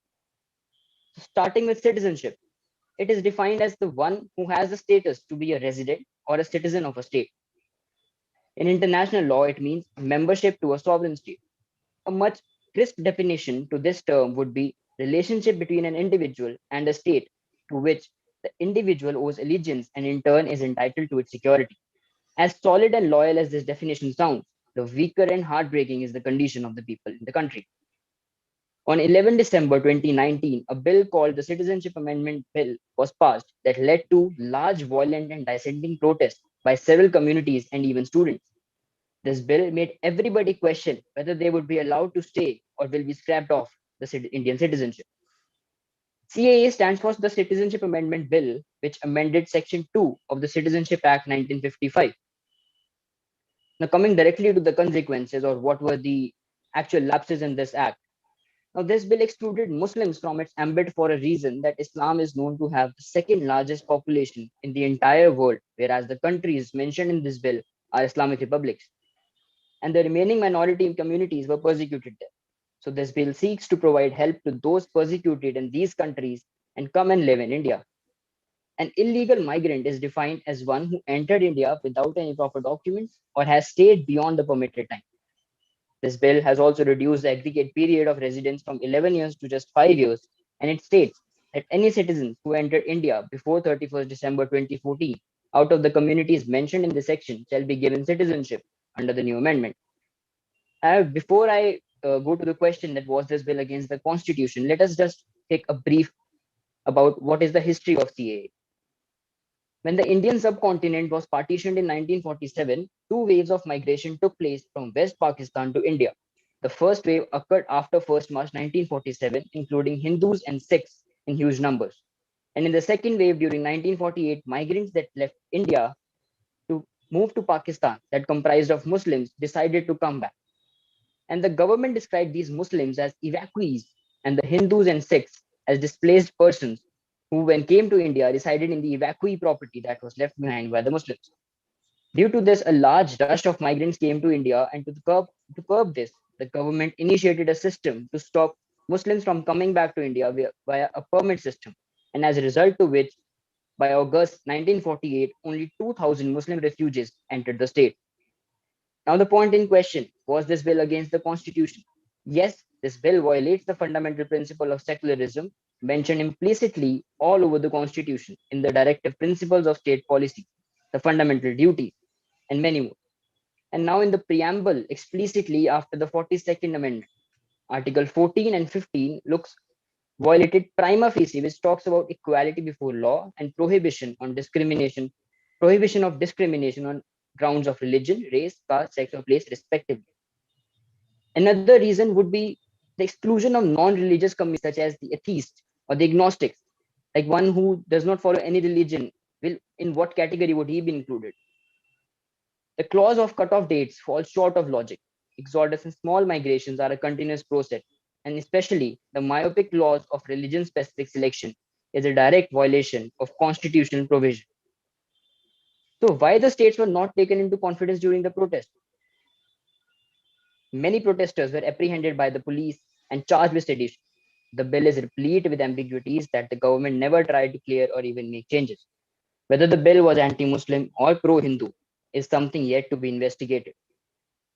And can we call this discrimination among their citizens who were residing in the state for quite so long? Now they had to prove their allegiance to the nation, and not everyone, but very target communities.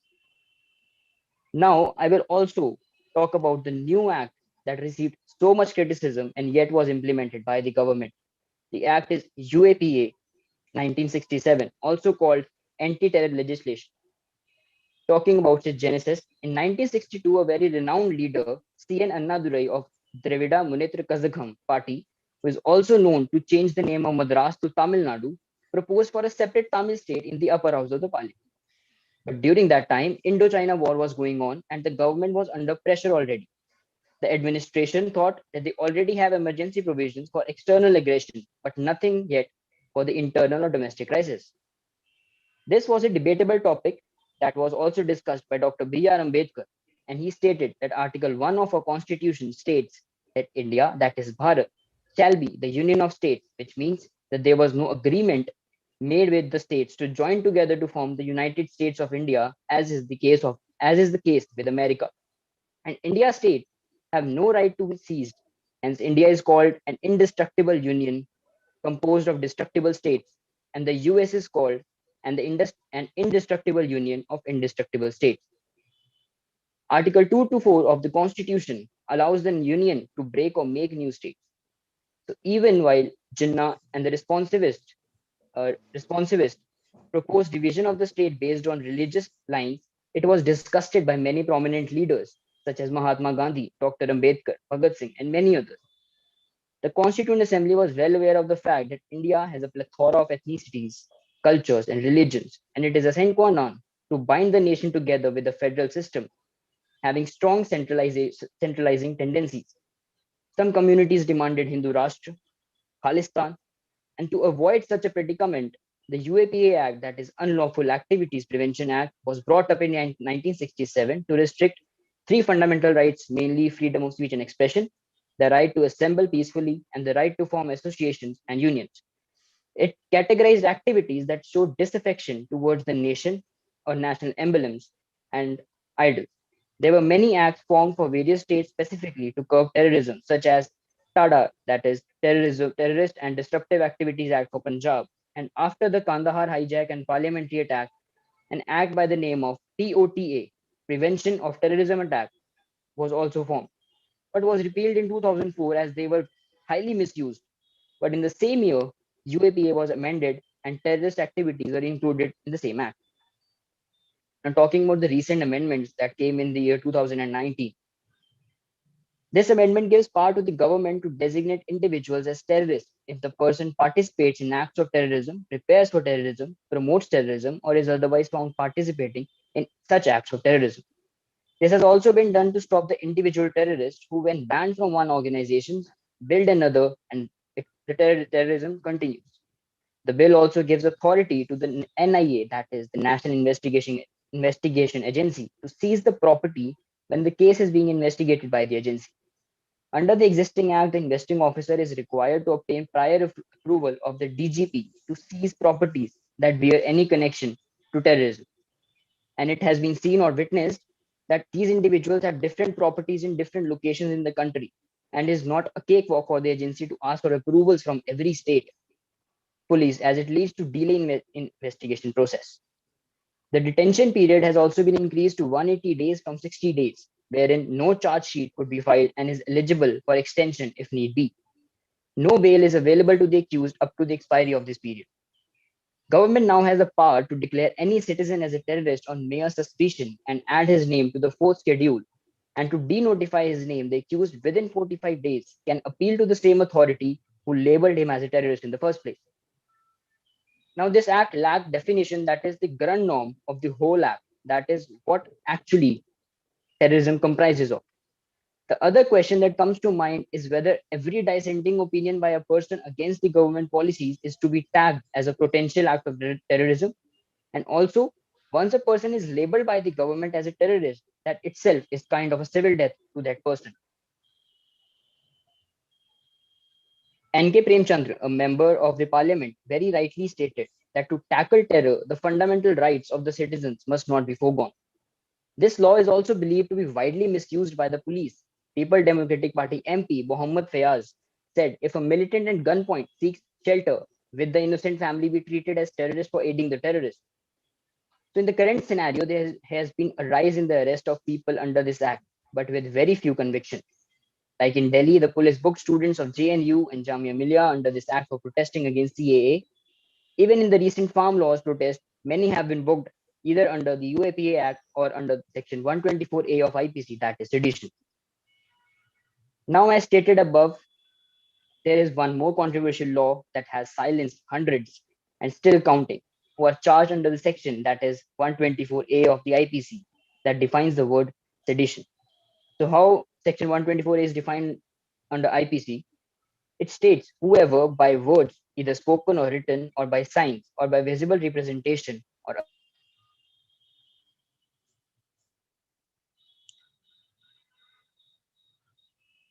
Some technical problem, it seems.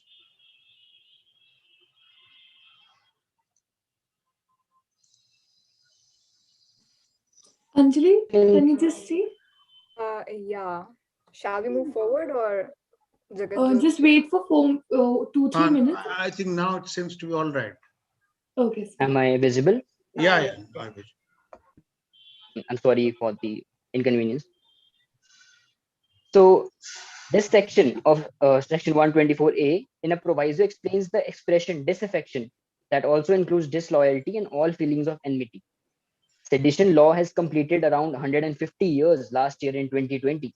This law was also introduced in the UK in 1972, and in 2009 it was abolished because in all this time no person was booked under this section. Now talking about the history of sedition, in 1860, as we all know, IPC, that is Indian Penal Code, was drafted by Lord Macaulay. Until then, there was no law such as sedition in the code. In 1870, sedition was added in Chapter 4 of IPC under the offences against the state under Section 124A. The very first case that was booked was on Bal Gangadhar Tilak in 1897, where two essential ingredients were quoted by the federal court: public disorder and inciting violence. The courts in many judgments narrowed down the meaning of sedition and observed that the act which threatens the state security is sedition. Then there was a hike in cases under the sedition, which brought us to the case of Kedarnath versus State of Bihar, 1962, in which the court very clearly stated that just arousing bad feelings against the government cannot be considered seditious. Similarly, in 1995, another case of Balwant Singh came to the court, in which the accused was charged under sedition for sloganeering Khalistan Zindabad, to which Khalistan Zindabad, to which the court held that as the act did not attract any public attention, nor did it incite any violence, hence the charge for sedition does not qualify. Even the father of our nation, Mohandas Karamchand Gandhi, was also charged under sedition for inciting people against the British government, but non-violently. Even though he pleaded guilty to all the charges and said, Section 124A, under which I am happily charged, is perhaps the prince among the political sections of the IPC designed to suppress the liberty of the citizen. In India, sedition cases are increasing and the authority has been abusing this section to its core, and the conviction rate is way too low for the number of people charged with sedition. Maximum of the sedition charges are put up on the protesters demanding their rights. Now let us get down to why sedition should exist. Please wrap up in young man, wrap up in 2 minutes because we have got another speaker. Please, 2 minutes. They're just two paras left, just two paras. Yeah, go ahead. It has its utility in combating anti-national, secessionist, and terrorist elements, and it also protects the elected government from attempts to overthrow the government with violence and illegal means. It was stated by one of the Supreme Court lawyer named Sain Deepak, who brought into light the law of blasphemy under Section 275A and widened the concept of free speech, to which he commented that free speech becomes a question of law when talking about sedition or disrespect to the nation, but takes a backseat when it comes to religious sentiments. In other words, he stated if the law is to prevent the sacred picture of the nation, which is way more above the respect given to the religious communities, then both the laws should be scrapped off. So what are the arguments against the law of sedition? It puts a constraint on the legitimate exercise of constitutionality guaranteed freedom of speech and expression. Dissent and criticism of the government are essential ingredients of a robust public debate in a vibrant economy. A very renowned lawyer of the Supreme Court and also a guest of honor, Sanjay K. Chadha sir, also remarked in one of his news debates that bona fide criticism is not seditious. And if the government abuses the power of sedition, in response to which people fear giving dissenting opinions on government policies, is very disparaging for our nation's democracy. The term mentioned disaffection is vague and is subject to different interpretations of the whims and fancies of the investigating officer. It is also misused as a tool to persecute political dissent. Recent cases of Munawar Faruqi and Disha Ravi are perfect examples of misuse of the law of sedition by the police. Even in the plea petition of Disha Ravi, bail plea petition, Justice Rana of the Sessions Court, Delhi, after hearing the bail plea, gave his opinion and observed citizens cannot be put behind bars simply because they choose to disagree with the state policies. Now, I would conclude in the words of Abraham Lincoln that government is for the people, by the people, and of the people. People should not hide behind their fears and understand the power of speech. The government is formed with the majority votes and not by the support of the whole nation, which means minorities still have the power to criticize the unjust laws. One has the right to live with dignity, and no one is in any consonance with the government, nor do we appease these leaders by our silence. Instead, we give them more power. The government is supposed to act as a watchdog and make amendments to the system and the laws. We have much more serious problems to be dealt with, hence the government should be concerned with the economic crisis first, rather than silencing people for expressing genuine dissent. Thank you for your time. Thank you, Jagjit. Yours was a very wonderful presentation. And I think there cannot be any two opinion on this emerging consensus these days is that these sedition laws as they exist are outdated. And as long as one doesn't incite real violence and doesn't challenge the concept of unity and integrity of India, should not be tried under these extreme laws. No two opinion that. The other part you talked about this Citizenship Amendment Act. I think I have already given my opinion on that. I think scholars like you, only one thing I'll tell you, because since you have done such painstaking research and did this thing, you should read what is that Lattenberg Amendment, and then subsequently it became Specter Amendment of the United States sometime in 1991, and how they could not do it, and nobody could not say this thing. And then what this anti-CA Act is, it does not take away anybody's citizenship. Anyway, I have already, but you should read also these two amendments. Like they made specific laws to take what they call the evangelical Christians and Jews from Soviet Union, the then Soviet Union, and subsequently Specter Amendment, what the United States did to take these people from Iran. And now they talk so much. But anyway, thank you very much. It is a wonderful paper. I really immensely appreciated it. Thank you. Thank you so much. Sir. The next. I think our last speaker? No, sir, we have two more. Oh, two more. Oh, yes, sir. Then anyway, that means I'll request them 7 minutes should be good enough. I think, you always can make a gist. 7 minutes or 8 minutes are good enough. Okay, 8 minutes. Kitna time hai abhi? 15 minutes. Chalo. 7.5 minutes each. Go ahead. Okay, so our next presenter is Pratik Atal from University of Delhi, and title of paper is Human Rights in Asia, Comparing and Contrasting Human Rights Perspectives of the East, India and China with the West.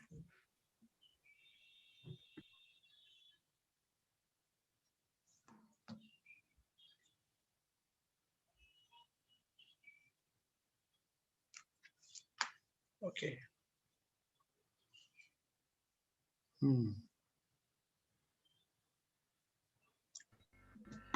afternoon, everyone. Am I visible?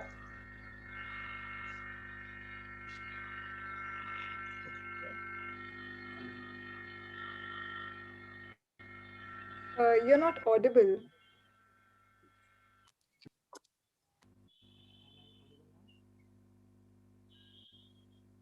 No, not even now. No.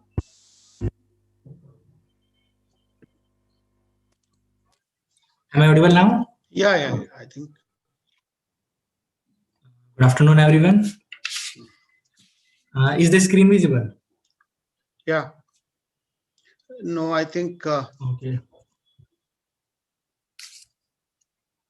Yes, sir, it is visible.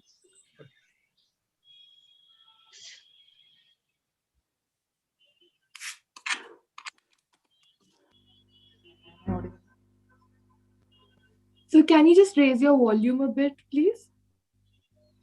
And in case you're using earphones or something, can you just remove them? That would be much more convenient.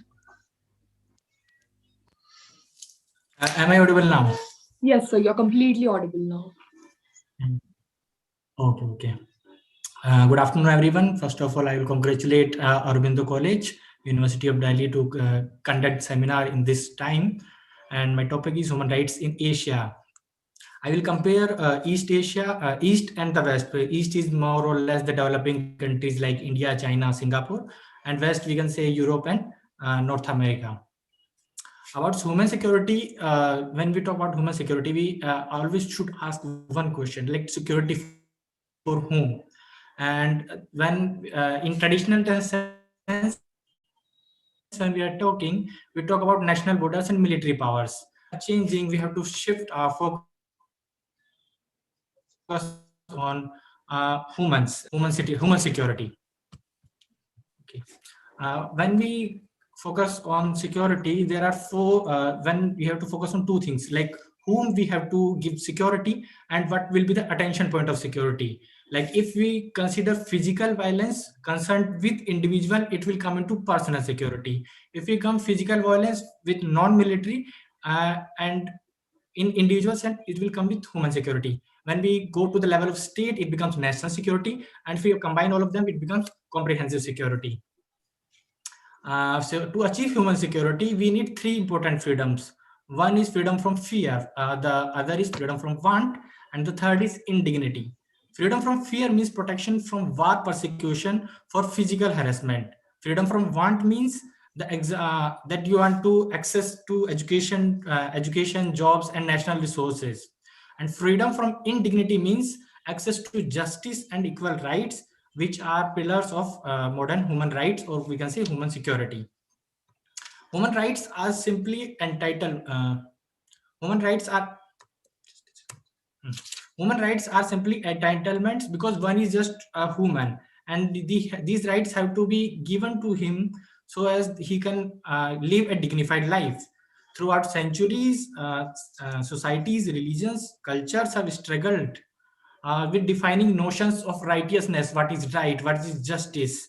And modern definition of human rights, we can say, come after Magna Carta, and the latest definition we have is after 1948, when United Nations General Assembly adopted Universal Declaration of Human Rights. We can see a little bit history of this. They're like Magna Carta, then we have English Bill of Rights, then French Declaration on Rights of Man and Citizen, then we have US Constitution and Bill of Rights, then UDHR, which was signed in 1948, and we have Bangkok Declaration, so that we can compare it with the eastern part of the world. After 1948, specifically USA was forerunner of human rights in the world. These rights are based on premises that whole human beings are born free and equal in dignity and rights.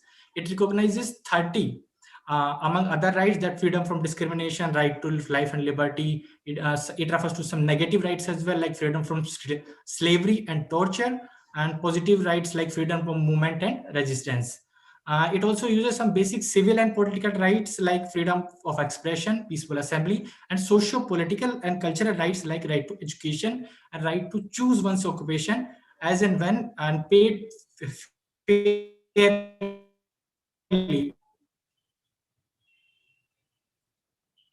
of gender, race, etc. Indivisibility and interdependence. UNDP of 1994, which was based on Mahbub ul Haq's idea that security for whom should refer to security of individuals and not just the state security. He gives the idea that disease, drugs, poverty, terrorism are threats to human security, and unequal world order needs to be achieved through development and not through arms. When we come to a concept of sovereignty, it allows countries to intervene when after Second World War, some West was arguing that they are allowed to intervene in the internal affairs under right to protect, where human rights are being violated. Humanitarian intervention and responsibility to protect were first presented in International Commission of International State Sovereignty (ICISS) report that is set up by Canadian government in December 2001. These ideas are challenged. The universality and others are challenged by East Asia, whose understanding of security is based on tradition and culture. No doubt, Asia hosts a number of states who are advocates of human security. However, since the meanings differ from the West, they often criticize the West for imposition of liberal values and Western ideas on the non-Western societies.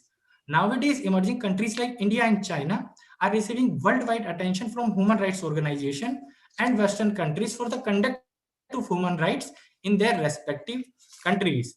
Like Hong Kong was returned to China after 99 years from the United Kingdom, and now there are people, and the country was in 2019 and 2019 under huge protest that their rights are being violated. There was a bill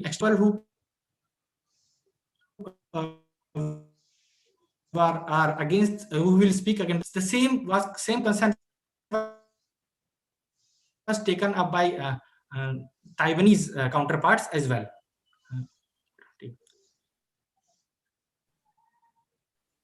In contrast, when we go to mainland China, the situation is a bit difficult. They are quite happy as China has moved 400 million people out of poverty. So their concern is like they are getting something better than nothing, which the country which was under a century of humiliation. They referred the last century of humiliation from them, because the Britishers were, after Opium War, Britishers have occupied their areas and they were not allowed any kind of freedom, and then the country went into civil war, and then we have the ROC came out to Taiwan. China, Malaysia, and other like-minded countries came out against humanitarian interventions, like what happened in East Timor, Kosovo, Yugoslavia, Rwanda after disintegration of Soviet Union, that imposing Western liberal values on the countries which have their specific culture and tradition is not sustainable idea. You have to give them space so that the countries can converge at some point of time. For example, we can say if we see the US and Singapore, there is like we can see the elderly treatment, that there are foster homes in USA for elder people. Likewise, you will not find them in India. Sometimes you can see, if you go to Malaysia, there is a urine test that if you are under some kind of drugs or intoxication, they can take your urine and they can ask them to give the report. But you cannot do this in China. That in US, they will say that this is my right, that I will not give the urine test. Likewise, South Korea has monthly neighborhood meetings where they will go and share their ideas that what should the country do or not do. If you go to China and if you go to US and say that you have to compulsorily come to neighborhood meeting, they will say it's my right not to come. They have the right in negative sense as well, that I will not, if I do not want to come, I should have the right that I will not come to the area. If we dig into a deeper history, that human rights are in emerging Eastern countries is very much different from the West. It is widely recognized that many of the problems of present-day societies are deeply rooted in our past.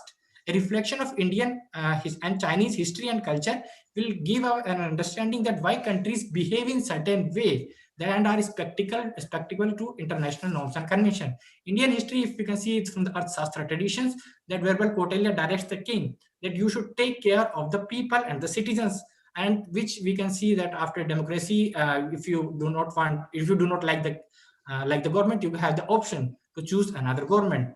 Similarly, in China, there is Confucianism, where there is maintenance of Tao or order was necessary in the varying state order, which we can see nowadays also, that Communist Party of China will not allow anything that goes beyond the state or against the Communist Party of China. The broader meaning of human security is embedded in the East, that is Asia, which is comprehensive security. This meaning gained prominence especially after 1997 East Asian crisis, where the loss of decade of development, poverty, political instability, migration, and refugees became real contentious issues and evolved the concept of human security for Asia. So Asia asked for Asian values, that Asian values should be respected and the way should be out of the values that they have or they possess. We come to conclusion that the Western part of the world needs to shift the long-term gains to medium-term gains. And it needs to rethink the development assistance, that it should not go to the one section of society rather than should go to other sections of society as well. Moreover, eastern parts need to think that calling individual freedom and liberty as Western is naive and misinterpreting. Sovereignty does not give monopoly to use violence. The first duty of government is to govern fair, as they do strive for welfare of citizens at large. This does not sideline the role of international community. International community has a duty as well as obligation to make sure that crimes against humanity are avoided as far as possible.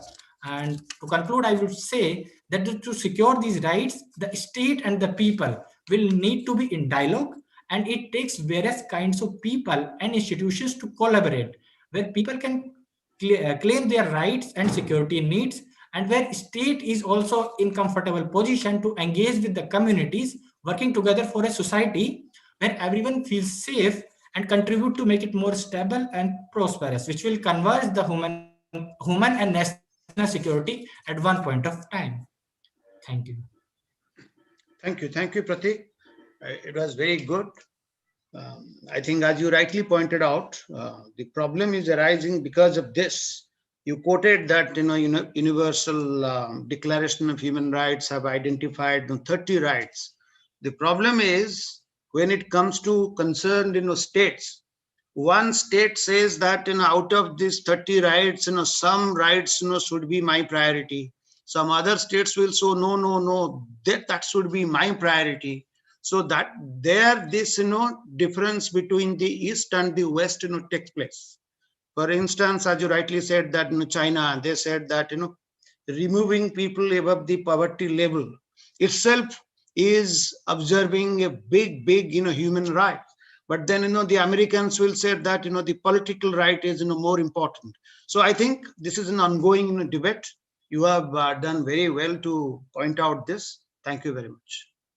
Next. It was truly amazing. And our last presenter is Shubham Dular from Campus Law Center, University of Delhi. And the title of paper is Threats to Human Security, Genocide, Refugee Crisis, and Statelessness. Thank you, everyone. So I will be presenting the topic Threats to Human Security, Genocide, Refugee Crisis, and Statelessness. So first, coming to the concept of human security. What is human security? Human security means protecting people and their basic fundamental rights, which are universal in nature. It means protecting people from life-threatening and very critical situations which could endanger human lives and the very essence of it. It means giving people economic, political, and military stability, which is very important for their livelihood and dignity. But in the today's scenario, the world is moving from the traditional approach, which mainly focuses on protecting people from military and the other armed groups, to one that of protecting individual rights and freedom and empowering each individual to live their lives happily and with dignity. The concept of human security in the modern world is now mainly focusing on the individual-centric basis. The first precedent in this field was established by the Nuremberg trials, which established that all of humanity would be guarded by an international legal shield, and that even his head of state would be held criminally responsible and punished for aggression and crimes against humanity. The rights of humanitarian intervention to put a stop to the crimes against humanity, even by a sovereign against his own citizens, gradually emerged from Nuremberg principles affirmed by the United Nations. Now coming to the genocide. The modern age brings new reasons and justification for committing genocides. Mass killing of civilians on ideological grounds in the name of people, whether ethnically driven as against Armenians, Rwandan Tutsis, or class driven as in the Stalinist anti-Kulak terror or Pol Pot's classicides, forms a crucial component of what makes modern political violence modern. Genocide is not war, mass murder, or ethnic cleansing. The term genocide was first coined by Raphael Lemkin in 1943. He commented that genocide is the coordinate and planned annihilation of a national, religious, or racial group by a variety of actions aimed at foundation essential to the survival of the group. In 1948, the United Nations took his idea a step further and adopted Article 2 of the United Nations Convention on the Prevention of the Crimes of the Genocide. Article 2 specifically defined genocide as acts committed with the intent to destroy in whole or in part a national, ethnic, racial, or religious group, causing them serious bodily or mental harm, creating conditions calculated to bring about their physical destruction, preventing births, or forcefully transferring children to another group. Genocide is the leading cause of preventable death in the 20th and 21st century, taking even more lives than the war. From the Armenian genocide in 1915 to the genocide in Rwanda in 1994, the world is no more inclined to intervene to prevent future genocide today than it has been in the past 110 years. It is estimated that between 60 and 120 million men, women, and children experienced the brutality of genocide in the 20th century. Seeing the post-horror that were inflicted by the Nazi Germany upon the Jews, Gypsies, mentally and physically disabled persons and other persons, the world community on that day took a place to no cost whatsoever. They will never let this happen, this kind of crime against the humankind. But as the time goes down, the place that the world community took was not taken up as that serious. In many genocides that took place post World War II, saw a very late and passive response from the world community, or a very weak response in some of the cases, as the international community failed to prevent the atrocities committed in the 1990s in the Balkans and Rwanda, and the NATO military intervention in the Kosovo. The many solutions for this human security concern. One is the path of protection of cultural diversity. Instead of seeing internal diversity as a threat to national and social unity, we have to seek out an alternative path in which respect of cultural diversity is a key factor for harmonious existence, for which no culture is monolithic, no culture homogeneous, for which all cultures are made up of give and take, for which dissidence is a source of creativity, also by promoting reciprocal knowledge and understanding among other religious groups. Now, the coming to the next human security concern, that is refugee crisis. According to the 1951 Convention relating to the status of the refugees, the definition of the term refugee shall apply to any person who, owing to well-founded fear of being prosecuted for reasons of race, religion, nationality, membership of a particular social group, or political opinion, is outside the country of his nationality and is unable, or owing to such fear is unwilling to avail himself of the protection of that country, or who, not having a nationality and being outside the country of his formal habitual residence as a result of such events is unable, or owing to such fear is unwilling to return to it. In 2003, over 33 million people were displaced. 9.7 million were refugees and 24 million were classed as internally displaced persons. Also, according to the recent data, there are 30 million refugees. Half of them are under the age of 18. There are several reasons why people leave their home countries. Some leave in search of improvement of their livelihood and to escape poverty. Others are forcibly displaced due to war and repression. Displaced persons are at a greater risk of being exposed to diseases and malnutrition, or to be targeted by the warring parties as a part of their fighting strategy. These people are also exposed to torture, sexual exploitation, and forced labor. Women who have left are twice as likely to be exposed to sexual exploitation than those that are not displaced. There are many reasons to refugee crisis, war being one of them. Around 15 million people were displaced during World War II in Europe alone. Also in Iraq and Syria, there are almost 2 million refugees who have fled the ISIS attacks. Other reasons being the conflict over the natural resources. The sub-Saharan Africa hosts more than 26% or 18 million of the world refugees. The number of refugees have soared over the year, partly due to the ongoing crisis in the Central African Republic, Nigeria, South Sudan, and Burundi. In addition to the prosecution and conflict in the 21st century, natural disaster, sometimes due to climate change, can also force people to seek refuge in other countries. Such disasters, flood, earthquakes, hurricanes, mudslides are increasing in frequency and intensity. While most of the displacement caused by this event is internal, they can also cause people to cross borders. None of the existing international or regional refugee law instrument, however, specifically addresses the plight of such people. The possible solution for this refugee crisis can be the voluntary return in safety and dignity to their home countries is the solution where everyone is at winning side. By providing them with better housing solutions and with successful regional and internal cooperation to improve individual lives, foster lasting productive regional connections and strengthen administrative and institutional capacity to assist with large scale displacement. Also to assist building local capacity to administer social housing, free legal aid and needs basic assistance. Now coming to the third, my subtopic that is a threat to human security is statelessness. Under international law, a stateless person means an individual who is not recognized as national of any country. Article 1 of the 1954 Convention relating to the status of stateless person defines a stateless person as a person who is not considered as a national by any state under the operation of its law. It is estimated that at least 10 million people are stateless worldwide.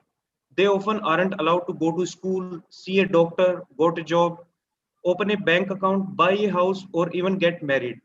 Denial of these rights impact not only the individuals concerned, but also society as a whole, because excluding an entire population can lead to social tensions and significantly impair economic and social development.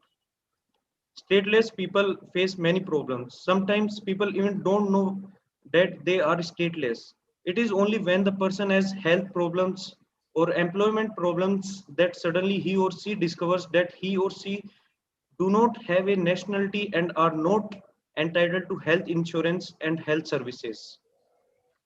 Now coming to the possible solutions.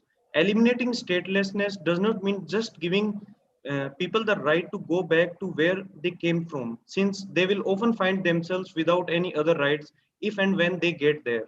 Instead, resettlement and international protection are the key to making sure stateless people's rights are protected in earnest. The first steps to solving the problem is recognition, which essentially means finding more ways for stateless people to acquire some kind of official status. Now, I would conclude my topic by saying that from the time immemorial, there have been suffering by one human being on the other. But as the time passes and the laws came into recognition, and with the recognition of the law, we acknowledged the sufferings. With this acknowledgement and recognition of the suffering, we started caring for the human lives and the rights of each individual human being. As genocide was recognized after the world has seen in the World War II what one human being can do to other and to what extent. As before, nobody talked about the Armenian genocide, but as the time passed, the world came to its senses and conventions were signed. But years after the Holocaust, the threat of genocide is still there. Not only genocide, but also other human security concerns like the refugee crisis and statelessness. These threats to human security can't be eliminated altogether, but it's time to recognize these and to come to an unanimous understanding on this. As we have seen earlier also during the Rwandan genocide, some were not even considering the murder of Tutsis by Hutus a genocide. Also, we have to recognize the basic rights of refugees and stateless people, because as long as we don't recognize the problem, there will be no solution. The world community have reacted to the matters of human security, but these reactions are late or otherwise passive. Like in the Rwandan genocide, a battalion of Belgium regiment was an encouragement for the perpetrators to the killings, and the weak reaction of UN, the recent statelessness and refugee crisis of the Rohingyas in the Myanmar. Now the time has come for a strong reaction to this humanitarian crisis, and not just the passive one or the weak ones, and a strong unanimous agreement between the member states relating to these humanitarian matters. Thank you. Thank you, Subham. You did very well to identify the problems, and I think the basic problem also you made, or rather, basic point that you made was that though there are some laws, though there are some provisions, though there are some recognition, the world community as a whole has been relatively passive to these genocides, And whenever they have intervened, I think that those interventions have been very selective.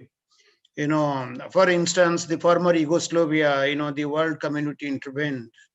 And even in West Asia, we have seen in Iraq and Syria, they have intervened. Though Yugoslavia, they did intervene in the name of United Nations. In other countries, also there are problematic because some individual countries have done it. That means might is right. If some country you think is catering to your overall foreign policy imperatives and goals, then you do intervene, and if it does not, then you don't. So you have suggested that it is high time that we become quite consistent. We become we should apply those things and recognize these problems in a uniform and non-partition basis. Thank you. Thank you. Now I think, is there any provision for question answer session? Will there be some questions to the presenters? Then Yes, I think they will answer. Yeah, please go ahead.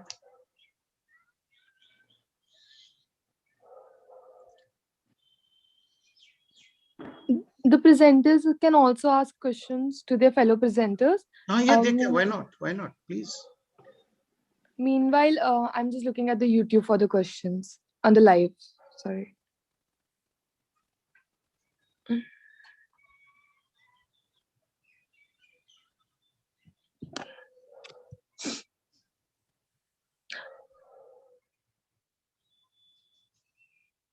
No questions, huh? There are actually so many questions which are coming to my mind after I realized that where do we stand with the paraphernalia of law, that having so many laws do not make us secure. Our society is largely insecure at national level, at community level, at individual level. And what are the things? Because it is not question of enlightenment. It is not question of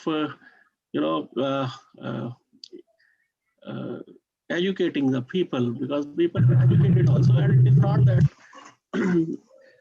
educated people are not violating the laws, or they are not indulging in exploitation. So the things go that do we always fight amongst ourselves? Do we fight poverty? Do we always fight technology? Do we always feel insecure?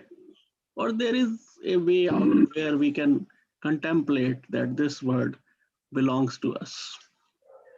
So panelists have discussed, and if any panelist would like to throw light on this kind of human security, it is a human security related to food, way of life, human security related to their rights. So how do you explain?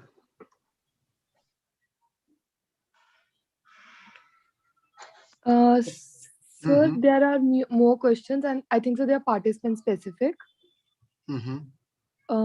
Shall I go with them? Yeah, please go ahead. Okay.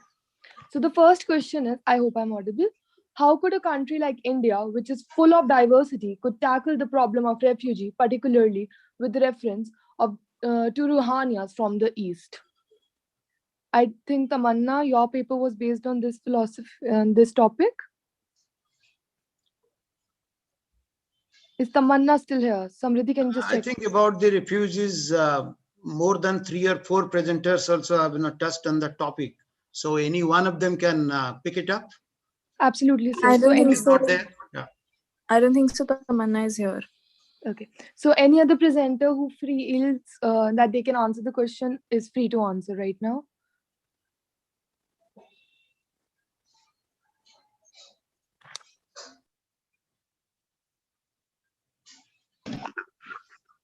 Sir, if I ask you, because you have been academically dealing with these questions in an enthusiastic manner, and I you have think, frequently contributed to thank various you. Human rights perspectives. So would you like to intervene, sir, in this matter? No.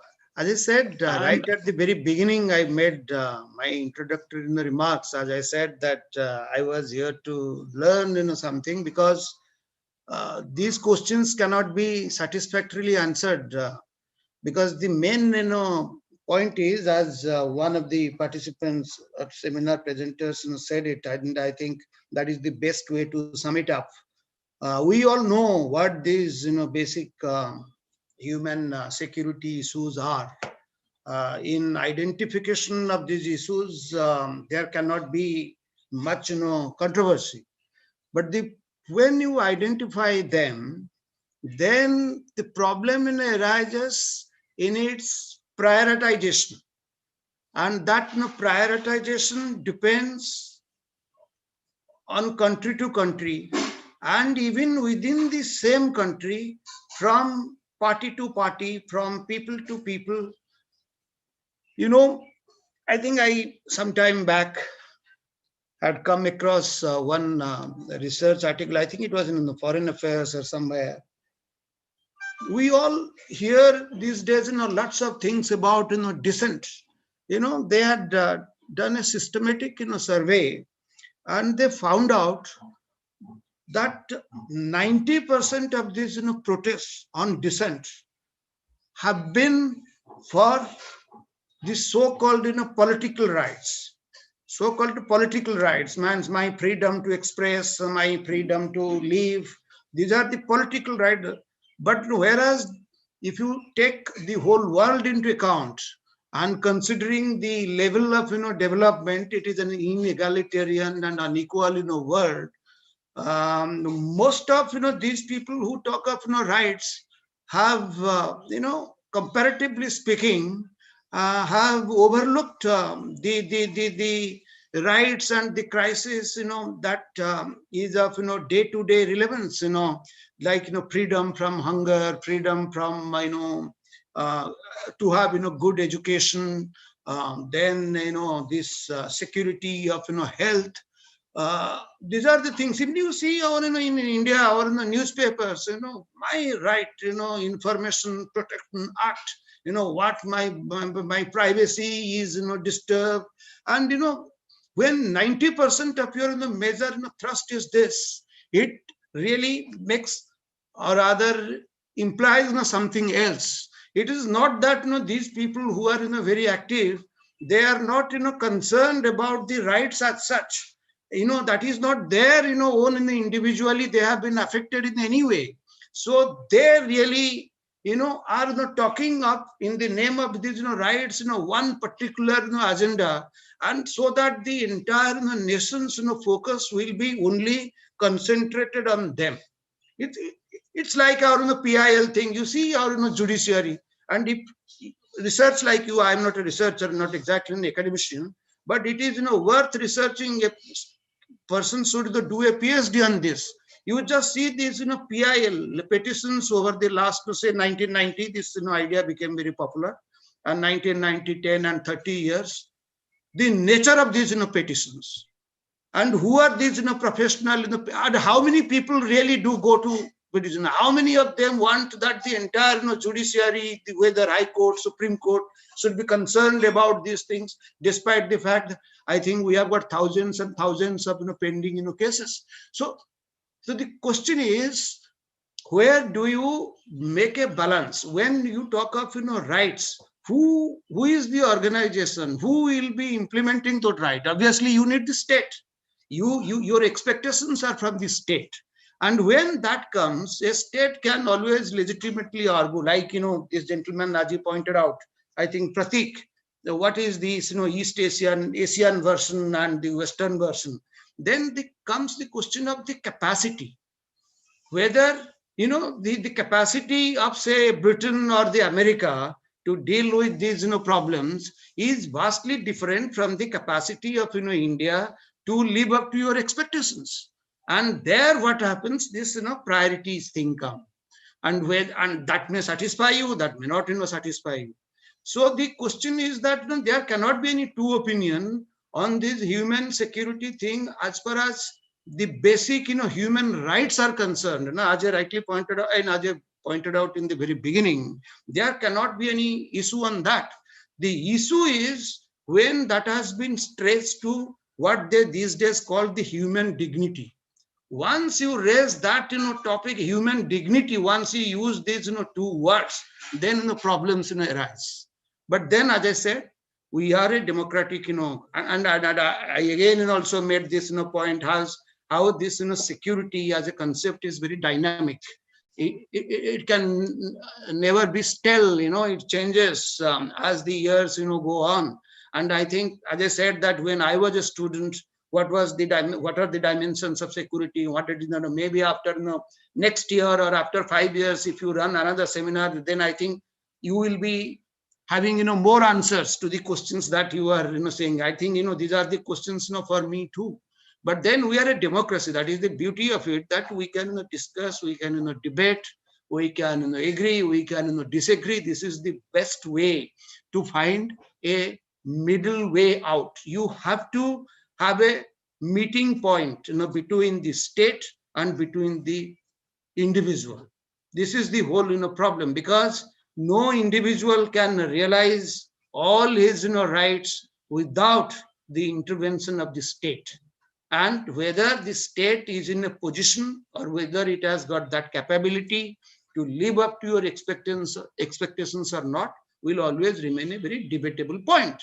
So I think with this, I think let's conclude this session. It has been extremely fruitful, very educative. We did know these various dimensions of it. And I thank the organizers. I thank the Aurobindo College for providing me particularly this opportunity to be among the youngsters. And thank you very much. Sir, thanks a lot. It's a real privilege that you came and deliberated on issue. And you covertly, in a sugar-coated fashion, said so many things which you may not like to say directly. So we are really thankful to you, sir. Thank you. And I wish when you come next time in the college, we can have a good lunch break. No, certainly. Most welcome. So nice of you. Sorry for intervening, Nanda Saab. I'm Vipin Agarwal from the Aurobindo College. Really, on behalf of the college, I'm really thankful to you. I'm listening your views for the last 2-3 hours. You have been continuously joined. You are listening each and every paper. Each and every point you was listening and you were commenting on that. I'm really thankful to you on behalf of the college also. Right. Thank you. You devoted. You spared so much time. No, not at all. Most welcome. Most welcome. As I said, that you rather provided me an opportunity to be among the youngsters. Thank you very much. You have a lot of knowledge on this topic. I have heard your views. I'm not a student of political science, but still, I know that you have a lot of knowledge and you have insight about the topic. Thank you very much. Thank you very much. Thank you so much, Dr. sir. Vipin Agarwal, am I audible? Yeah. Dr. Vipin Agarwal, Honorable Mr. Shakti Sinha is with us. Right. Welcome. He is the real, the limelight of this whole webinar. And he, despite his, very tight schedule, he has consented to come and chair a session. So you must actually. Yeah, I'm listening, Vipinji. I'm listening. Dr. Shakti Sinha has sir, are you listening to us? Yeah, sure. Right from the morning. Right from the morning, sir. No, Doctor, I'm talking about Mr. Shakti Sinha. Okay, yes, I'm listening. I heard welcome, Prakash sir, speaking. Welcome. I heard my good friend Prakash speaking also for quite some time. And whenever Dr. Malhotra invites Prakash Nanda for lunch, I shall also join you. Okay, sir. So nice of you, sir. So nice of you. Good afternoon, sir. This is Katyayani Obre, and I officially welcome you to the conference. I would now like to invite Yati Soni to moderate the next session. And it would be great for the participants to turn their cameras on and so we can have a face-to-face interaction, please. Thank you so much, Yati. Please take over. But keep your mics muted. Yes, absolutely. Good afternoon to one and all present.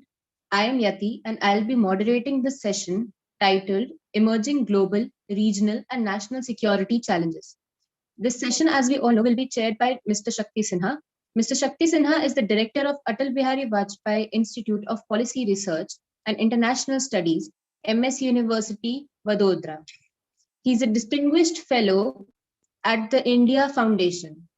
Mr. Sinha was the former director of the Nehru Memorial Museum and Library and was part of the Indian Administrative Services of the 1979 batch. He has also served as the Joint Secretary in the Prime Minister's office in the past. Now, I would like to invite Mr. Shakti Sinha to enlighten us with his words of wisdom. Thank you, Yati. Principal Dr. Vipin Agarwal, in charge of the Political Science Department, Dr. Vipin Malhotra. It gives me great pleasure to be here. I thought, of course, Chairman meant that I will listen and not speak, but I'll speak a little bit right now, but I'll do major speaking at the end.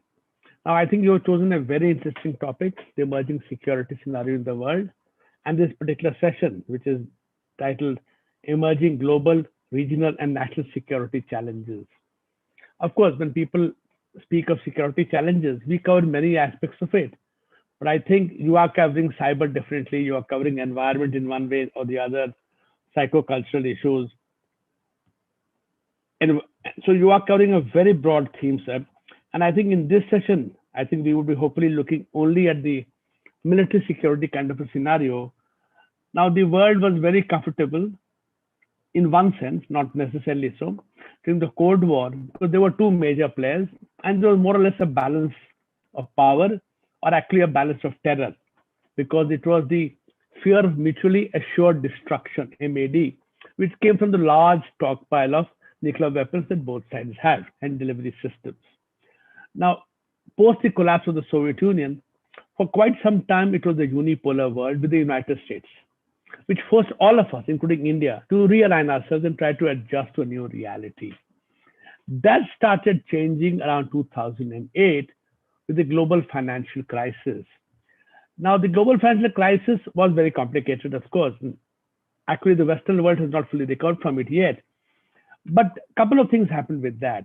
One is that America, with the new President Obama, overread 2008 into signifying an irrevocable American decline in the world. And therefore, America should retrench its responsibilities as the number one power of the world. Flip side, China and Russia overread it also for the same reasons and saw now that now they could challenge America. And therefore, whether it was in Georgia, whether it was Ukraine, the South China Seas, or even India's membership of the Nuclear Suppliers Group, permanent membership, things which were happening before changed. South China Sea, despite assuring America that China will not utilize the South China Sea, it did so. 2008, the Chinese agreed to give a permanent waiver for India and the Nuclear Suppliers Group, but later on when it came to membership, they blocked it. And you can go on to what happened in Georgia and Ukraine and see the difference, etc. Now we are entering into a field again where America saw what's happening and tried to change course, though not in a very systematic manner. China, on the other hand, has been fairly aggressive in what it is doing. But I think, as the recent agreement with India shows, it also realizes there are certain limits to physical power. And therefore, the need to use other instruments is very much there. The way ahead, we really don't know. That's why I'm glad you're discussing it. In fact, even to understand the present conditions and come to a kind of a common understanding on what is happening in the world, I think we need to really study hard. Because if we misread the situation, if we underread it, overread it, or simply misread it, we're in for big trouble. I see that we have 6 young scholars from different parts, from your own college, from JNU, from Petroleum University Dehradun, and from Sri Jain College in Lucknow. So we have a good round of speakers. So Yati, you would be taking over and now running the show. And how many times do you give to the speakers, and do we have a Q&A at the end? Because I like at the end just 4 or 5 minutes, not more than that. I'm more keen in maybe a that question is to your people. I'm more discretion. keen. That is chair's discretion, sir, how much time you want to give them. No, you see, you have 6 speakers and you have 2 hours and you have 5-7 minutes to me. Would you want Dr. Malhotra Q&A also, right? Sir, I'd like to interfere. There are 5 speakers, not 6. Yeah. Okay. The program is shows me 6. Some have dropped out and some have changed. Okay, fair enough. Fair enough. Yes. So Yatri, why don't you carry on, and I'll watch it, and if I'm intervening, I'll intervene. But idea is to let people speak, but also be concise in the sense, it's very easy for me to speak for 40 minutes. If I have to speak for 6 minutes, it's very, very difficult. So you have to really marshal your thoughts, organize them systematically, present the key ones, drop the irrelevant ones. And I think that's very good ground for young scholars to also learn this mental discipline of how to organize material and how to present them. So I'll leave it at that. Let's start the session, and I look forward to listening. And of course, I will comment on the points made by the different speakers. So Katyani starts first. Who starts first? Thank you, sir, for your words. Now I invite our first paper presenter, Khushbu Sen Dhruv from Jawaharlal Nehru College. The topic for the paper is the EU and the US security relation, crisis and cooperation. Khushbu, please take over. Jawaharlal Nehru University. Yes, sir. So I would like to present my PPT. So PPT is here. So I'll share screen with you. This one.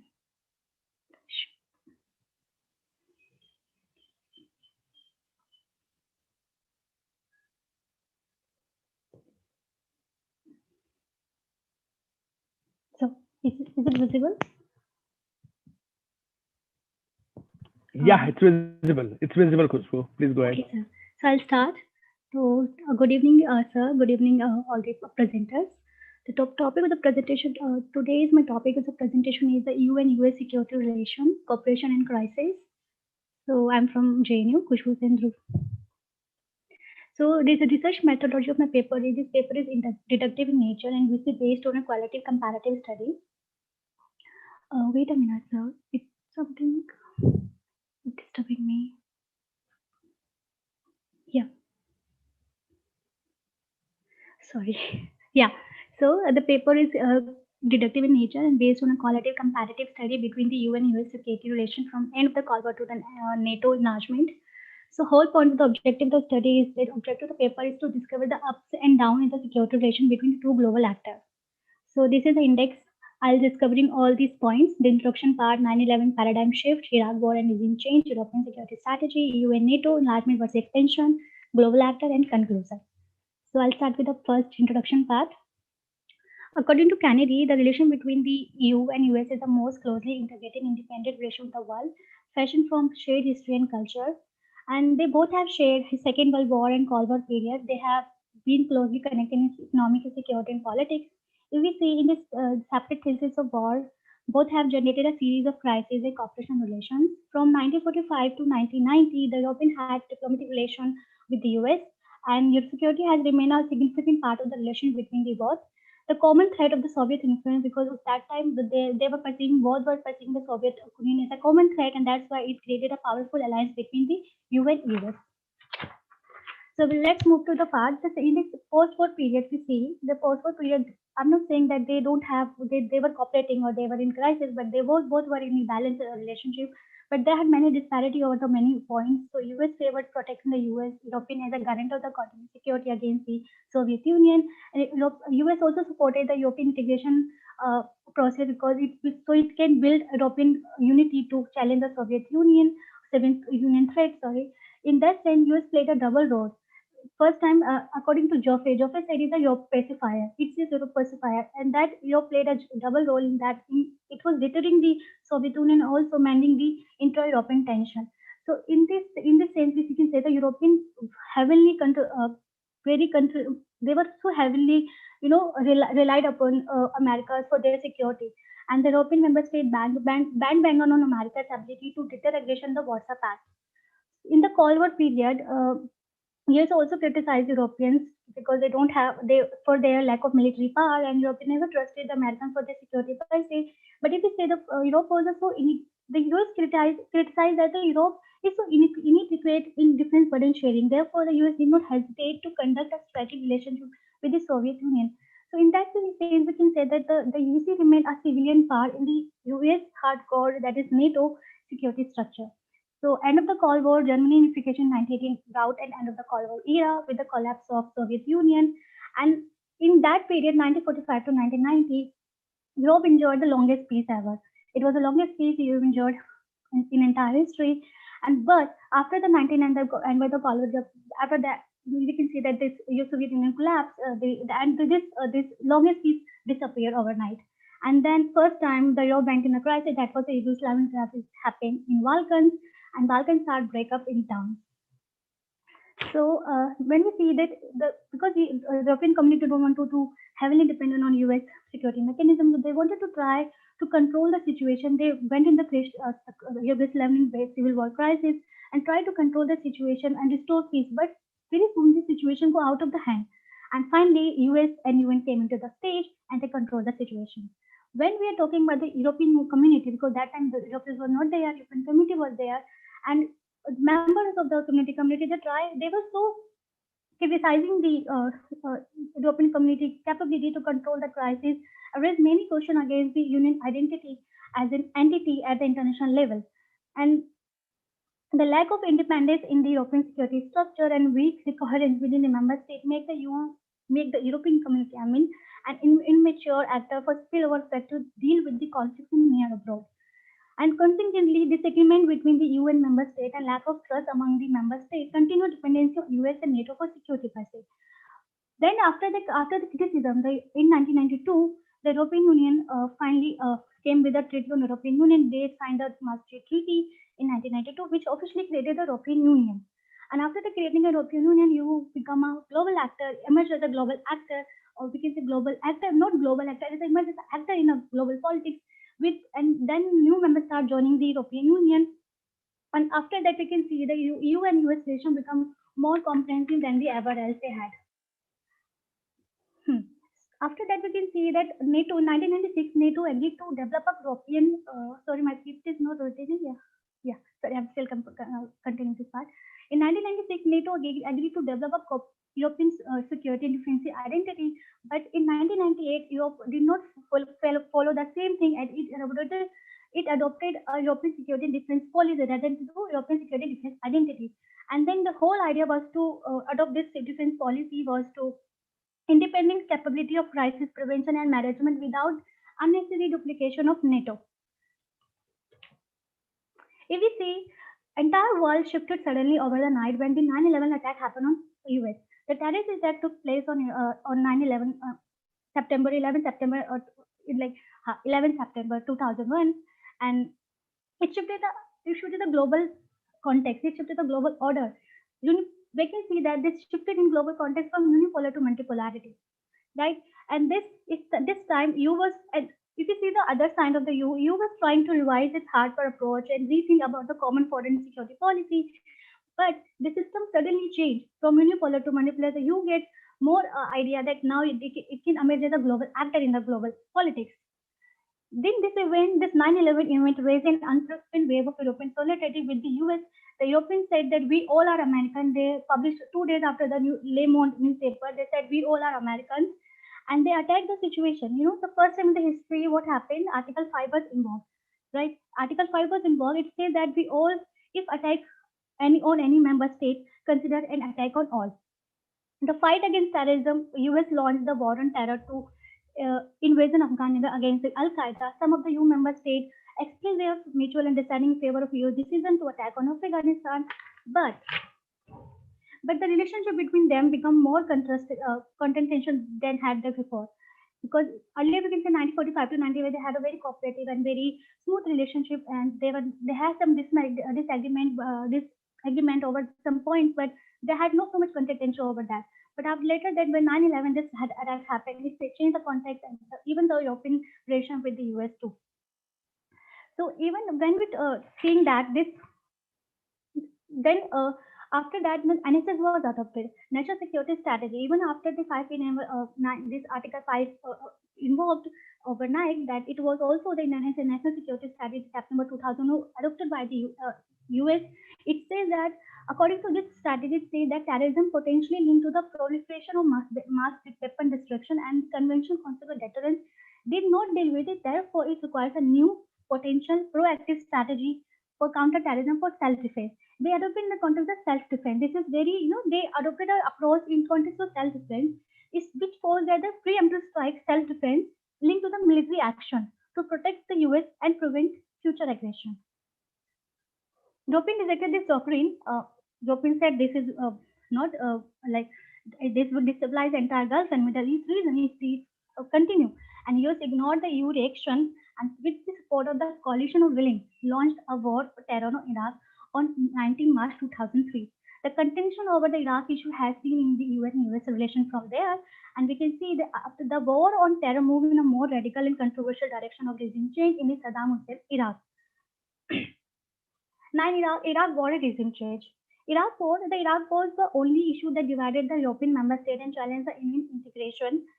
But after the war on terror in Iraq, the relation between both became more problematic and dispute over the issue of Iraq.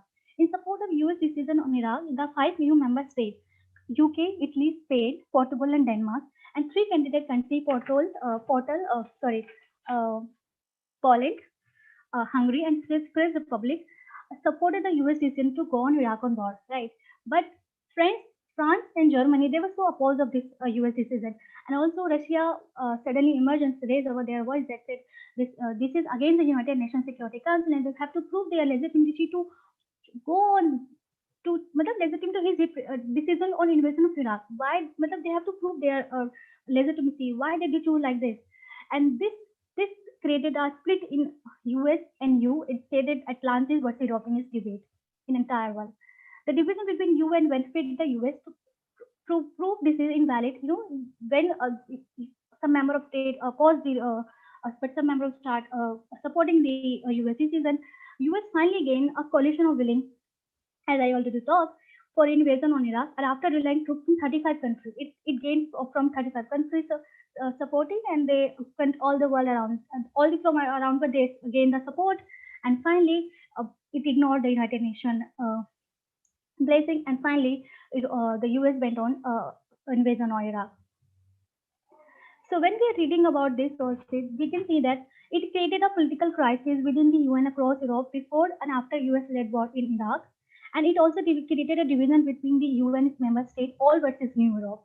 The all versus the all French, France, or Germany, and the new world, like all these countries that I talked about earlier. So it also divided the world into 2 camps, one pro-war, another pro-peace. So, but the US invasion of Iraq broke out the smoothness from the relation between they had very good and cooperative relation during the Cold War period, but suddenly it broke out.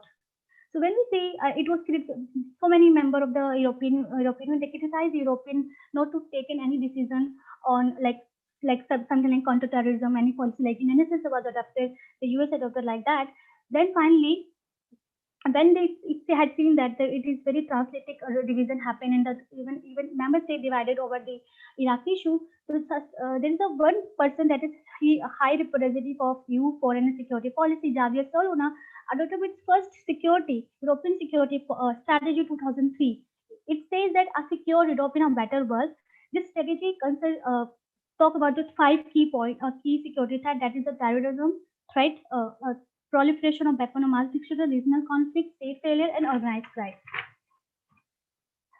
It also it continued for according to some scholars, it is a grand strategy proposed by the first time in the European Union, and it continued the devolution of European culture. It also it provides a necessary dialogue among EU member states in the unity of perception and decision making, and also say that it can encourage the both sides of Atlantic to resume strategy dialogue. And we can say that this is very parallel to the US NSS strategy, national security strategy. And we can, but yeah, it has both have adopted a security strategy, but the both approach had a different. The both were dealing with a problem of security issues. They were totally different. If you see NSS understanding of national security, the war on terror is most important. While for the ESS approach to security based on a distinction between civil war and military forms of security, NSS dealing with the terrorism on or other threats are based on a hard power approach, and where as is dealing with secularism and insecurity by a mixture of hard power and soft power approach. The US security strategy was present in a most crucial period. We can say it also increased US effectiveness to present its strategy opposite of the US opposition. So you can become more global actor as an independent leader actor to act as a security leader. But according to I think I missed the point. But Robert Kagan said that this NS and ESS create huge differences, where Europeans live in utopians and US live in reality. It says by the Kagan, Robert Kagan, 2000. I have mentioned here. Yeah, in context of security. Sorry, I forget to slide the movie.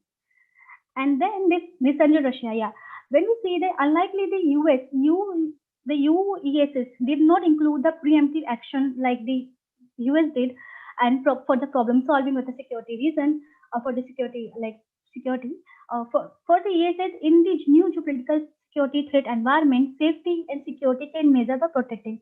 I'm the pointing against the Robert Kagan theory. It says that because Europeans live in utopias, it's not like that. Because ESS said that because safety and security can measure for protecting, ensuring peace and stability near abroad.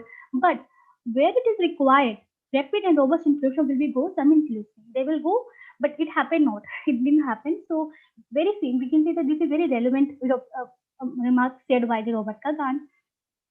So when we're talking about resurgent Russia, yes, suddenly resurgent Russia started up emerging as an actor.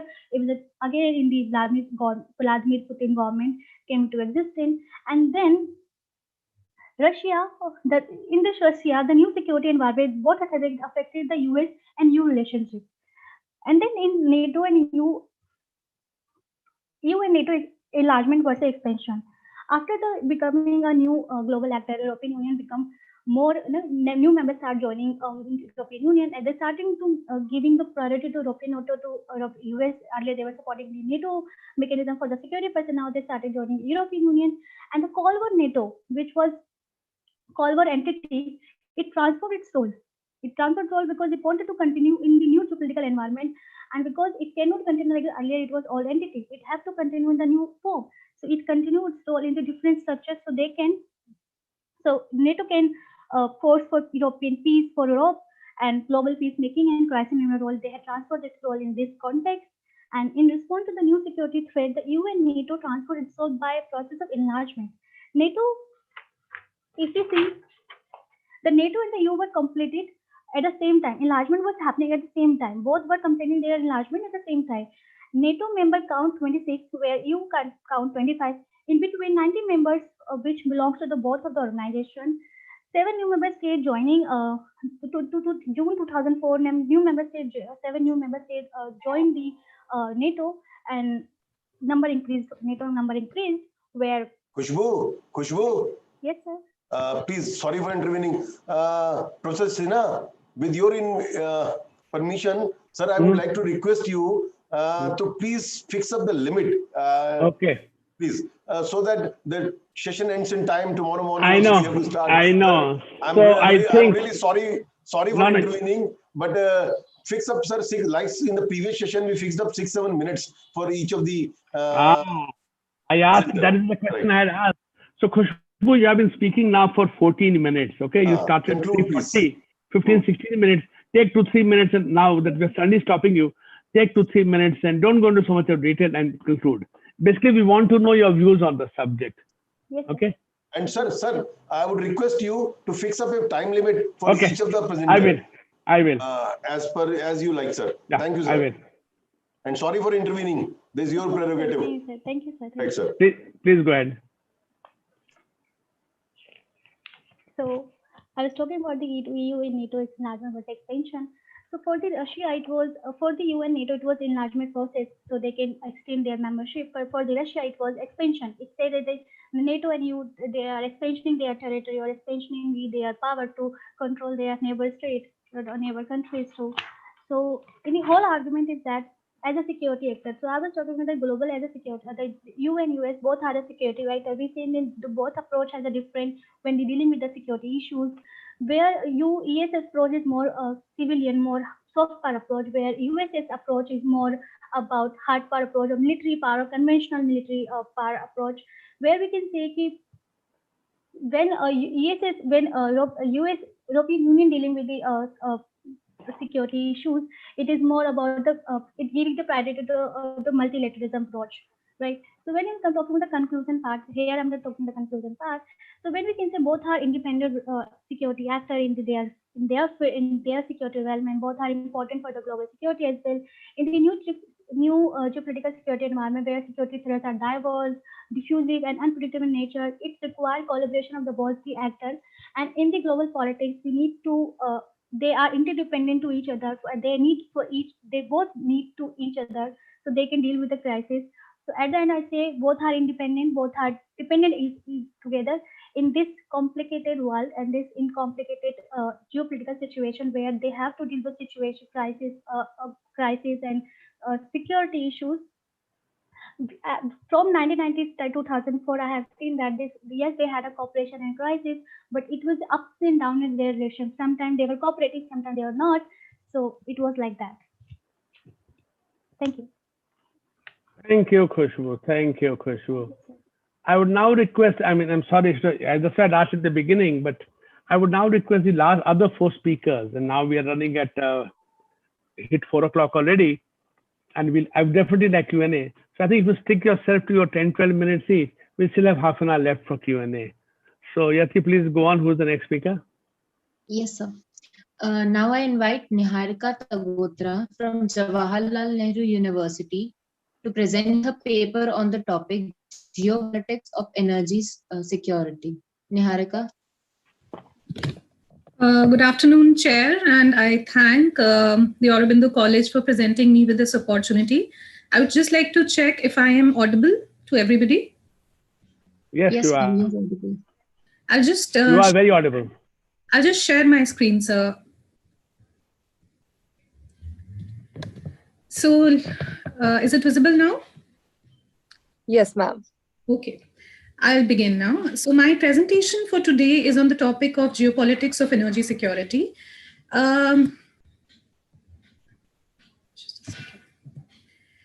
Basically, my topic is centered around a few changes in the global energy system. In this presentation, I'm focusing on two. One is the rise of China and India as the world's largest energy consumers. And second is the rise of US as a net oil exporter.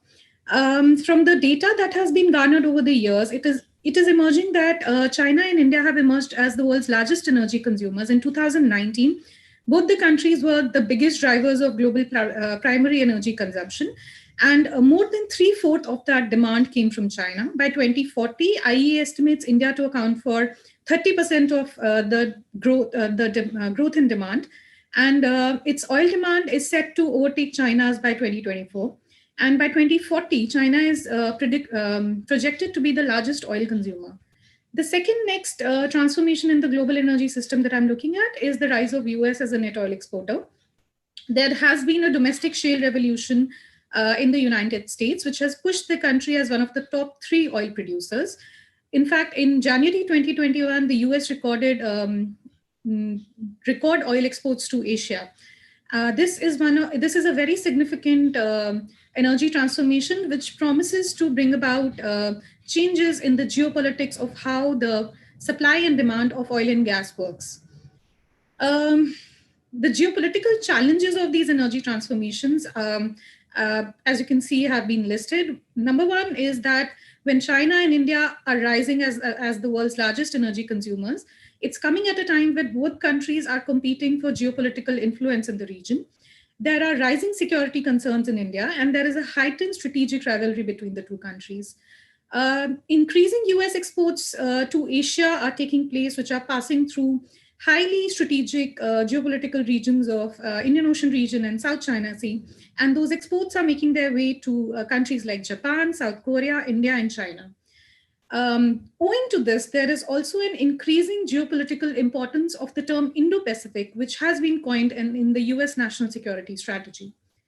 In my paper, my primary research question is whether China's and India's rise as major importers and their search for energy amidst a changing global energy scenario has exacerbated or moderated their existing bilateral competition. And I'm going to explore this through my paper. The conceptual framework that I'm using here, I'm comparing realism and liberalism. So looking at realism, it associates the availability of resources with the ideas of national security and economic nationalism. And the different paradigms of realism, which is classical realism, neorealism, and neoclassical realism, establish a more direct causal relationship between the natural resources of the state, their military preparedness, and their intention to seek greater influence abroad. On the contrary, when it comes to liberalism, liberalism leaves more scope for enhanced cooperation between countries as their demand for resource security increases. This will depend on the degree of conflict of interest and whether the benefits which are coming out of this, which will come out of greater cooperation, are much more than the benefits of competing between states. So liberalism chalks out a more cooperative framework between the different countries pursuing resource security. And in the next section, I'm looking at India's energy strategies. The number one strategy that India has been pursuing is the acquisition of equity assets abroad. And various case studies were looked into it. In 2018, according to the data that was presented by the Government of India, the Ministry of Petroleum and Natural Gas to Lok Sabha, it said that OVL, which is the state-owned enterprise, has 40 equity projects in 19 countries. I looked through a few of those projects, and this is what came out. Interestingly, in a lot of these countries, Indian public sector undertakings were in direct competition with China's state-owned enterprises. For instance, in Myanmar, where OVL and the Gas Authority of India has a 20% stake in the Shui gas field, the gas they are producing is being sold to China at a lower price compared to what India is paying. In Kazakhstan, there was a direct face-off between ONGC and CNPC for Petro Kazakhstan in 2005. The bid went to China. In 2012, OVL bid for the Kashgan oil field, which was cancelled and given to CNPC. In Sudan, interestingly, it was the first time that OVL and CNPC partnered to acquire stakes in Greater Nile Oil Project. However, the same story of competition repeats itself in Angola and Ecuador. The second energy strategy that India has been pursuing has been an energy partnership with the United States. It's a key pillar of India-US ties. There was a civil nuclear agreement which was announced in 2008. Interestingly, a lot of decision makers who were a part of the process, and one of them was the then National Security Advisor, Shiv Shankar Menon. He comments that China's rise was an unspoken factor which created contiguous interest for two countries. And this was one of the major prompters behind India Civil Nuclear Energy Agreement, which was announced in 2008. US is now also a part of India's diversification strategy. The IOC is buying oil from the US. India has signed agreement to store oil in the US strategic petroleum reserves. And now in 2017, an India-US strategic energy partnership has also been announced. Owing to the rise of US as the world's top energy oil producer and India's rise as the world's top energy consumer, there has been a growing importance of Indo-Pacific. The 2017 National Security Strategy, which was announced by the US, it highlights America's energy dominance and promises to extend US energy resources to its allies. It also defines the geographical region of the Indo-Pacific, which is the region extending from the west coast of India to the western shores of the United States, essentially the whole of IOR and the Pacific Ocean region. The definition of Indo-Pacific was also picked up by the Indian foreign policy. At Shangri-La Dialogue in 2018, Prime Minister Narendra Modi defined Indo-Pacific as critical to India's trade and energy interests. Interestingly, after that, a new division was established in MEA, and Quad exercises have also picked up in the region. The China factor is very significant in how India looks at the situation. In 2013-14, China announced the Belt and Road Initiative, and this was a major initiative that comprised of two international trade routes, a land-based Silk Road economic belt and an ocean-based maritime Silk Route. The projects included oil and gas pipelines, other energy and connectivity projects. There were four corridors which were very important and integral to the BRI. the CPEC, the BCIM, the Trans-Himalayan Corridor, and the Maritime Silk Road. Energy and infrastructure sub-projects are forming a key part of the BRI. It could lead to enhanced Chinese presence in India's immediate neighborhood. It could also threaten the existing balance of power in South Asia, which is traditionally considered to be India's own backyard. BRI aroused deep suspicion in the Indian foreign policy establishment, which was expected. In 2016, for instance, the then Foreign Secretary and present External Affairs Minister, he noted categorically that changing connectivity scenario in Asia and observed that the strong links between connectivity initiatives and strategic interests were on display in the continent. In 2017, India announced that it would not participate in the Belt and Road Forum. In 2017, the India-US joint statement again made a veiled criticism of China-led BRI initiative, and post-2017, Indian representatives kept emphasizing on how India's terms of assistance did not burden any country, create any kind of indebtedness, or infringe on any country's sovereignty. In fact, at SCO Summit of 2018, India categorically refused to endorse the OGOR. Going through all of this, the primary research question that I'm looking at can now be evaluated around two different conclusions. One is that the competition in bilateral ties between India and China has evidently exacerbated as both countries have pursued energy security. Importantly, for India, China has remained a dominant factor in its energy-related foreign policy strategies. The India-US energy partnership is strongly motivated by a rising China in the neighborhood, and energy forms a basis of Indo-Pacific. What is not included in this presentation, but according to my own research, there has been some degree of collaboration, cooperation witnessed at climate change forums between India and China, but cooperation in the realm remains mostly limited. I end my presentation here. Thank you. That was very, very focused. And I think you made your point very, very strongly. Thank you, sir. Yes, who was the next? Now I'd like to invite Shrishti Man from University of Petroleum and Energy Studies, Dehradun, to present her paper on the topic Geopolitical Changes and National Security Studies. Shrishti, you may take over. Hello, am I audible? Yes, Shrishti. Okay. As rightly said by Sir Thomas Friedman, geopolitics is all about leverage. We can't make ourselves safer abroad unless we change our behavior at home. So a very good evening, everyone. I'm Shrishti Man, a student from University of Petroleum and Energy Studies.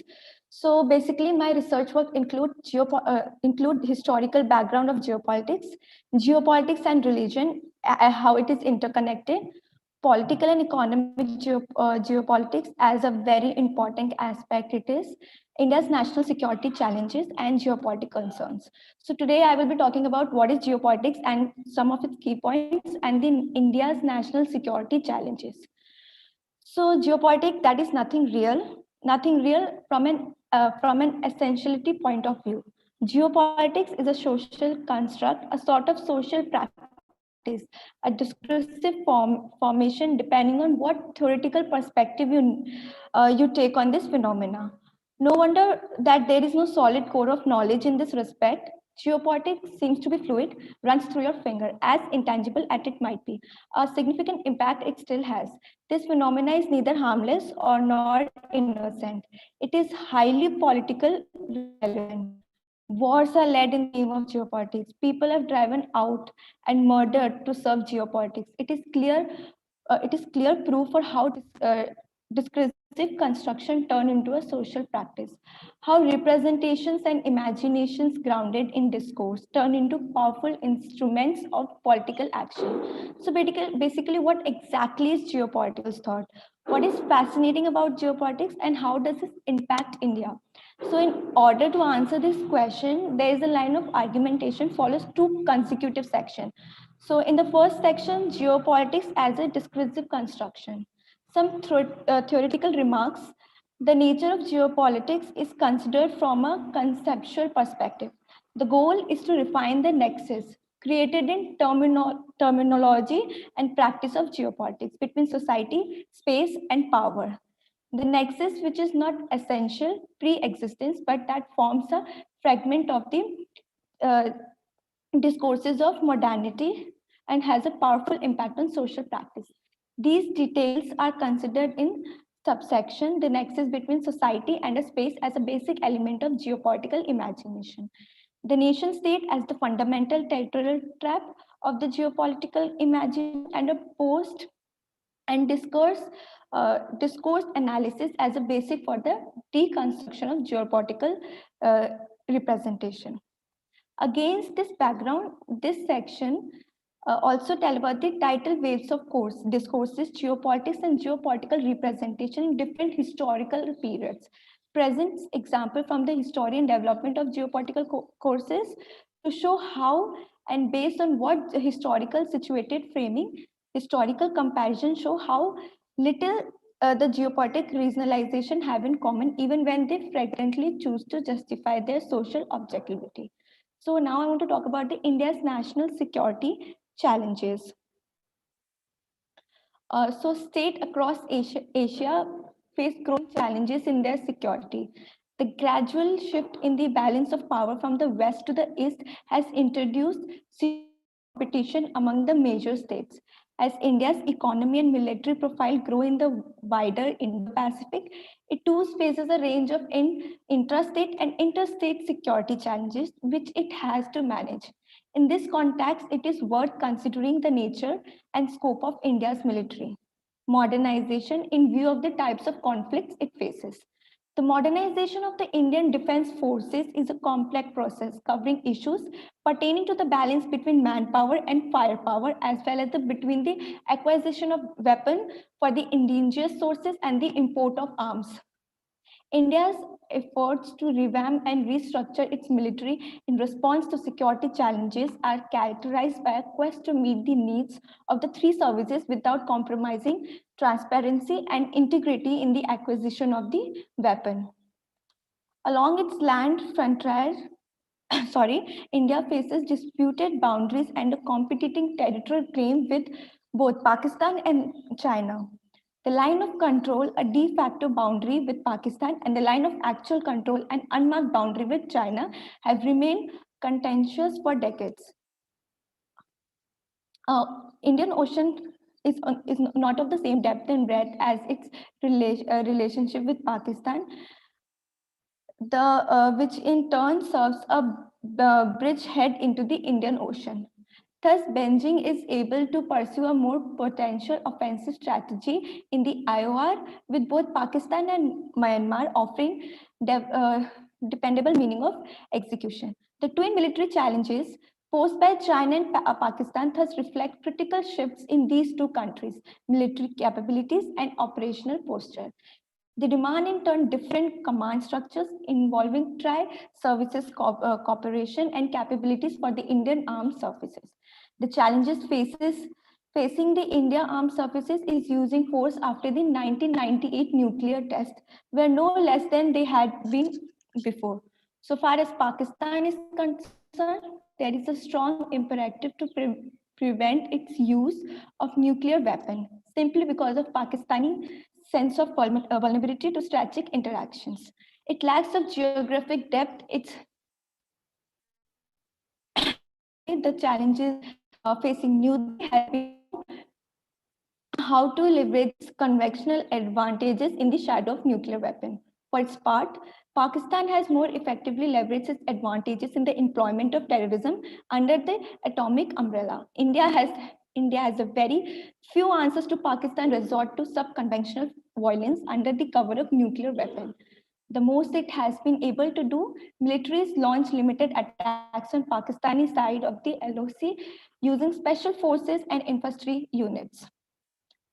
At present, the Indian conventional war fighting doctrine and posture with its time-consuming mobilization cannot adequately respond to the terrorism unleashed by the Pakistan. Moreover, the Pakistani state, which remains determined to contest India's claim to territory, particularly in Kashmir, benefits from far shorter interior lines of communication. That's all I want to say about my paper. Thank you. So that's a bit abrupt, no? Your ending, history. Hello. Yeah, I was just saying your ending seemed a bit abrupt. The flow just stopped. I thought you would give some wrap up at the end, but No, okay, I'll actually, leave it sir, at that. Go ahead. actually, there was a short of time. That's why I cutted my content. No, take 2 minutes and give us a final wrap up on what is your take on the subject. Take 2 minutes, just a wrap up on your take on the subject. Don't go to the facts. Facts you've described. Okay. So, You have 2 minutes time. Don't read from your script. Don't read, don't search. You've done the research. Just speak without paper, without your notes.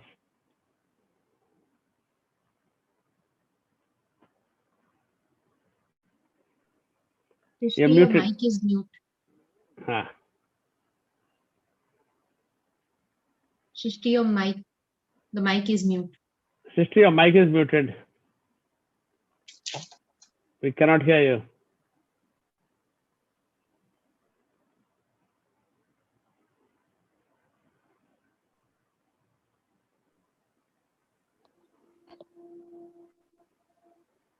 I think we have some problems there. I think, Srishti, we are having problems. We can't hear you. Whether you're mute or unmute, your voice is going through. Let it be then. You're not coming through. Your voice is not coming through. Don't worry. Don't worry. It was just a suggestion. It's all right. There's trouble at your end. Bandwidth trouble, I think, at your end. Let's proceed on. Thank you very much. Don't worry. Thank you. We can proceed, Yati, with the next speaker. Who is it? Raul, who is there? Now I'd like to invite Rajol Karim Laskar from School of International Studies, Jawaharlal Nehru University, Delhi. His topic is India's Maritime Security Policy, a case study of India's response to expanding Chinese military presence in the Indian Ocean. Rajol, please come forward.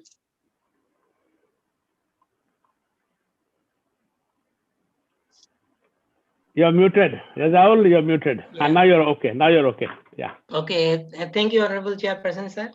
Yeah. The organizer of this seminar, conference, and all the presenters and other attendees.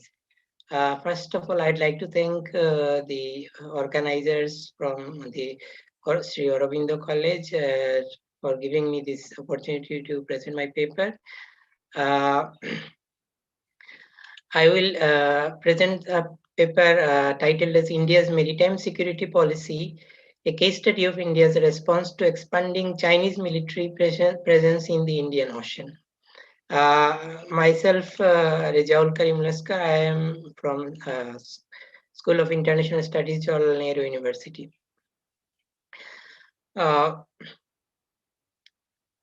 So this, the abstract of this, India has traditionally seen itself as the leading power in the Indian Ocean region. It has long considered the Indian Ocean as its backyard. It has always seen the presence of external major powers in the region as inimical to its economic and security interests, and consequently sought a policy that deters external powers from gaining stronghold in the region. In this context, the recent advances, economic, diplomatic, as well as military by China into the Indian Ocean region has thrown a complex challenge for India's maritime security policy. India has sought to use a number of instruments to meet this challenge. This paper examines Chinese moves to enhance its military presence in the Indian Ocean region and India's response to ensure its security in the face of these moves. So the introduction, India occupies a central position in the Indian Ocean. As a consequence, the security and freedom of navigation in Indian Ocean has a profound bearing on India's national security. The latter therefore considers the region as its backyard and expects itself to be the predominant power in the region to the exclusion of inimical external powers. The importance of Indian Ocean in India's strategic calculations was summed up by the then Prime Minister Nehru in the following words. History has shown that whatever power controls the Indian Ocean has, in the first instance, India's seaborne trade at her mercy, and in the second, India's very independent itself, unquote. India's policy towards the Indian Ocean during the Cold War is summed up by Barua and Joshi in 3 points. Number 1, India viewed its competition with China in the region to be basically ideological and not military. Number 2, India believed in that the UK and the US are committed to maintaining a strong presence in the region, and therefore India can rely on them in maintaining in the ocean a power of balance which will be favorable to India. And number 3, the best course of action for India is to publicly support the littoral states on the issue of decolonization, and at the same time privately encouraging the Western powers to maintain their strong presence in the region. This dual strategy will on the one hand help India to maintain a strong influence among the littoral states of the Indian Ocean and check Chinese ideological influence in these states on the other. And on the other, boost India's security, as the presence of the Western powers will prevent emergence of inimical powers in the region.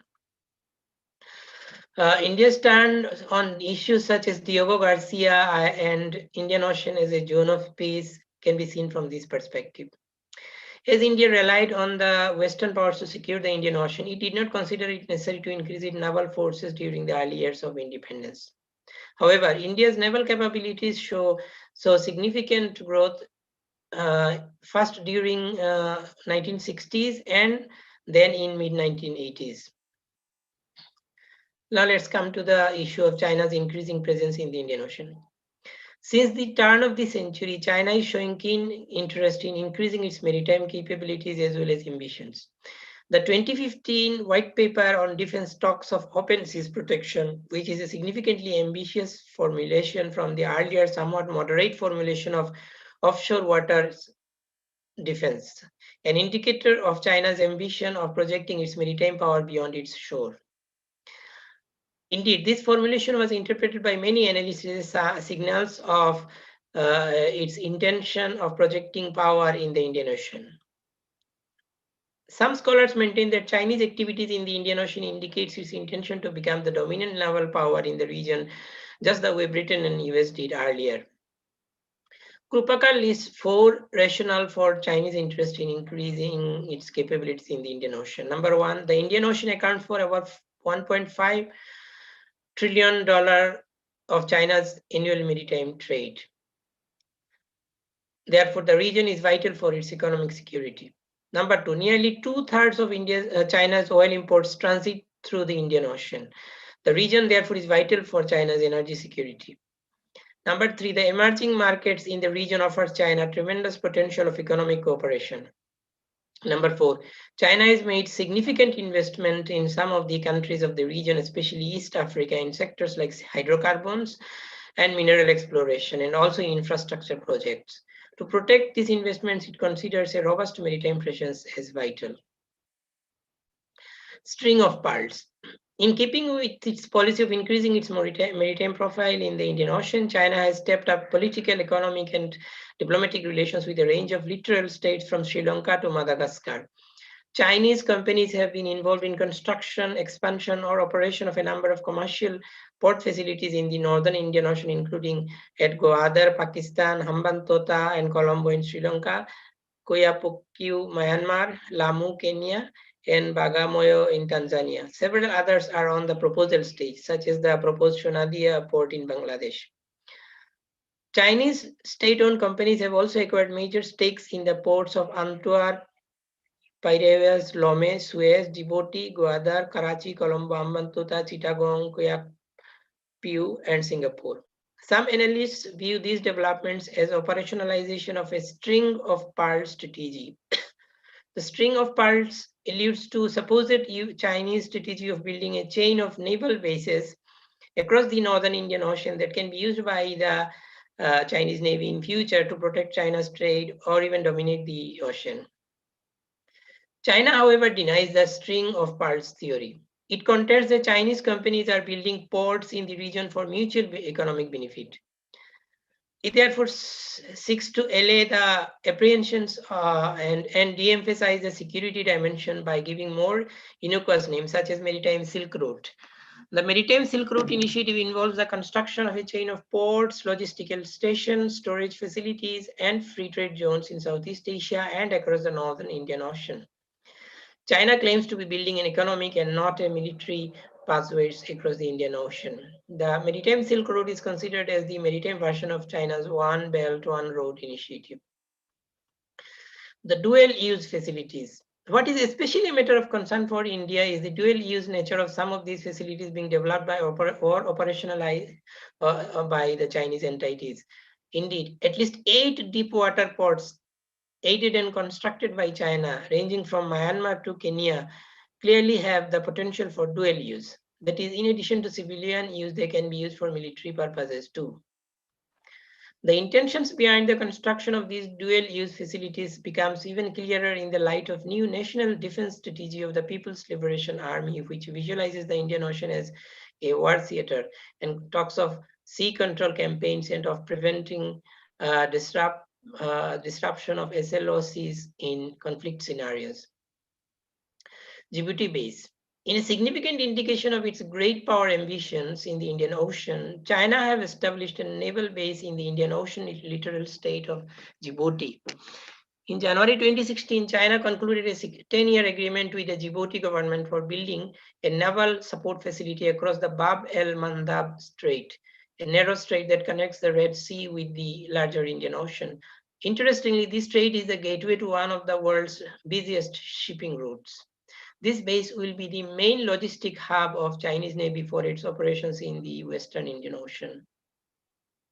Defense collaboration with India's immediate neighbors. China has also ratcheted up its defense cooperation with some of the littoral states who are also India's immediate neighbors. While its defense cooperation with Pakistan is long-standing, in recent times China has forged close defense relations with another immediate neighbor of India, namely Bangladesh. Currently, Bangladesh is China's second largest arms export destination, accounting for around 20% of all Chinese arms export. Implications for India. India views itself as the leading state of the Indian Ocean region and aspires to be leader of the region. It therefore views the presence of extra-regional naval powers in the ocean, especially those it considers to be inimical to its interest, such as China, with suspicion. This is the reason increased presence of the Chinese Navy in the region has become a serious concern for the Indian Navy. In fact, since the turn of the century, the Indian Navy has been expressing concern about the increasing Chinese presence in this ocean. In fact, the Indian Navy views the increasing Chinese presence in the Indian Ocean as upsetting the strategic balance and adversely affecting the security of India, unquote. Diluting India's role. Indian strategic community believe that this increasing Chinese presence in the Indian Ocean region will lead to increased Chinese involvement in the security issues in the region and will thus overshadow India's role in the region. Threat to oil import. Moreover, as Chinese presence in the Indian Ocean, especially in its western part of the Middle East coast, is especially worrisome for India's energy security, as almost half of India's oil imports come from this region. India's advantages. However, India has got two advantages in the Indian Ocean vis-a-vis China. They are of geography and experience. While India occupies a geographically central position in the ocean, China has to marshal its naval forces there through narrow choke points. Similarly, while the Chinese are comparatively newcomer to this ocean, Indians had always had a presence there, even if moderate, and therefore have the benefit of experience. Now we come to the most important part of today's paper, that is the India's response to those developments. So to ensure its maritime security in the face of the challenges thrown by China's increasing presence in the Indian Ocean, India has been taking a number of measures. The most notable among them are, number one, naval modernization. One of the most important measures is modernization of the Indian Navy. This process of modernization has been going on for quite some time, and it's expected that by 2020, Indian Navy should have 3 carriers, 10 destroyers, 24 frigates, and 20 corvettes. However, Indian Navy is still underfunded. It receives a very small proportion of the defense budget. In fact, the proportion for the Navy in the defense budget of India has actually come down in recent years. For example, in 2012, the Navy share in India's defense budget was 18%. In 2019, 2020, that's the last financial year, it came down to around 13%. Number two, increased emphasis on maritime affairs. So traditionally, maritime affairs has been at the periphery of India's foreign policy. However, due to the increased Chinese presence in the ocean, it has now come to be at the core of India's foreign policy. Number three, strengthened relations with littoral states. India has taken a number of measures to strengthen the relations with the littoral states of the Indian Ocean. Some of the notable specific measures are: number one, trilateral naval agreements with Sri Lanka and Maldives. The agreement with Mauritius to develop sea and air infrastructure on the Agalega Island, and with Seychelles for that on Assumption Island. These agreements give India significant leverage in some of the major choke points and sea lines of communication in the region. Number three, Memorandum of Understanding with Mauritius, which was signed in 2015 on the development of the blue economy. Then the agreement with Seychelles to set up a joint working group on cooperation in blue economy. Then there is a building of coastal radar system of Maldives, which the first phase of which was completed in 2015. Then there is the action plan on defense cooperation, which was signed with Maldives on 2016. Then there is the agreement on joint maritime patrols, which was signed with Myanmar on 2016. With Bangladesh also, the government has trying to improve economic relations by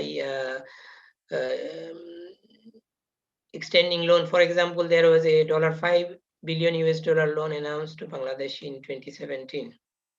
So those were the measures to strengthen relations with the littoral states. Now we come to the another measure, that is strengthening multilateral institutions. India has been pursuing activities to strengthen multilateral initiatives and institutions having littoral states of Indian Ocean as members. The notable multilateral initiatives and institutions in which India has been playing a prominent role are Indian Ocean Rim Association and the Indian Ocean Naval Symposium.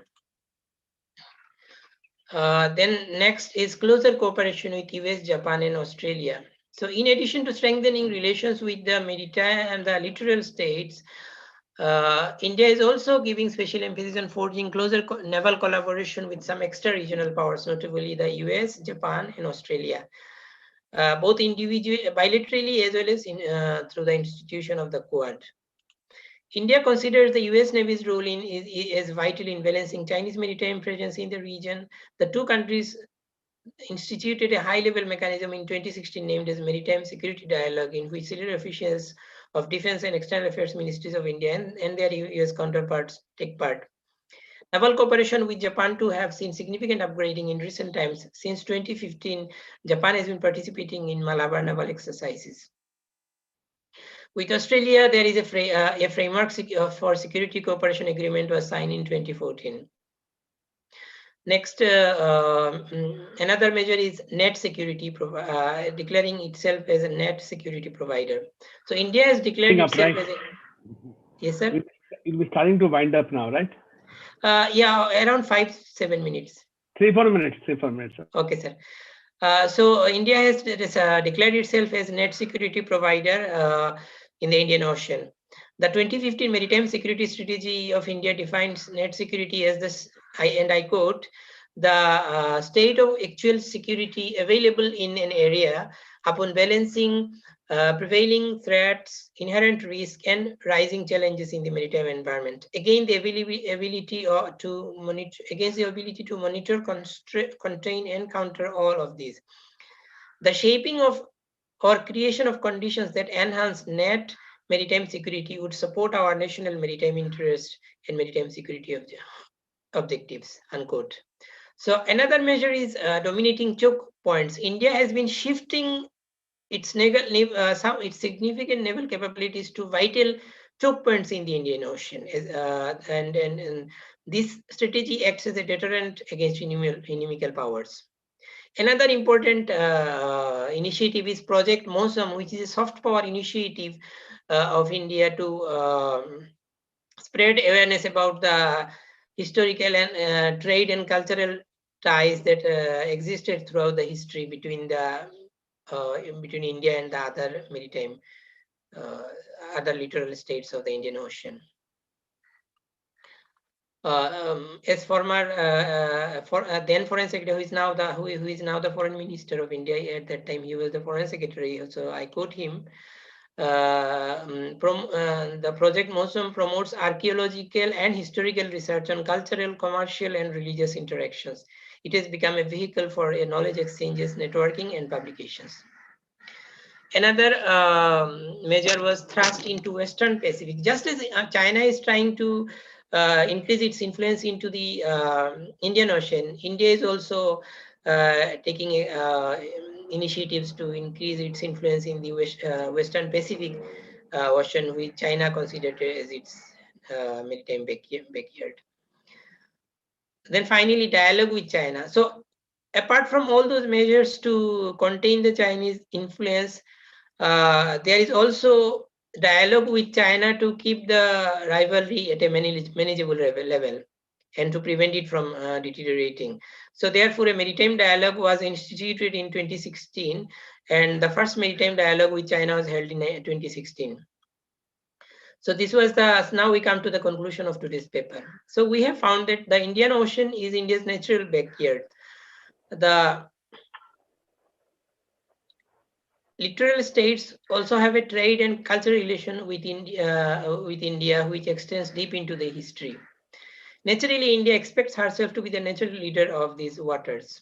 However, India has been accommodative of friendly navies, including that of the Western powers as well as Japan and Australia. Recent advancements by China and in this ocean has complicated the matters for India's maritime security. India has sought to meet this challenge with a number of instruments, including its own increasing naval power, shifting naval capabilities to choke points, important choke points, forging collaborations with littoral states as well as friendly external powers, strengthening multilateral institutions and initiatives, declaring itself as a net security provider, as well as soft power initiatives like the Project MOSUM. However, much needs to be done, especially a more robust development of India's naval power through naval modernization is in need of the hour. In this regard, it is a matter of worry that over the years, the share of Indian Navy in the defense budget has been declining. This must be rectified as soon as possible in order to ensure that India has a Navy that is capable enough to ensure that India plays a role in the Indian Ocean that is in keeping with its aspirations, as well as its central geographical position in the ocean. Thank you so much. Oscar, thank you for that. In all four that I've heard till now, China has figured in a major way in some form of the stated, unstated, and the last two speakers have spoken a lot about the maritime zone. And I think our last speaker, Dr. Aurobindo Sharma from Sri Jain Mr. PG College, Lucknow, will also be speaking on maritime security challenge in the 21st century, right? To Dr. Sharma.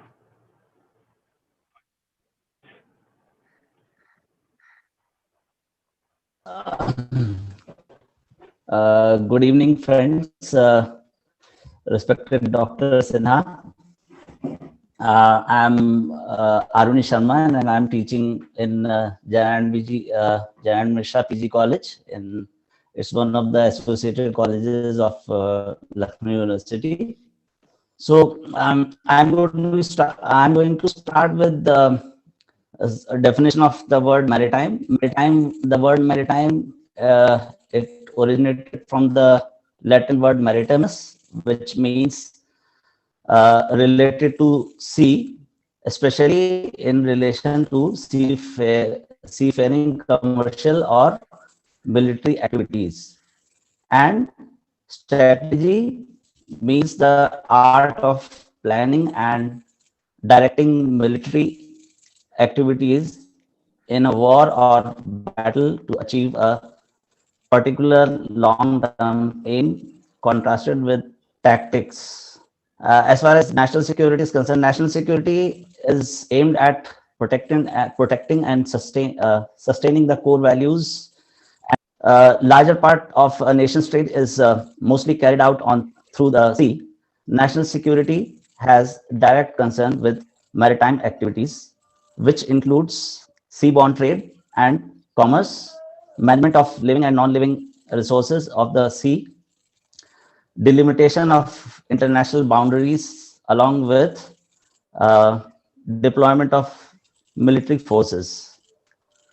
The Indian Ocean of 28 million square miles, covering 20% of the land of the world water expanse, touching the shores of 3 continents, is the smallest but strategically the most important waterway, encompassing 30 littoral and 11 landlocked states with 1,248 islands.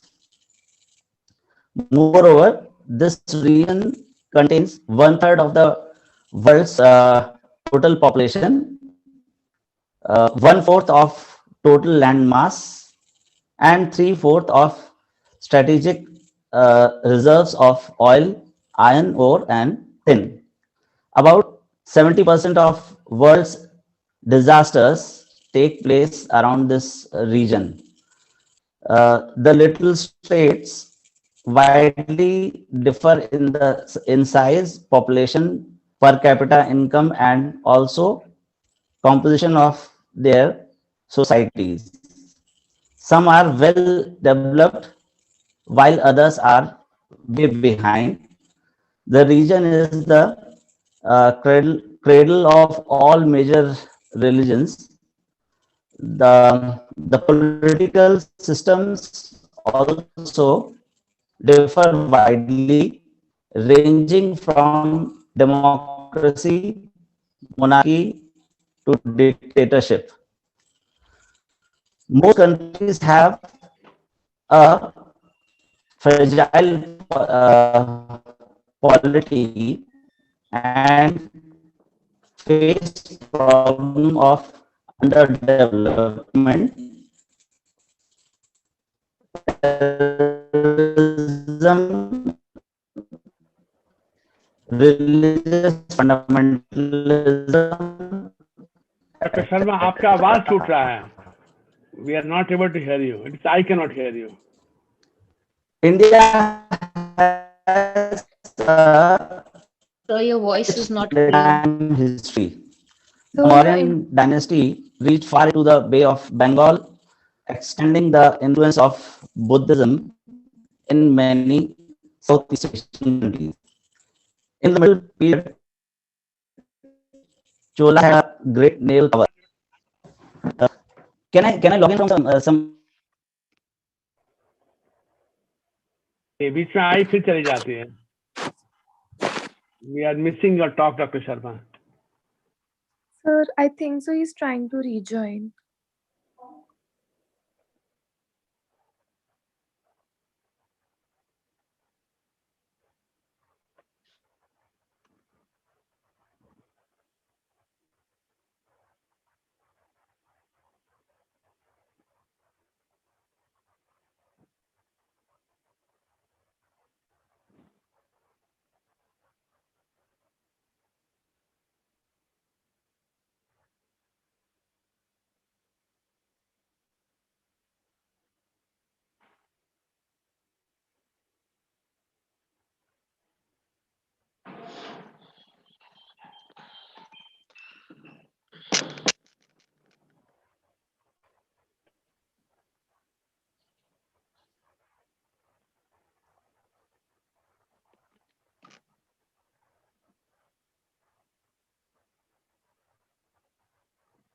Yeah, am I audible now?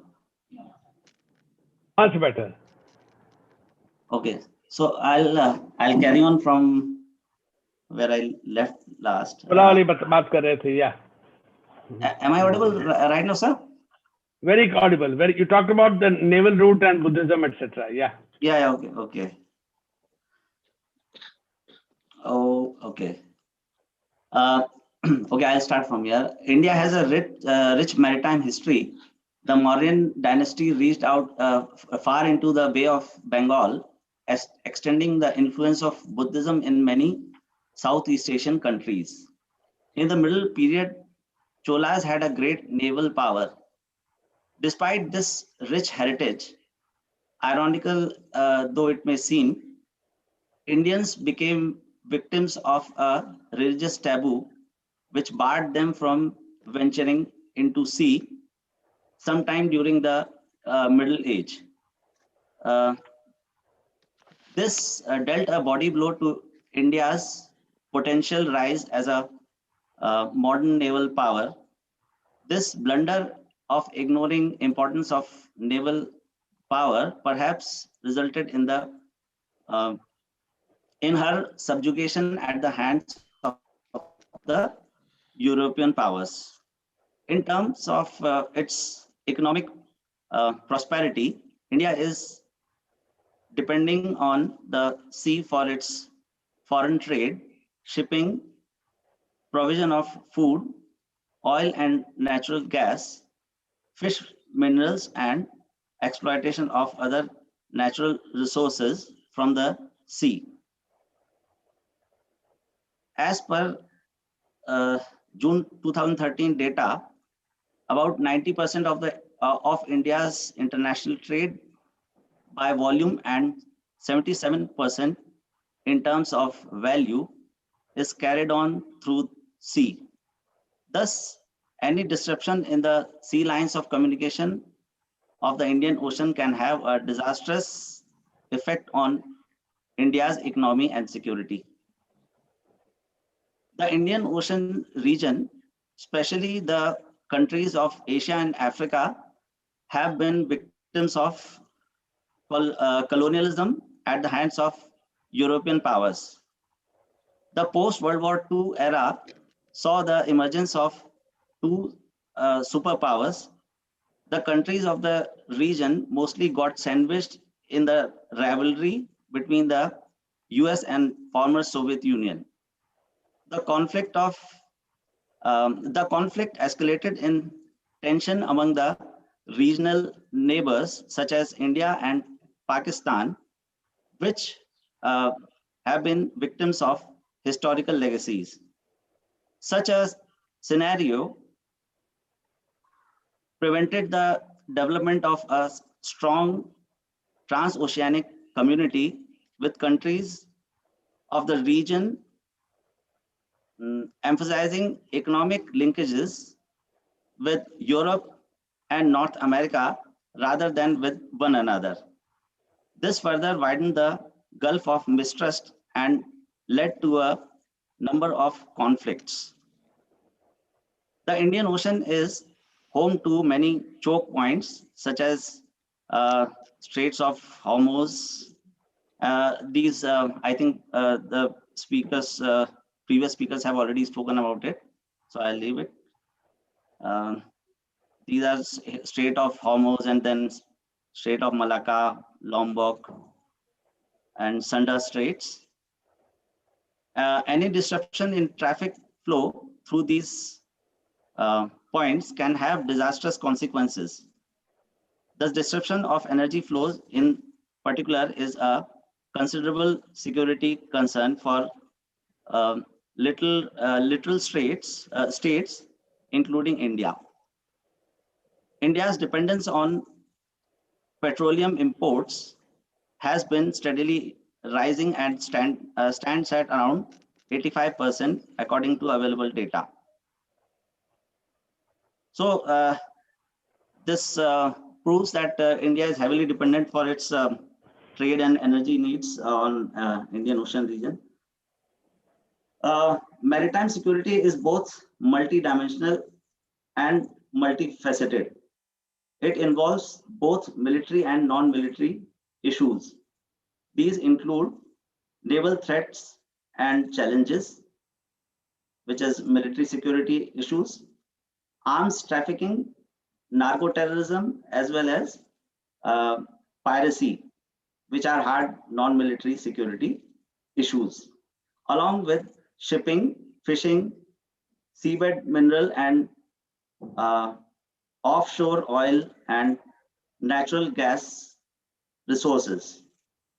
Vulnerability of sea lanes of communications, SLOCs, and illegal immigration. These are some of the issues, challenges which the countries of this region are facing. Moreover, maritime security also includes environmental protection, nuclear issues, ballistic missile defense, and maritime management, as seas are indivisible. So one of the great challenges that this region is facing is of piracy. Piracy has risen as a major headache for the world in general and the states of and the Asian countries in particular. According to the International Maritime Organization Annual Report 2002, the Malacca Straits, South China Sea, and Indian Ocean are the areas that have been most affected by piracy. Then we have, there also seems to be a distinct change in the types of piracy. The pirates are becoming more and more violent. Earlier, they were restricted to looting only resources, money and all, but now they are increasingly becoming very, very aggressive, very violent. According to a Times of India report, Indian waters is the third worst region in the world in terms of pirate attacks. All this obviously makes the question of protection of sea lanes of communications, SLOCs, very important.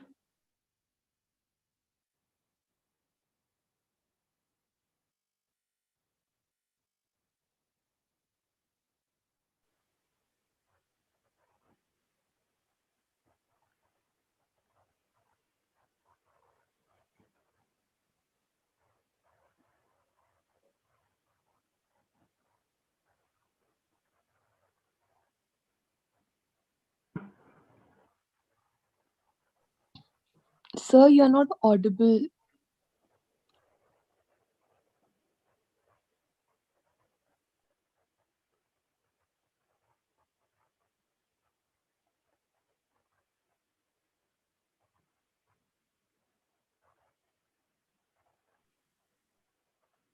Muted.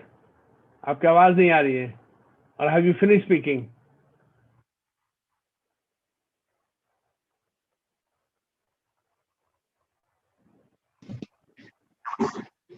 I think he has lost the connection. So we can invite by the time you. No, I think he has unmuted himself. Arunji, have you finished or anything else you added? Sir, actually, I can't. I don't really know how far you've been able to listen to me. Heard you. Till 30 seconds ago, we have heard you very clearly. Okay. Very clearly. I don't know how could it mute itself on its own.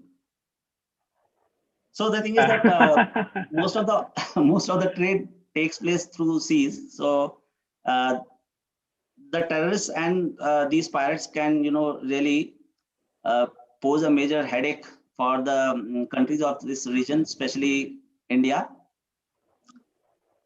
So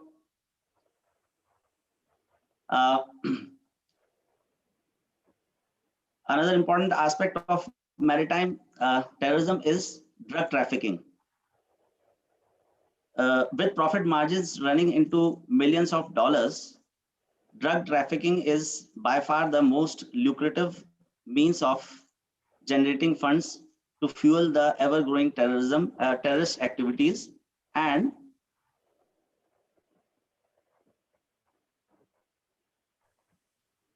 then oil-related disasters at sea are also a big. Sorry to interrupt. Time bhi khatam ho raha hai. We're running out of time also. Huh? You will just wind up in the next minute or so. We'll have some time. Try, sir. Yeah. Oh, basically, the governments in this region are also facing many environmental issues due to accidents of oil tankers and all, which poses a major headache in terms of environmental health of this region. Then I have talked a little about the Mumbai attacks, which is one of the focal point of my paper. The Mumbai attack of 26/11 shook India's conscience like never before. It was first attack of this kind. The terrorists used the sea route from Karachi, and all the stories well known to everybody, that they stealthily they came to Mumbai and they landed on the shore using a rubber dinghy. And one important aspect was that they also used the high seas for major part of their travel, and this posed a major headache, and it has a potential of creating future challenges to India's security. So the Mumbai attacks have exposed the weakness of our coastal security apparatus. The fact that the terrorists could sail through such a long distance unchallenged by either Coast Guard or the Indian Navy is a point. It's a very serious issue. How could this happen? So this basically highlights the challenge that a country like India, which has a very long coastline and which is not often very well protected. So we have a major challenge of securing our boundaries. So in conclusion, it may be observed that India, being such a vast country with such a long coastline, needs a credible maritime strategy to deal with the ever-rising challenges to her national security and defense. Though naval expansion in the form of new ships and weapon systems of various kinds does require a lot of spending through budgetary allocations, strong government committed to the progress of the country can make arrangements by removing bureaucratic hurdles and by collaborating with countries who have similar goals and aim in the Indian Ocean region. India also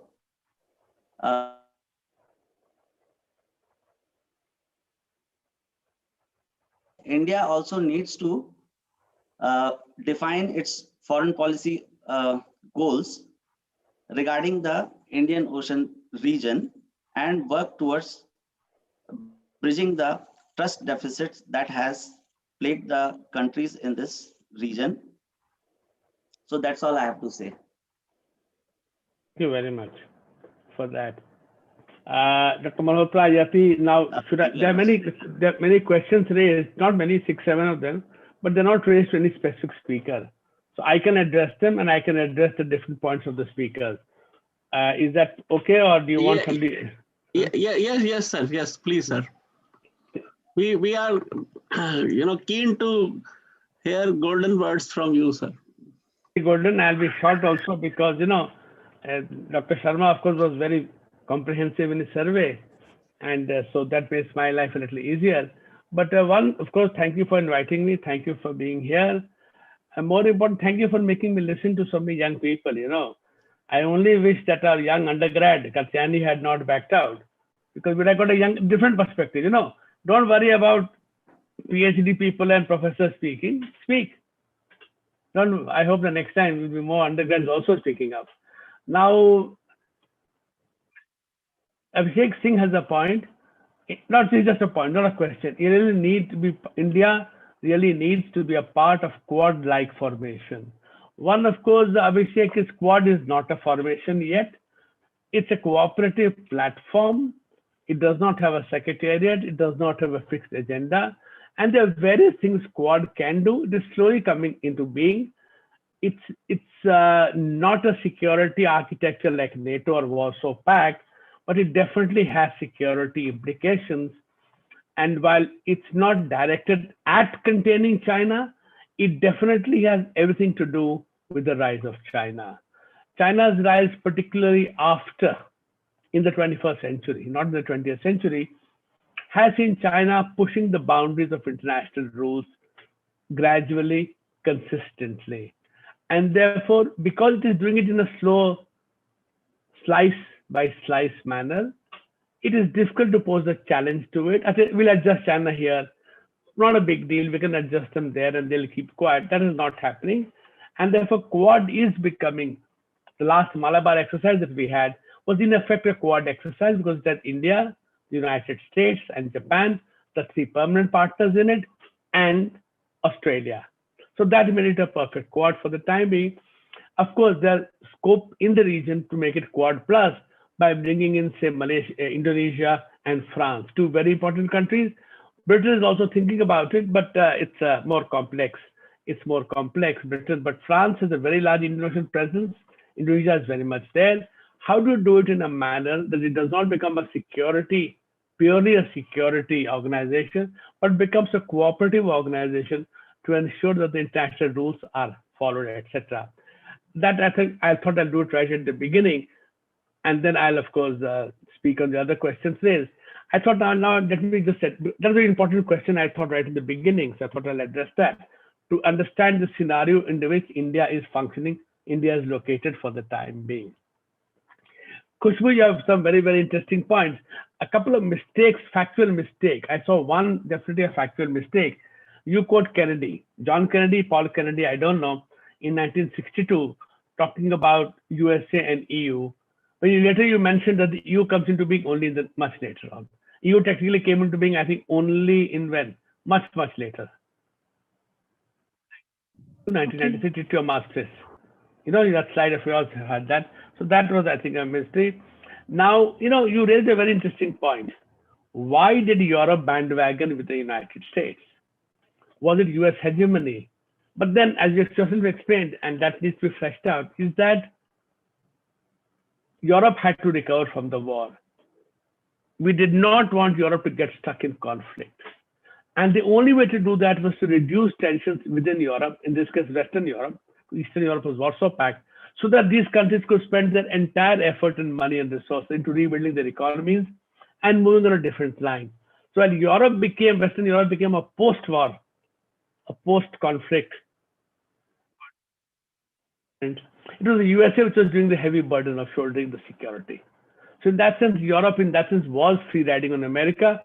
America thought that free riding was worth the price because it wanted Europe to become strong to face Warsaw Pact economically, not militarily. And that succeeded. 1991 showed that building a strong, prosperous Western Europe was the best thing to have happened. The Eastern Bloc collapsed under military and economic pressure. So that made a lot of sense, But 9/11 could have made a shift from unipolar to multipolar, but as you yourself point out, it did not, in the sense that coalition of the willing came into being. And yes, the Americans are from Mars and Europe is from Venus, so there are problems there. Though having said that, America is a very big trading country, and America does a lot of multilateralism with or without Trump. So it's not that America is pure military and Europe is only cooperation and trade and multilateralism. There are lots of overlaps. Now, Niharika, I really don't have very much to say on your paper. I think you brought out the competition element very well. What you left unsaid was the cooperation, and some of the cooperation has been valid also. It's not that they're very minor. The Paris Accord and previously the Copenhagen Accord were not minor. They were fairly significant. So but yes, the competition element is obviously much, much bigger than the cooperative element. Again, a minor correction. India imports 2 million barrels from the United States. It's Britain's. 2 million barrels a day, which makes all the difference. So I think the word D is very, very important. Please get that right. But I think the Indian Ocean becoming attention, China's needs for energy, American supplies coming in via this area, creating contestation, obviously makes energy a driver of competition in the region. Competition which could degenerate into conflict. We hope not, but this has a massive potential to do that.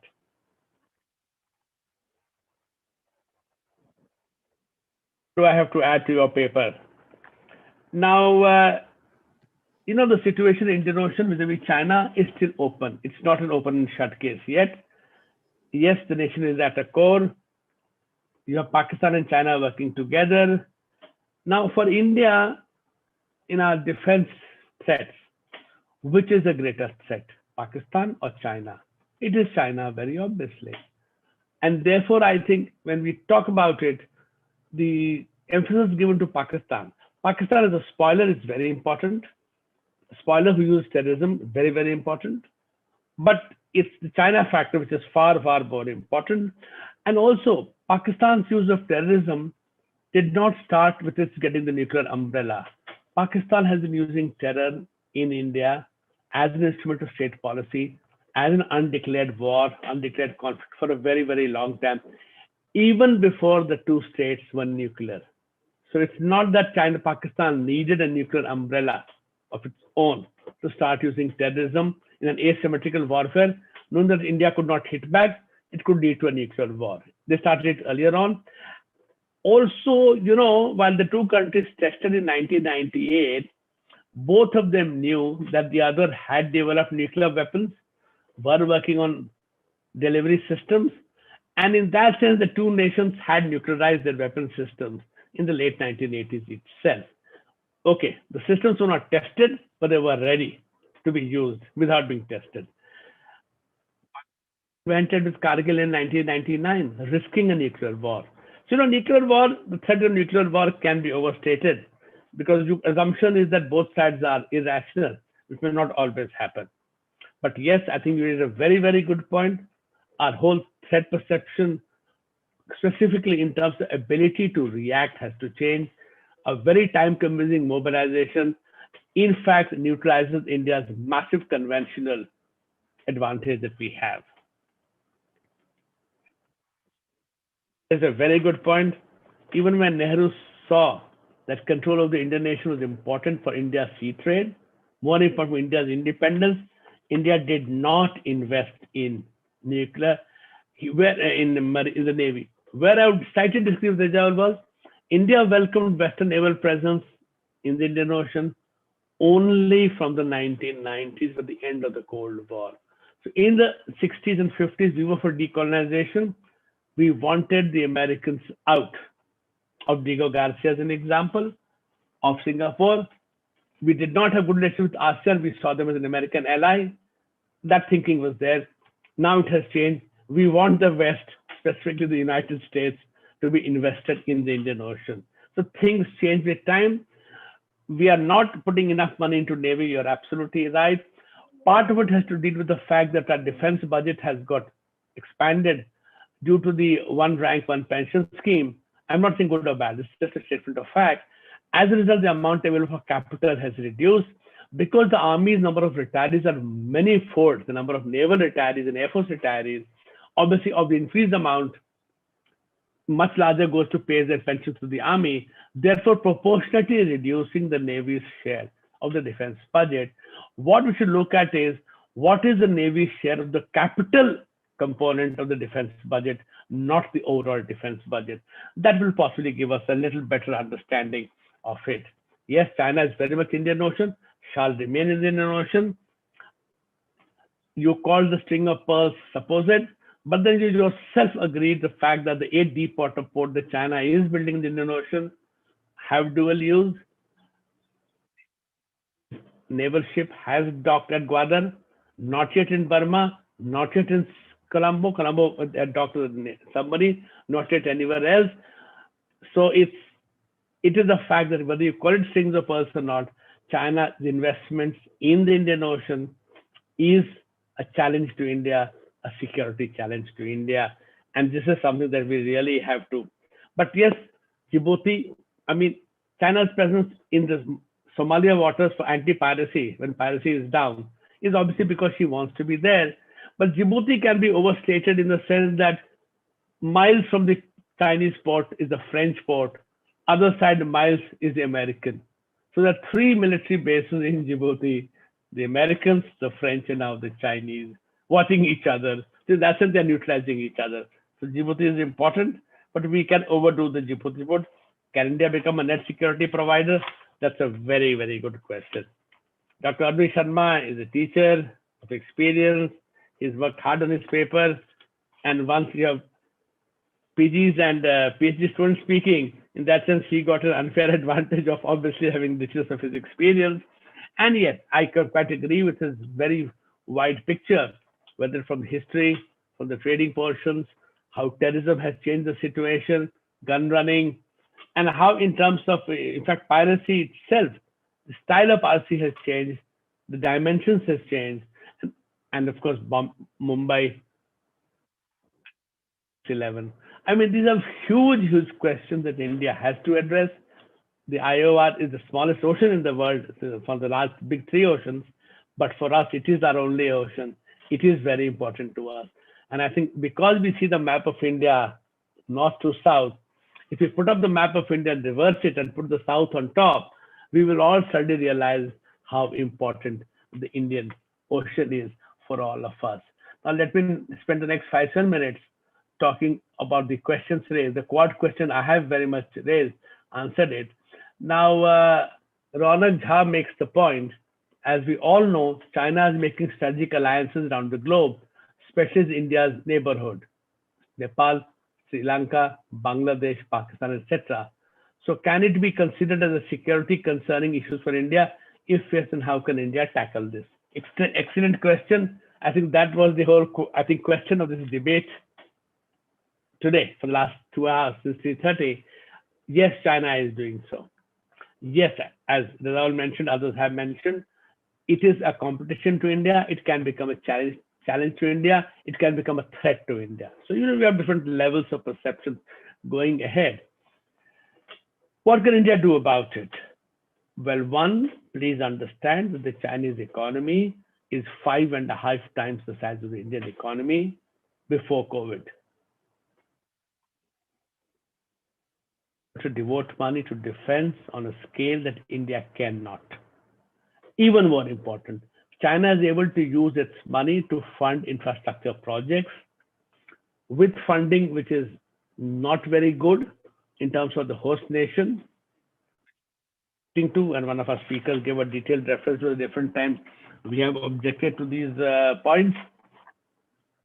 We can't match Chinese deep pockets, so we can't tell Sri Lanka. Sri Lanka yesterday has asked for 2.2 billion from China in the short term. Go to Nepal. Their requirements for funds, not just for development, but even to meet day-to-day needs, balance of payments, is huge. There is no way that India can match that. Should we therefore give up? Wrong. No. A lot of it we can do. One, using Quad, developing better funding mechanisms for infrastructure projects, using Japanese capital, partly American capital, Indian expertise, because expertise is much cheaper. Getting a Japanese expert costs you 5 times, 6 times. Working together and actually developing infrastructure and other assets in this region, India has to do that. Second, we talk about soft power. Soft power is not just seeing Bombay movies. The Pakistanis see more Bombay movies than anybody else in the world. That doesn't make them pro-India. Soft power, if properly understood, we have to increase interaction with these countries at strategic levels, some of it was mentioned, at academic levels, all kinds of levels, so that we have much better understanding of each other. They know what India can deliver, what India cannot deliver. They understand India's interest. They respect India's interest, and we respect their sensibilities. They are sovereign nations, a country with a population of 5 lakhs or 6 lakhs. We are 1.3 billion, 130 crores, does not matter. Sovereigns are sovereigns.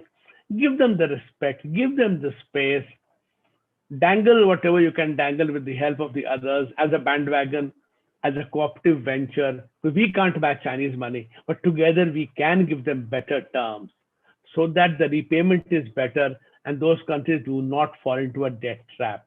So there are advantages that India can do it, and India has to be far more aggressive, but you cannot beat the Chinese dollar to dollar. We must also understand and accept. We have a better model in political governance.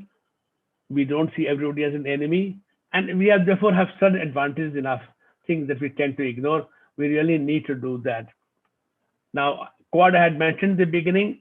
Yati, your question, I had mentioned it while talking to a question raised by a point raised by Abhishek, is that Quad is not an offensive platform.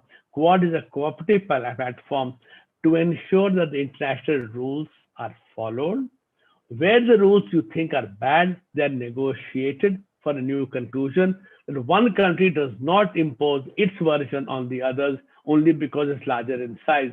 So I grab waters of the South China Sea, make islands, first say they're only meant for fishing, then convert them to military assets, and then threaten the others.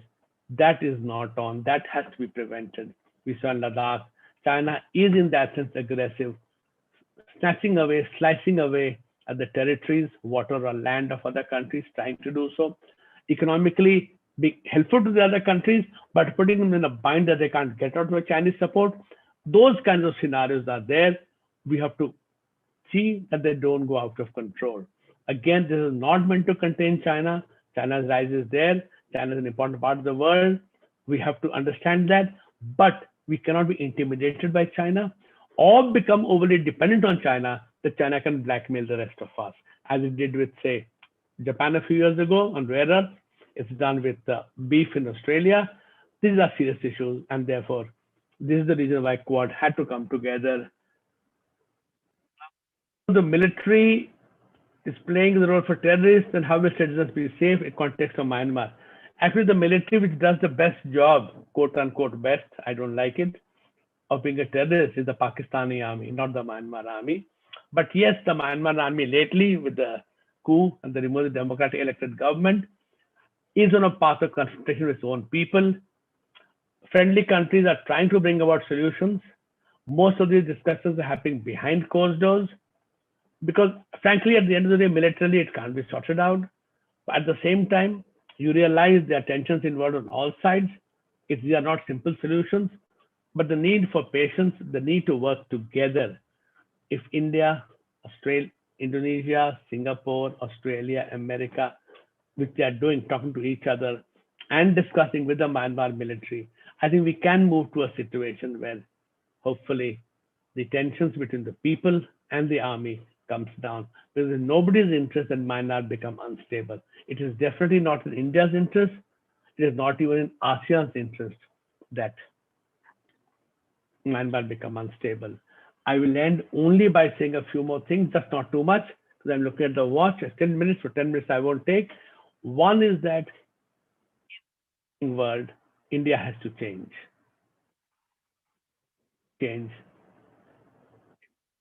Structure is strong. For that, you need a very strong economy. And therefore, the bottom line for a strong country is a very strong and growing economy. We have a youth bulge. Can we create enough jobs in our manufacturing for our youth, in our services for our youth, so they themselves become productive and India goes on a growth track? I think that at the end of the day, for every political scientist and economist, this is where geopolitics is important. It's not just political science, it's geography with a bit of economics in it. These have to come together. So your politics, your military, your economy, your geography, you have to bring them together and then understand the comprehensive national power of a country, which is not just the military strength, it's not just per capita income, it's not just how healthy the people are, but a combination of all that is required to move forward. And that is how to tackle that is most important, because that at the end of the day is a very big challenge, security challenge for the country. Can the country work cohesively in a coordinated and cooperative manner in moving ahead, lifting its people out of poverty and creating the purchasing power and the quality of life for its people, for really this country to do well. With that, let me end my talk. Thank you very much for the opportunity. I hand it over to Yati. I hand it over to Dr. Malhotra. Thank you very much.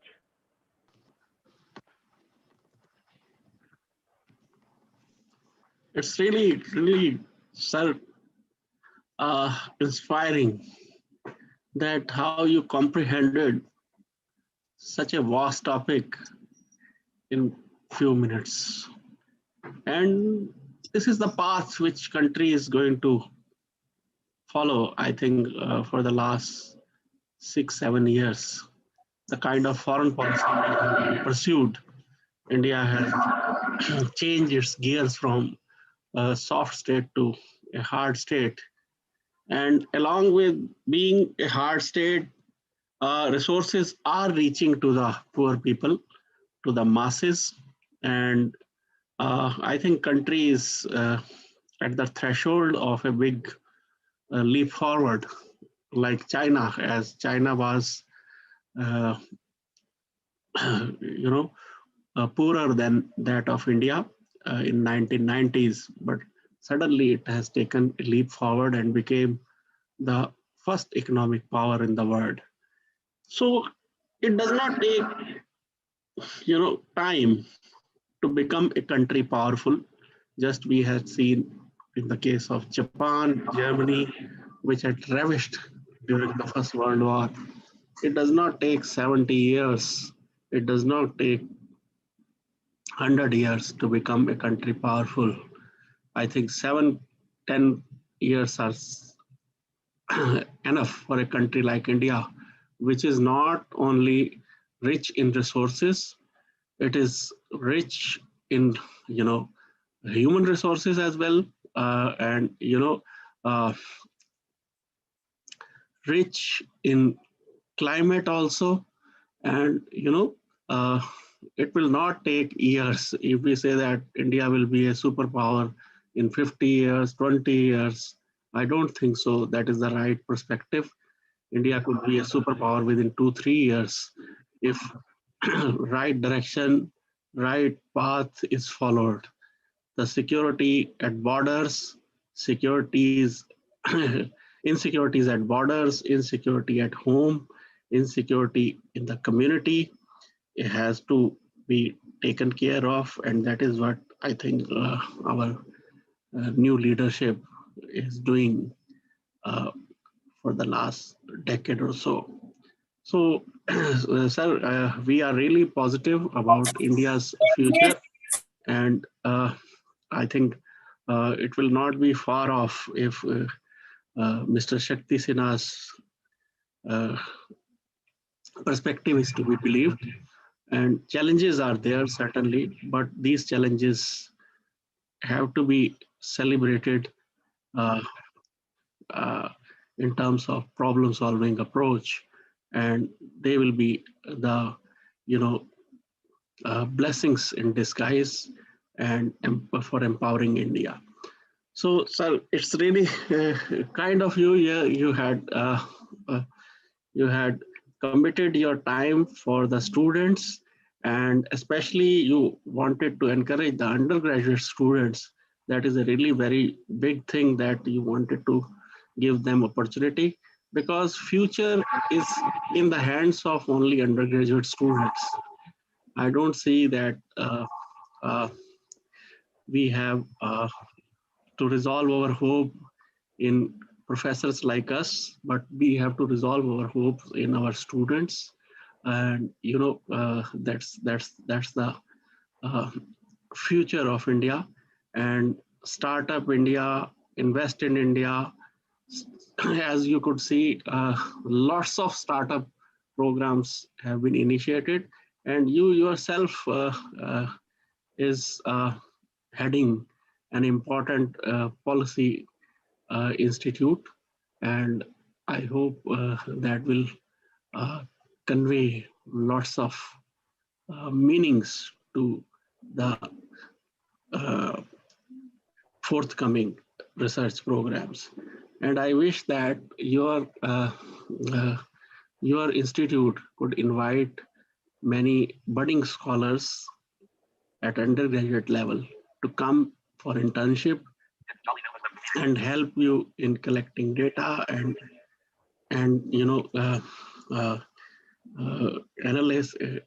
analyzing the data.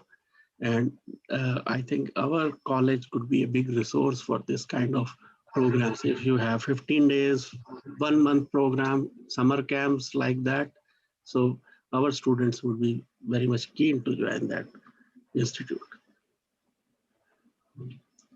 For those points, I'll note it. I'll note it and I'll see what can be done.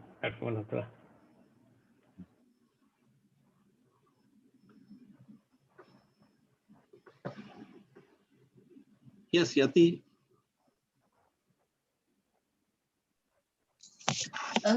Thank you, sir, for your valuable time. Thank you, participants, for being such an enthusiastic ones. And thank you, everyone, for being a wonderful audience. Now I hand over to Katyayani for further proceedings. Katyayani. Thank you, Yati. Thank you so much, Shakti sir, for coming today and enlightening the youth. Thank you, Vipin sir, for your remarkable words. And to all the dear participants who have enlightened and showed various aspects today. With this, we come to the end of day 1 of the National Conference on Emerging Security Challenges in 21st Century. Tomorrow, we will be resuming at the same time, 10 a.m. And I hope I'll see you all there. The link will be the same for that. Vipin sir, do you want to add something to this? Thank you for inviting me. Bye-bye. Welcome, sir. It's a pleasure to hear you, to be honest.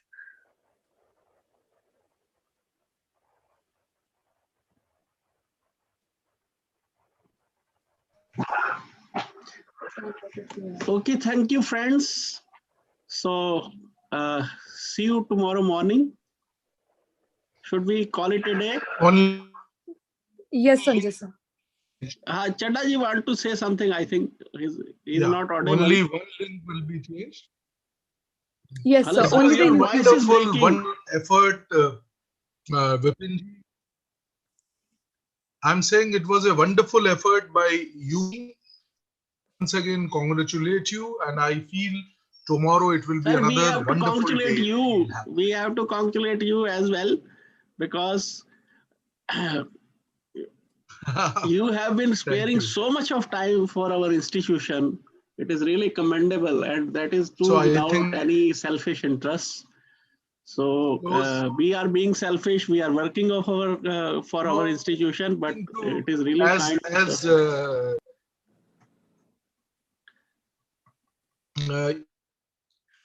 he has said. Sir, your voice is breaking. Blood presentation. Oh, then we will meet tomorrow. Yes, sir. Okay, thank you so much, everybody, for joining in. Have a great evening and see you tomorrow with the same enthusiasm and energy. Thank you so much. Recording has been stopped. I think we can stop the live streaming now. Yes. Yeah. Yes. Hello.